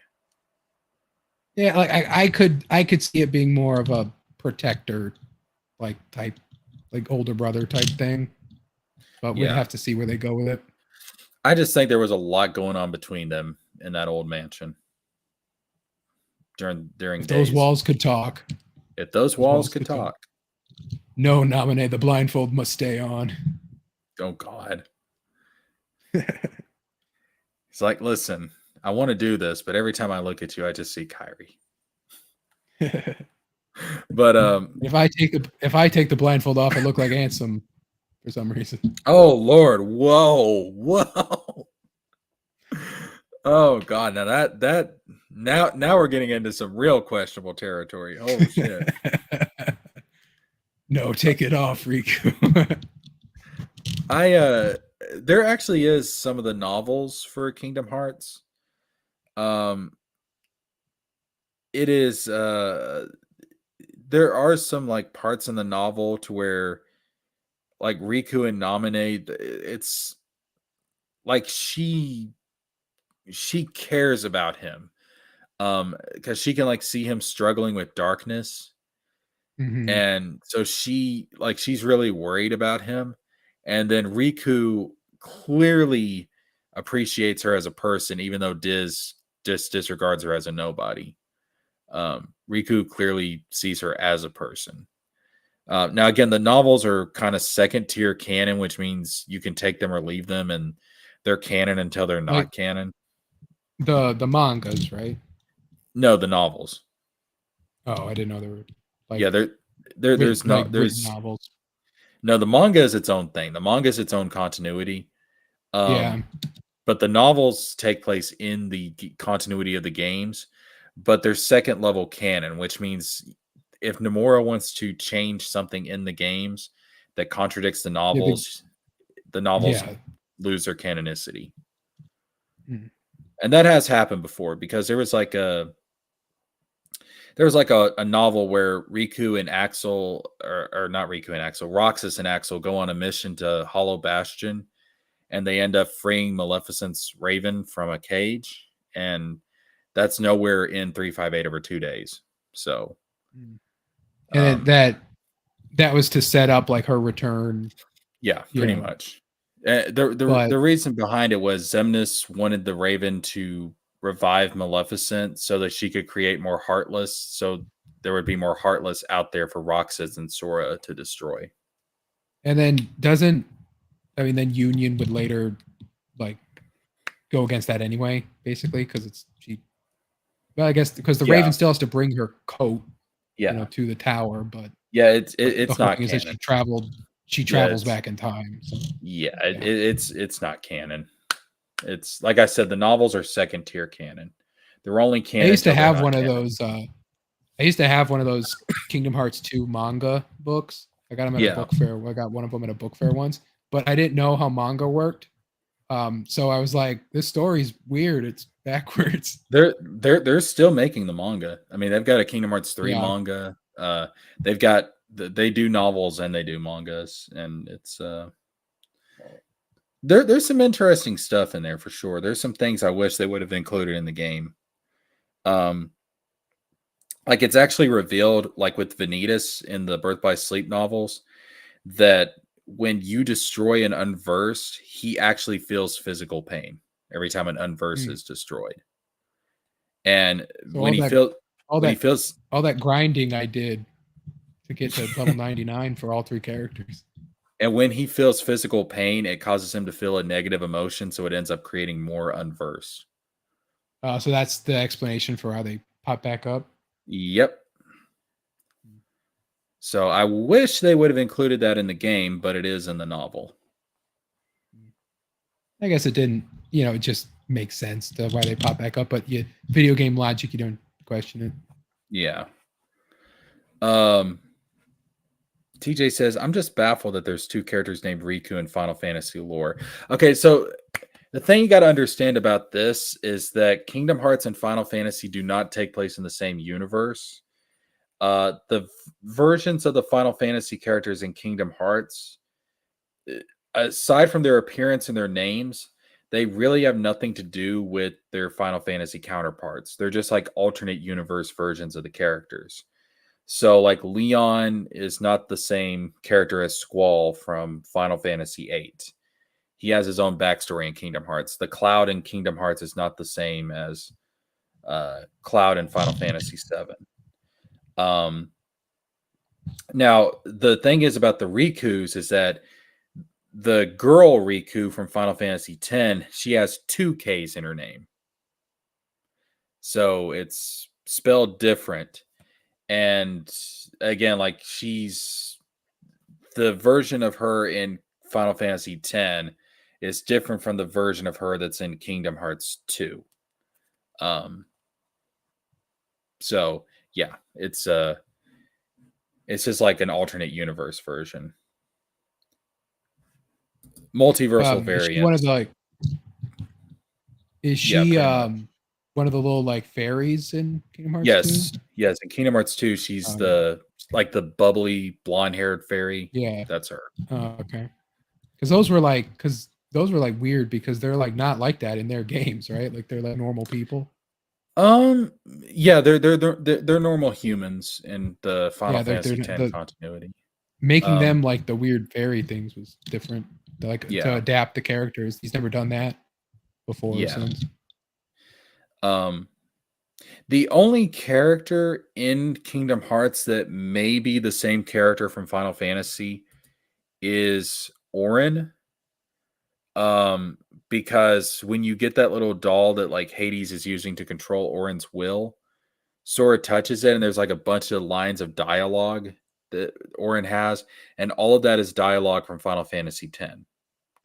So it's kind of implied that the Auron in Kingdom Hearts 2 is the Auron from Final Fantasy X, and that the afterlife in Final Fantasy X, when Auron went back to the far plane in Final Fantasy X, that maybe it's connected to the underworld in Kingdom Hearts. So he like crossed afterlives or something. That Kingdom Hearts 4 trailer implies that the underworld connects to like all of Kingdom Hearts. Yeah, I think actually that's how Donald and Goofy get to Unreality. I think they're gonna go into the underworld and they're gonna use the underworld to cross over. See, I actually in my video I put out for the Kingdom Hearts 4 worlds, I said I think Donald and Goofy are gonna go through the underworld, and they're from the underworld on the Kingdom Hearts side of reality. They're going to transfer over to the land of the dead in Coco, and that's how they're going to end up in Unreality. Interesting. Or I mean, it could be that they went there to look, and then it's like he's not here, go away, and then they, But I mean, they showed it in the trailer, so. And the reason why specifically I think that is because of the implication that Auron somehow crossed over into the underworld from the Final Fantasy X afterlife. So it may be the realms of the dead are connected. Yes, exactly. Like imagine like the living worlds in each of these realities are like on one plane of existence, but there's like walls dividing them. But then like the afterlives are like on another plane that exists on top of that. And because it's a level of reality on top of the physical realities, you can go from the afterlife into the other realities because it's like a higher level. Like Hunchback of Notre Dame implies hell exists, right? So yeah, so that would be for that. I think the afterlives. I think they're building a bigger thing here to where the afterlives in Kingdom Hearts, Final Fantasy, and Verum Rex I think are all connected because it is. Then the doesn't in Final Fantasy doesn't Zack die, right? Yes. Because he shows up in Olympus. Yeah, but that's implied to be that's implied to just be like an alternate Zack. I'm just saying, like thinking of like death, and it's just he's the only one besides Aerith in Final Fantasy I know of that dies. But then Aerith disproves that because she's not, part of a dead related story in the Disney. Yeah. So I think I don't know. I think it's I get the feeling they're building something bigger here because I think Square Enix might be trying to connect all of their shit together. Because I know for a fact that Final Fantasy is a multiverse in and of itself. Because you have Gilgamesh showing up in different Final Fantasy games, and that is the same Gilgamesh in every Final Fantasy game. So it's pretty much implied that Final Fantasy itself is a multiverse, and then Kingdom Hearts might be another reality that exists alongside that multiverse, and then Verum Rex is also another reality existing alongside those two, and they're all connected somehow.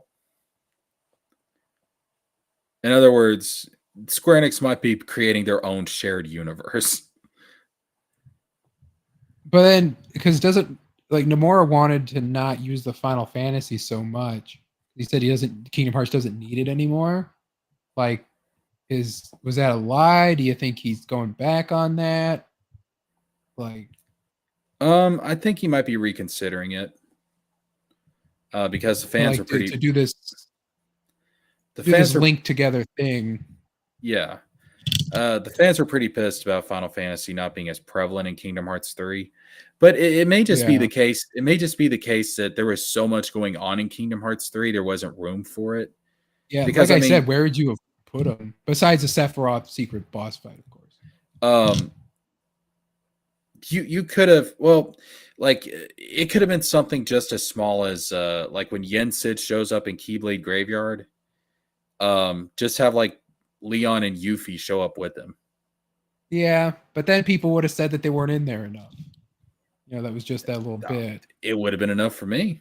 I mean, I just needed their existence acknowledged, and I needed them to have some Or kind of role.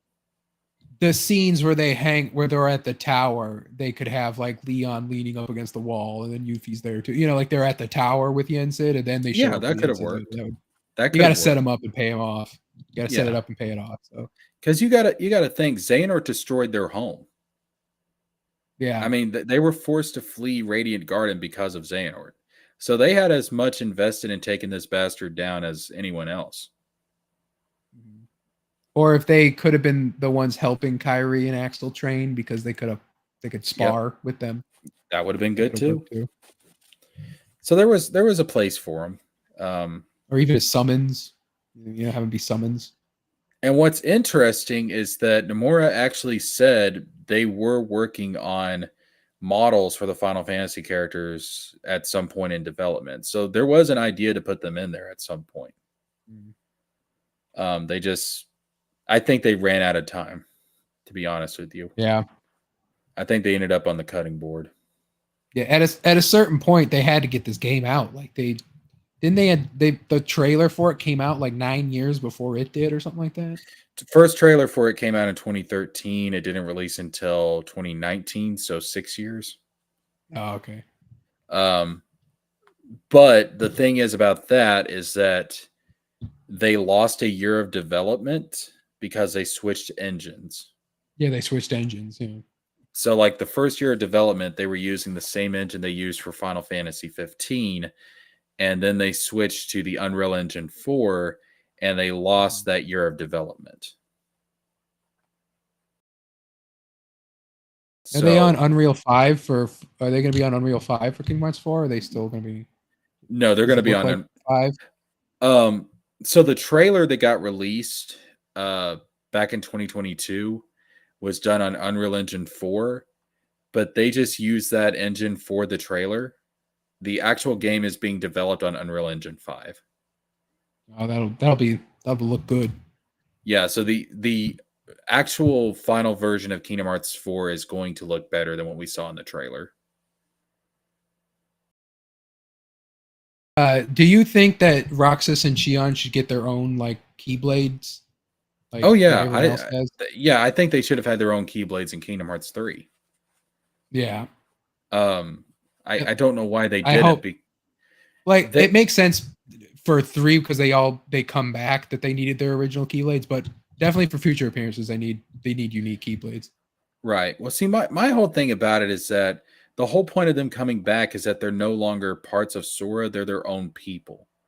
So you would think because of that they would get their own Keyblades to reflect that fact. Yeah, even if they brought because Roxas could use the 2 become 1 Keyblade or whatever from 2, like that gray spiky one. You know, like you could use that one. Yeah, and I still don't understand how Roxas is dual wielding, because the whole mechanic behind dual wielding is you have 2 hearts inside of you. Doesn't he have someone theorized that it's like Xion's knowledge or something, or Xion's Keyblade, or? Well, see, the reason he could dual wield in Days in Kingdom Hearts 2 is because he had both his own heart and he also had Ventus's heart. Yeah. So he had 2 hearts, and therefore he's able to wield 2 Keyblades. But in Kingdom Hearts 3, he should just have his own heart. I guess just everyone can dual wield. There's just no one wants to. That's why. I mean, if you consider it like a form change, You know, like Axel does with his Keyblade into the chakrams, and how Sora can do it with, you know, during the game. Maybe that's he's got like a Keyblade that's a combination of Oblivion and Oathkeeper. I And it's never like he just form considered changes it. I never considered dual form to be canon, though. I think it's just there for gameplay. Yeah, but I'm saying like Axel does it with his Keyblade. You know, he makes it into the two chakrams. You know, but like in the cutscenes. Yeah, but that's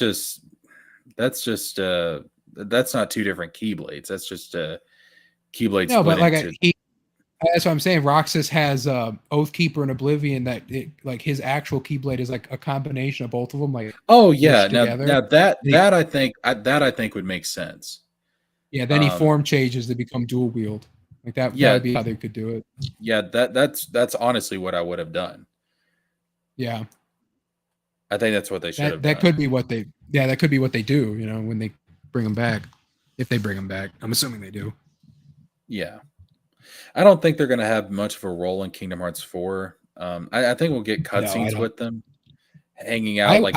I'd prefer to get side games with just shorter, cheaper side games with the trio. What I would have liked to have seen, honestly, is a game that takes place before Kingdom Hearts 4 and do like a Sonic Heroes type of thing, to where you have like the Disney trio with the like have Kairi and Riku go to Quadratum so that they're with Sora. So the Destiny trio's on that side.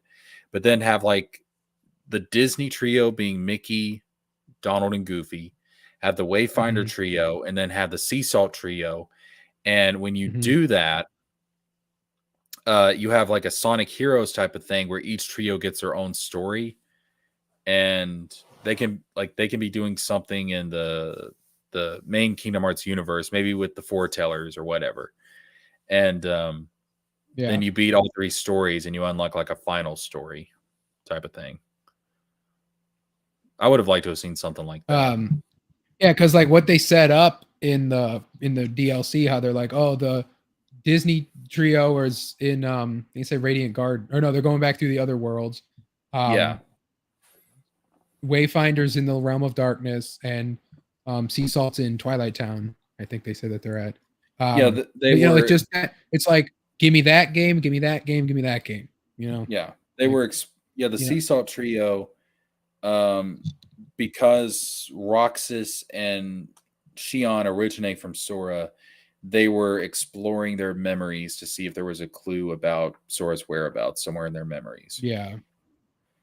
Like, it's like, like I once had the idea of, before they were like Kairi going through the Disney worlds that they went to, but it was the sequel movies. So it was like Peter Pan 2, Return to Neverland, and like the sequel movies, and like just that, where it's like, here's the straight to DVD sequels, but like Kingdom Hearts 4 is going to be good, but it's like I did like the side games weren't the problem. It was putting side games out on random consoles that you didn't have. That was the problem. Yeah. Like if they wanted to do like cheaper, here's a $30 couple hours long, but you get to play as the Sea Salt trio with the one guy that joins them at the end, the Axel's friend, the blue-haired guy. Oh, Isa, yeah. Like you get to, and he's there too, and you get to have them, and they go on a couple of Disney World, or maybe they explore the rest. Like there's other parts, like kind of like in Dream Drop Distance, you could explore the other parts of Traverse Town. Like you could explore other parts of Twilight Town. There's like, whole new place. I am fully convinced that Isa's getting a Keyblade. Yeah, probably. I mean, if Lee, to everyone at this point. Lee has one, I don't understand why Isa can't. Well, like, isn't it because like they can get him, but like, didn't Axel learn how to do it because he picked up Ventus's wooden one or something? Like, did he get like the ability to know how to do it from that? Because like Kairi touches Aqua's in Radiant when she was a kid, and that got it. Terra did the ceremony with Riku. That's how he got it, and then Sora was just picked by the Keyblade and won. I don't know if that would work, Because the reason that it worked with Terra and Aqua is because they were on the level of a master. Even though Terra was not officially named a master, he was on the same level as a master in terms of skill. And I think I think it has to be a master level Keyblade wielder for that to work. Ventus was not on that level yet. Ventus wasn't up there with the Aqua and Terra as far as mastery. I just saw that clip, and when he picks it up, and I was thinking, like, I wonder if that's why he has a Keyblade, and now is because he picked up the wooden one, or something like that. I think, in all honesty, he could have just touched Mickey's because Mickey was there in the tower with them. Mickey could have just done the ceremony, and he could have got a Keyblade that way. Yeah, I mean, like to do it with Kyrie though, where it's just that little hand touch, and that did it. Like something like nothing Nomura does is. There's got to be a purpose, and I just wondered if that was like even just that little thing there where he picks it up and swings it around, and it's like, oh, he can wield the Keyblade now. He just doesn't know how to until beam drop distance. Oh, it could be. At the very least, I think it was foreshadowing that he was going to get one. Yeah. Which, by the way, this return of Roxas is still one of the coolest freaking things in the entire series. Yeah. I had this like whole scene memorized because I watched so many people's reactions to it.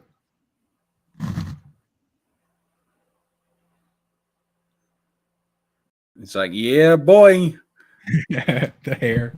It's like, it's him.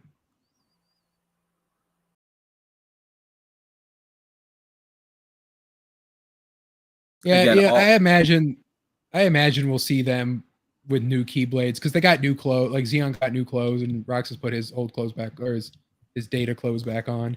Yeah, so and thank God, man. Thank God they're out of these freaking robes, dude. Like, my gosh.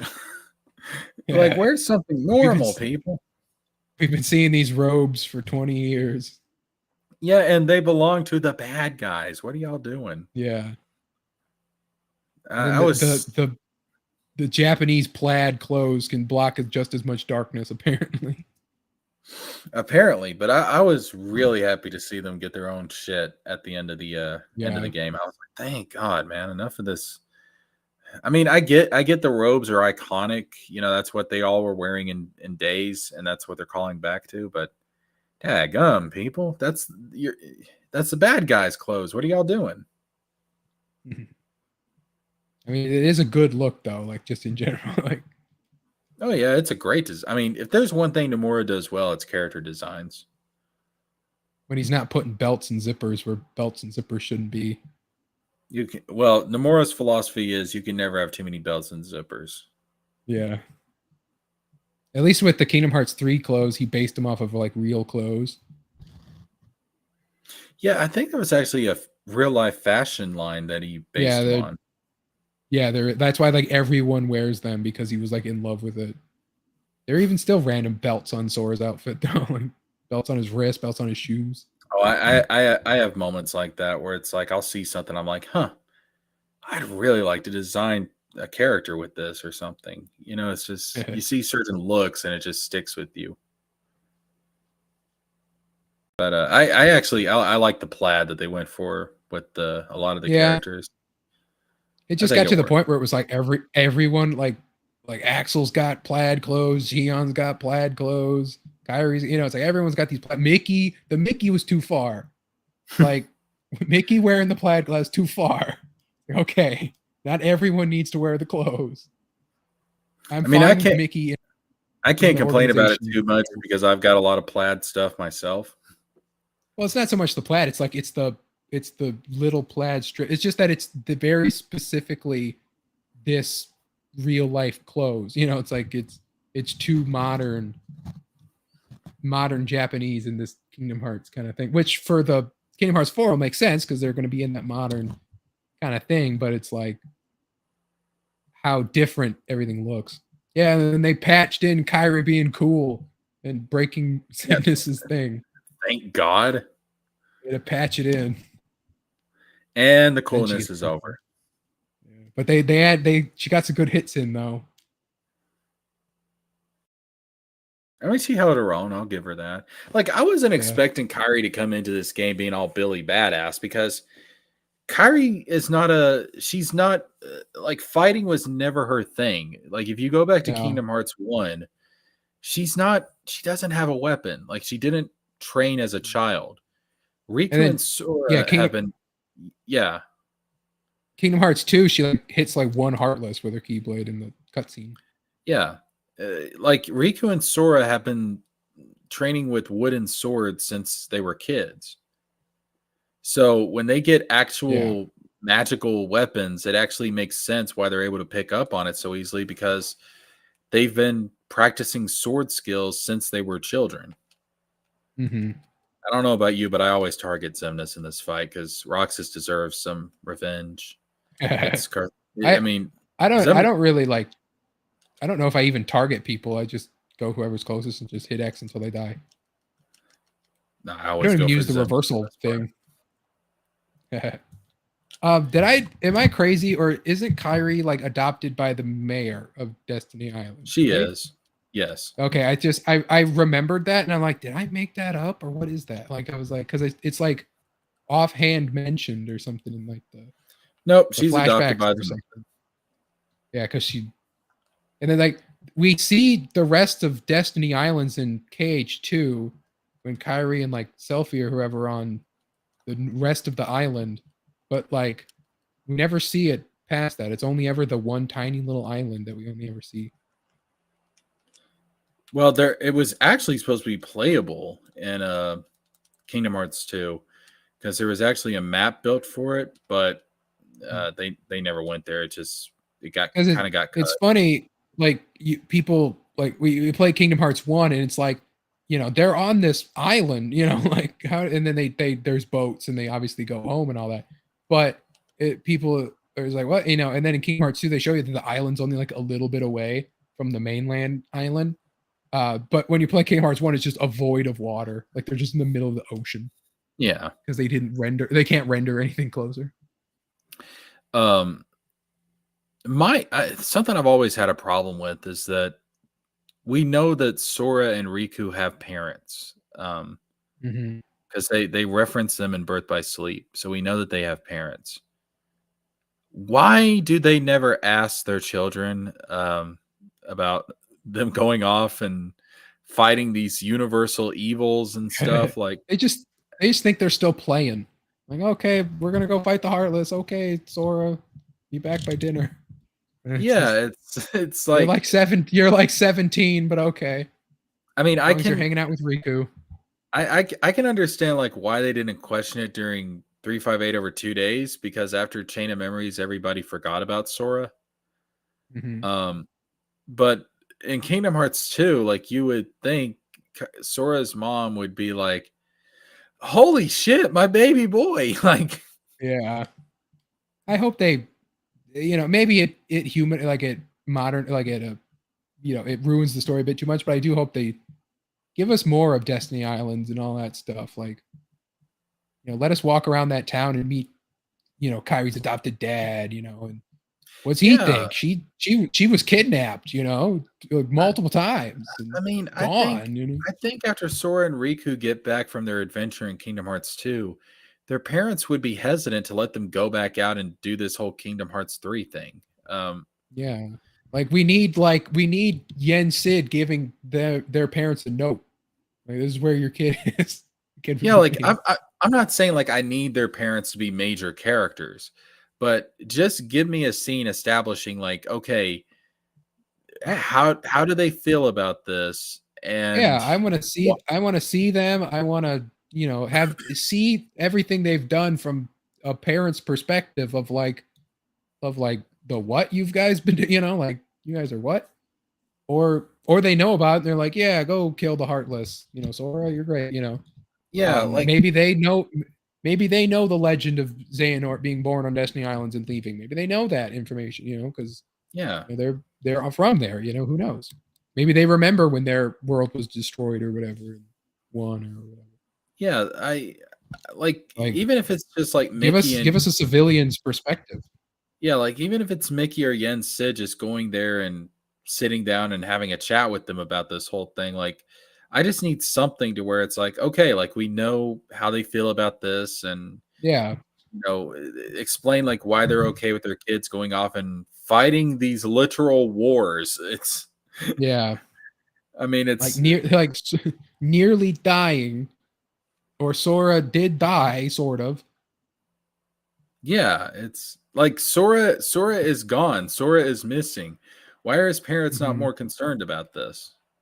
Like Sora fought gods, and it's like he fought Hades when he was like whatever his age was in one, like 15 or whatever, 14 or like, Yeah, 14. He fought a god of death. He fought the ruler of the underworld. He fought a titan of ice. He fought whatever Sephiroth is.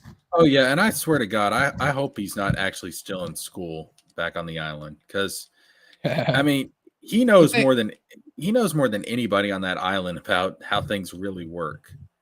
Well, or like he goes to school, and he's like, oh, I know stuff, and then it's like, oh no, sorry, you lost all your experience, and so you have to restart from level 1. He's like, oh, and then he forgets everything. Oh, screw that. That's how it works. That's how it works in all the other games. If anything, Sora should be the one teaching everybody else on the island. Or Sora, he gets back, and like, Sora, you left in like the middle of like middle school or whatever, high school, before you start high school, you got to retake, you got to do all of high school, and you're like 17. He's like, I gotta do high school. I'm like, yeah, you gotta do high school. Riku was able to do high school, but you've been off doing stuff. Riku got his GED in Twilight Town. You gotta go back to school. It's like, well, Sora, I wasn't just watching your ass sleep that entire time. Like, I was actually accomplishing something. I had to do stuff. You were in a pod, and he's like, well, like my nobody and the memory hole for me, like they completed school, so I don't have to. And they're like, the teacher's like, Sora, what the heck are you talking about? Yeah, nobody. What is this shit? You think you just make stuff up and get out of school? Come on. Yeah, TJ Laser is right, though. There has to be an in-universe reason for them not to notice anything that happened.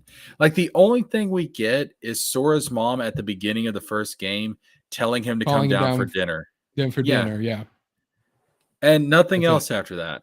And it's like, I just need an explanation for why the parents are letting this go down.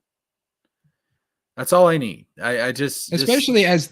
Especially as they get older, like when they're younger, there's that kind of like childlike whimsy of like, do whatever the parents, whatever, you're just telling a story. But as they get older, and he's gone for so long, they need to have like, the like Final Fantasy VII, like how you talk to Aerith's mom and all, like that kind of just like, what is Sora doing? And it's too dangerous. And, and you just learn, you get to know that character. That's what I want with Sora's mom. Oh, like I said, I don't need them to be major characters. I just need to know what is their perspective on all this.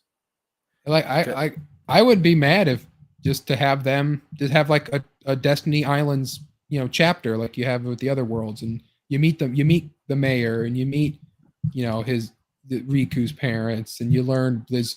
Maybe Riku's dad is dead or something, or you never know. Like you just expand on all that stuff, and you meet them all, and and then you only have to do it in that one game, and it's done. It's like, okay, we saw them, we know what they're all about, and they're okay with doing the hero stuff. Maybe they're not, and then they get attacked by a Heartless, and then they're okay with it. Who knows? Yeah.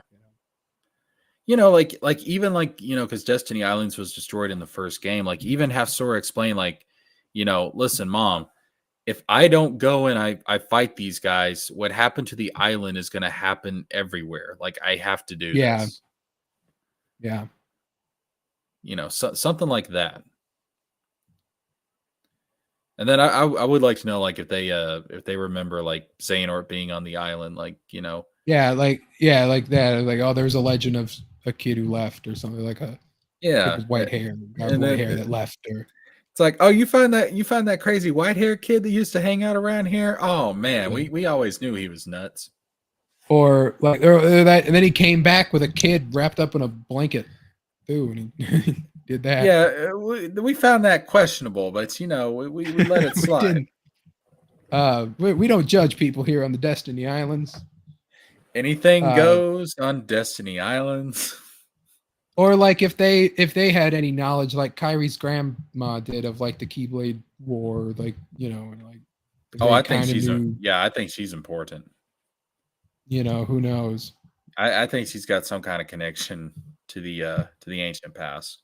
I think people thought that she was Skulled or something. Like someone said that at People some thought point, that she was Ava. Yeah, Ava, that's what it was. People thought she was Ava, and then people thought she was one of Xehanort's classmates from Dark Road. I don't know what it is exactly, but I think she has to have some kind of connection. Maybe it just works better if it's just like a legend. You know, that's why I said, like, if people on Destiny Islands know the legend, then they know the legend. Well, also you got to think King Triton knows the legend as well. Yeah, King Triton knows the legend. Yeah. So, which I wonder if it's a thing that's passed down in royal families, like maybe the royalty of the worlds, like it's kept in their records or something. Well, is she an actual princess of Destiny or Radiant Garden, or as far as we know, no. okay. But because if she was, she would be related to Ansem somehow. Well, like, and also the flashback of her grandma telling her the story takes place inside the library of Hollow Bastion, right? In that, like, the castle. Yes. See, what I'm thinking is that she, like Kyrie's grandmother, may have worked in the castle. Yeah, that could be too. Because remember, they were hanging out at the castle in Birth by Sleep. Why? Yeah. So she may have her being a princess of light or whatever, princess of heart or whatever. But like, not all the princesses of heart are actual princesses. So. No, she's not a princess, and Alice. Alice is not a princess. Yeah. And then as far as like the new ones go, like Elsa is one, isn't she? And she's a queen, not a princess. Yeah, Elsa's a queen. Anna's a princess. Rapunzel's a princess. Obviously, Kyrie's not a princess, but let's see how many. That's all we got for him, right? Yeah, there's 3 that we don't know about yet. And Moana is one. Moana could be one. I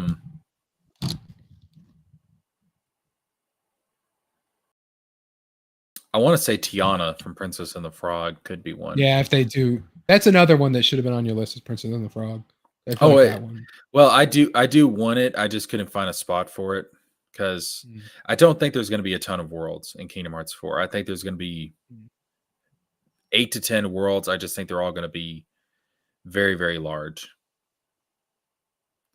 Because you look at Quadratum in the trailer and how big it is, I think it's going to be like that for every world.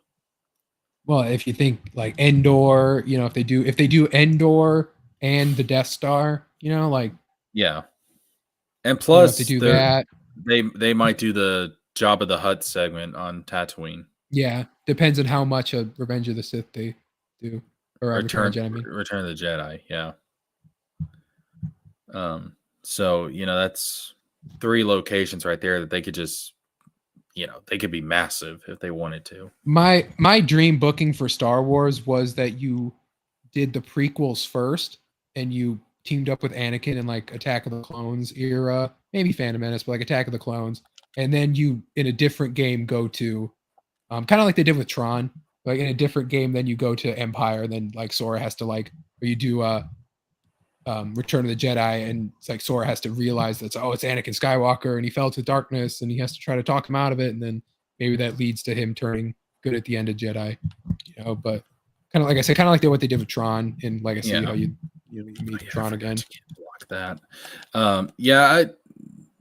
I wouldn't mind seeing something like that, but if they're just going to go with one particular era, I think Return of the Jedi makes a lot of sense because it is the conclusion of George Lucas's original story.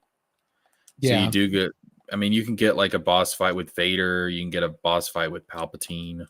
Yeah, that's the one that at least you can, because if they were on Bespin, he'd chop off Luke's hand and then you'd have the boss fight, maybe. Like at least in Jedi, you can beat Vader and have it make sense that he loses that fight. You can beat Palpatine, it makes sense he loses that fight. Then they blow up the Death Star. You can do that. And then the shot of the Death Star blowing up with the gummy ship and the Millennium Falcon flying away at the same time. That's gonna go hard.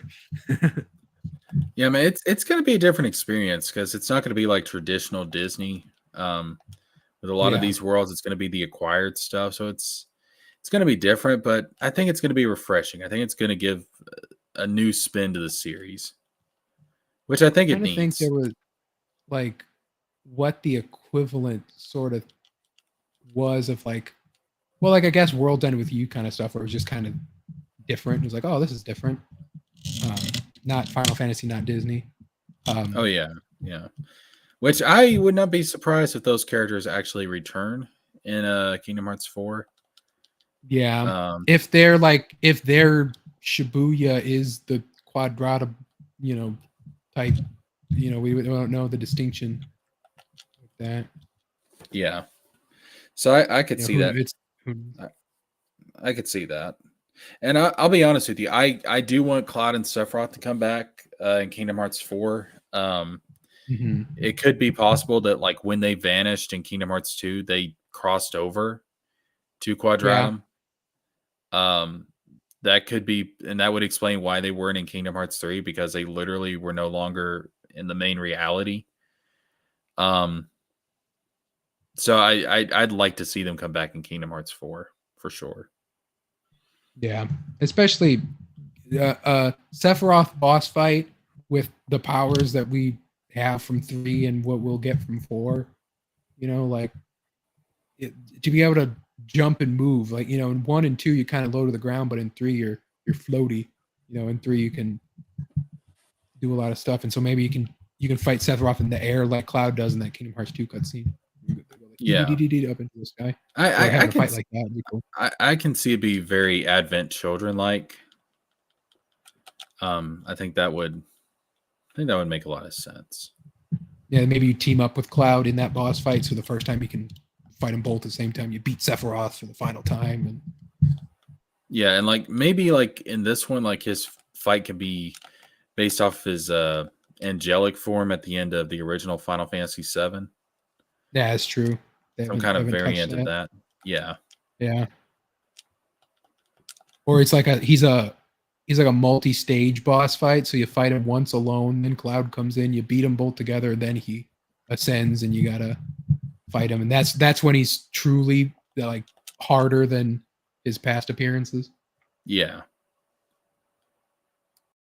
I do wonder if they're gonna have Zack involved, because in the credits of Birth by Sleep, you see Zack in the Coliseum, and then he disappears, and all that's left is the black feather. Yeah, and Nomura did confirm in an interview that was Sephiroth. Yeah, Sephiroth which I don't know Final Fantasy stuff. All I know is that he dies, I think. Well, see, also too, Zack was talking about his idea of a hero to Terra. Nomura also confirmed what Zack is talking about there is Sephiroth. So in Birth by Sleep during that time period, people view Sephiroth as a hero. Yeah, because he is supposed to be a war hero or something, right? Yes, in Final Fantasy VII, he's a war hero. So I wonder how that fits into the universe. What Sephiroth's story is. I don't know. Kingdom Hearts. Yeah. I wonder if he was maybe a wandering hero, because they talk about how if you're in the corridors of darkness, they can corrupt you. So I wonder if he was almost like a wandering samurai type of character, and maybe he's using the darkness to travel between worlds, and it ended up corrupting him. Well, he's in the games, he's the final cup, so it makes sense if he was a past true hero as deemed by Phil. Yeah. Because he's in the cup tournament, and same with Cloud and Leon and all them. Because he's not a Hercules character, so it doesn't make sense for him to be there if he's not a a hero type, I guess. Yeah. And that would explain how Zach knew about him, like why he refers to him as a hero. Like maybe he saw him compete in the Coliseum before. Maybe there was some other problem before the Heartless, before the Unversed and all that, where Yeah, it was called Hades being on his bullshit. That's what it was. or just some in like some other world or something. He just like solved some problem, and then it was like, oh, Yeah, I think that's what I get. Kingdom Hearts 3 had so much that it needed to cover, but daggum, I still want to know the Cloud and Sephiroth subplot. There's a lot that's been left Yeah. unanswered. Especially if it's not easily explained by what happens in the Final Fantasy games. If it's its own thing, you kind of want to know the answer. Oh yeah, and it totally is. I mean, like there's some like callbacks and stuff to their relationship in Final Fantasy 7, but no, the Cloud and Sephiroth story in Kingdom Hearts is very much its own thing. Yeah. So it does need to be explained. Absolutely. Because as far as I know, like there's no Genova in Kingdom Hearts, so it's not like we've got that whole thing going on. There's no Shinra. Yeah, no Shinra. And it's not even clear that Zack and Cloud even know each other in Kingdom Hearts. Yeah, like if Zack is from like the Olympus world, yeah, but then Sephiroth knows Cloud, so then he couldn't be from Olympus world, so he must be from the Radiant Garden if Cloud is from there, and then like if he is this wandering hero, then Zack knows about him. Yeah, unless Zack is from Radiant Garden, but then they can't travel, so yeah, I don't think Zack is from Radiant Garden. I actually think Kingdom Hearts Zack is from Olympus because he's got like the armor and all that stuff. Yeah, so I think that is where he's from. Cloud is either from Radiant Garden or it's never actually been stated that Radiant Garden is Cloud's home world. It's just that he, like he ended, like he was there somehow, but it's never actually said if it's actually his home world. Yeah, and then he's at the Olympus Coliseum too and won. So yeah, maybe he's from there too, and then he met Leon and Yuffie and them when they were in the tournament because they were in the tournament and won. So, or you could say that they met him there. What if he's actually from Quadratum and he ended up crossing over into the Kingdom Hearts universe? Yeah, but how would he though? I don't know. How did the Master of Masters cross over? But, going to is one place. Going from, that's another. But that may explain like why he would be in Unreality now, because that's actually his true reality. But yeah, if they went to Unreality when they left, we don't know where. Right.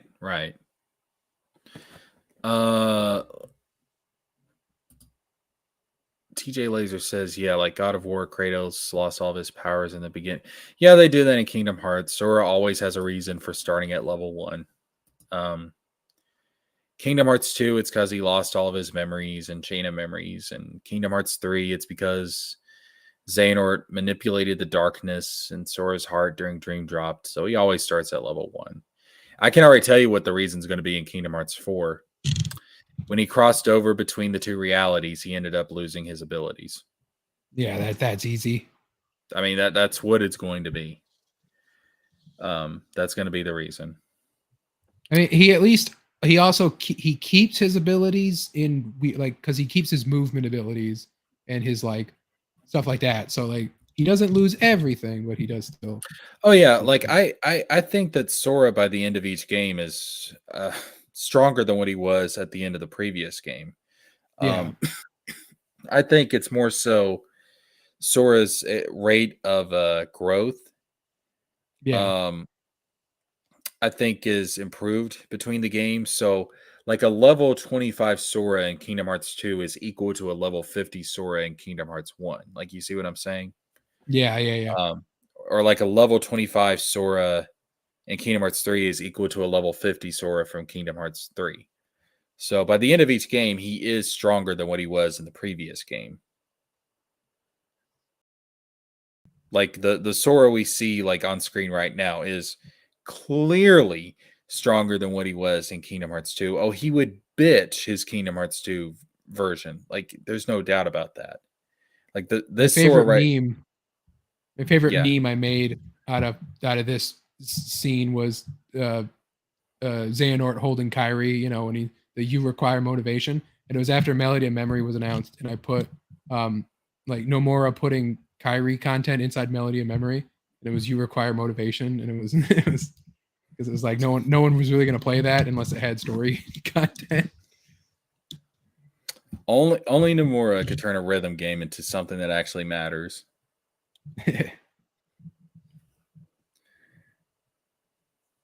That's why I say you gotta play every game because every one of them's important. Every one of them has something to contribute to the story. Yeah. Now Melody of Memories.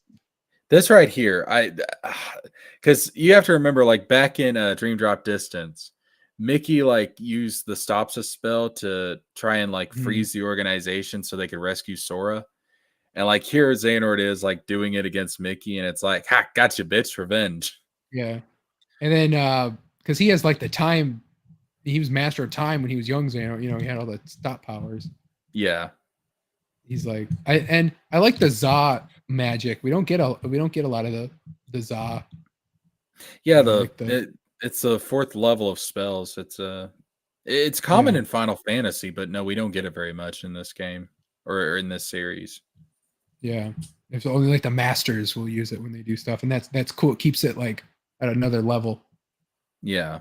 Well, see, that's one reason why I think Sora does become stronger at the end of each game than what he was in the previous, because if you use a bunch of spells, you get the Za, the Za. So but it's not as cool. It's not as cool for that. But it does show you like, okay, like he could never use fourth level magic spells in Kingdom Hearts 2, but here he is in Kingdom Hearts 3. He's able to do it. So that's a clear indication that this version of Sora is stronger than his Kingdom Hearts 2 counterpart by this point in the game. Maybe in 4 we'll actually unlock the ability to use it like when we want. But it'll like drain like maybe, but we can still just decide when we use it. Yeah. What I would like to see, because they added the water spell in this game, I hope they do something with earth in the next one, because that's an element that we really haven't gotten. Do they have that in Final Fantasy? They do. It's called like Terra or Geo Quake. or Quake. Yeah. Quakera or Quaka. What's the? It creates it creates an earthquake pretty much. But what's its naming convention? Like Quakeaga. Let me see. It's not used in a bunch of the games. Final Fantasy Quake. That's always my favorite of the naming conventions for the spell power. The Aura, the Aga, whatever, you know, like that. Yeah, it's Quakera, Quaka, and Quakeja. Yeah. Which they use Ja and Za interchangeably in Final Fantasy. Yeah. I think it is mostly considered to be like Quake is level 1, like, and then Ra is 2, Ga is 3, Za is 4, and then Ja is the 5th level.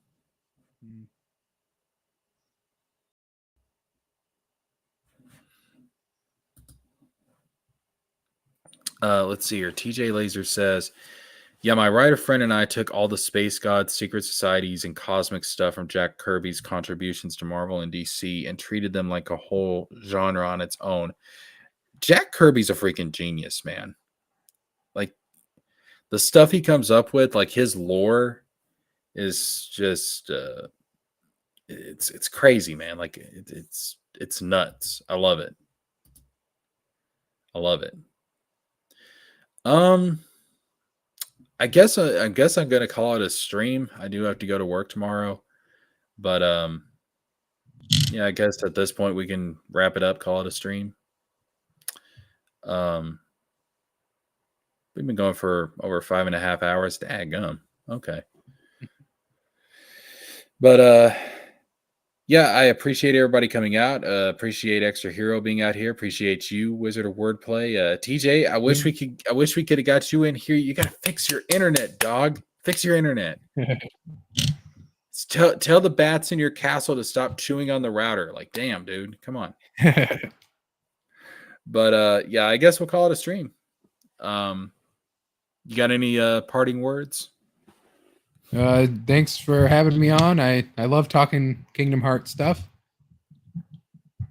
Yeah, I plan to get back to the gaming channel pretty soon, and there'll be a lot of Kingdom Hearts stuff over there. Subscribe to Wizard of Wordplay on YouTube. Yes, subscribe to Wizard of Wordplay on YouTube. You want to put your link in the chat? If you just search Wizard of Wordplay, I show up. But yeah, I'll drop it in the chat real quick. Hold up.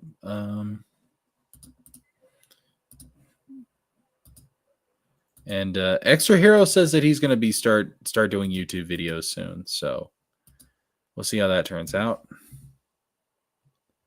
Yeah, there's the link. Interested to see how that turns out. I think everybody ought to try the YouTube thing, give it a whirl. It's not easy. I mean, it's not easy getting up there in subscribers. You really got to work hard at it. But if you can get there and you can get it to where you can get out of the 9-to-5 trap, please do it. It's good work if you can get it. Yeah. As the saying goes. I mean, because I think the pandemic taught us one thing. Your 9-to-5 is not reliable. You may have loyalty, because we were talking about this earlier, me and Extra Hero. You may have loyalty to your work, but that doesn't mean your work has loyalty to you. And I think the pandemic taught us that. I'm all for anybody doing whatever they can to get out of the 9-to-5. So I encourage everybody to give YouTube a try. But don't go into it off the bat expecting to make a ton of money or anything, because that's not how it works. You need to just do it because you like it, do it because you love it. And if you bring that sense of passion and creativity to your content, you'll naturally start to build up a following. Because people, and this is something Eric July could learn, people can sense authenticity, dumbass. But yeah, I think we'll call it a stream. Thanks everybody. Appreciate it. And I will catch y'all on the next one. I'll try and do another stream probably sometime this weekend. But that's going to be it for this one. I'll catch y'all later.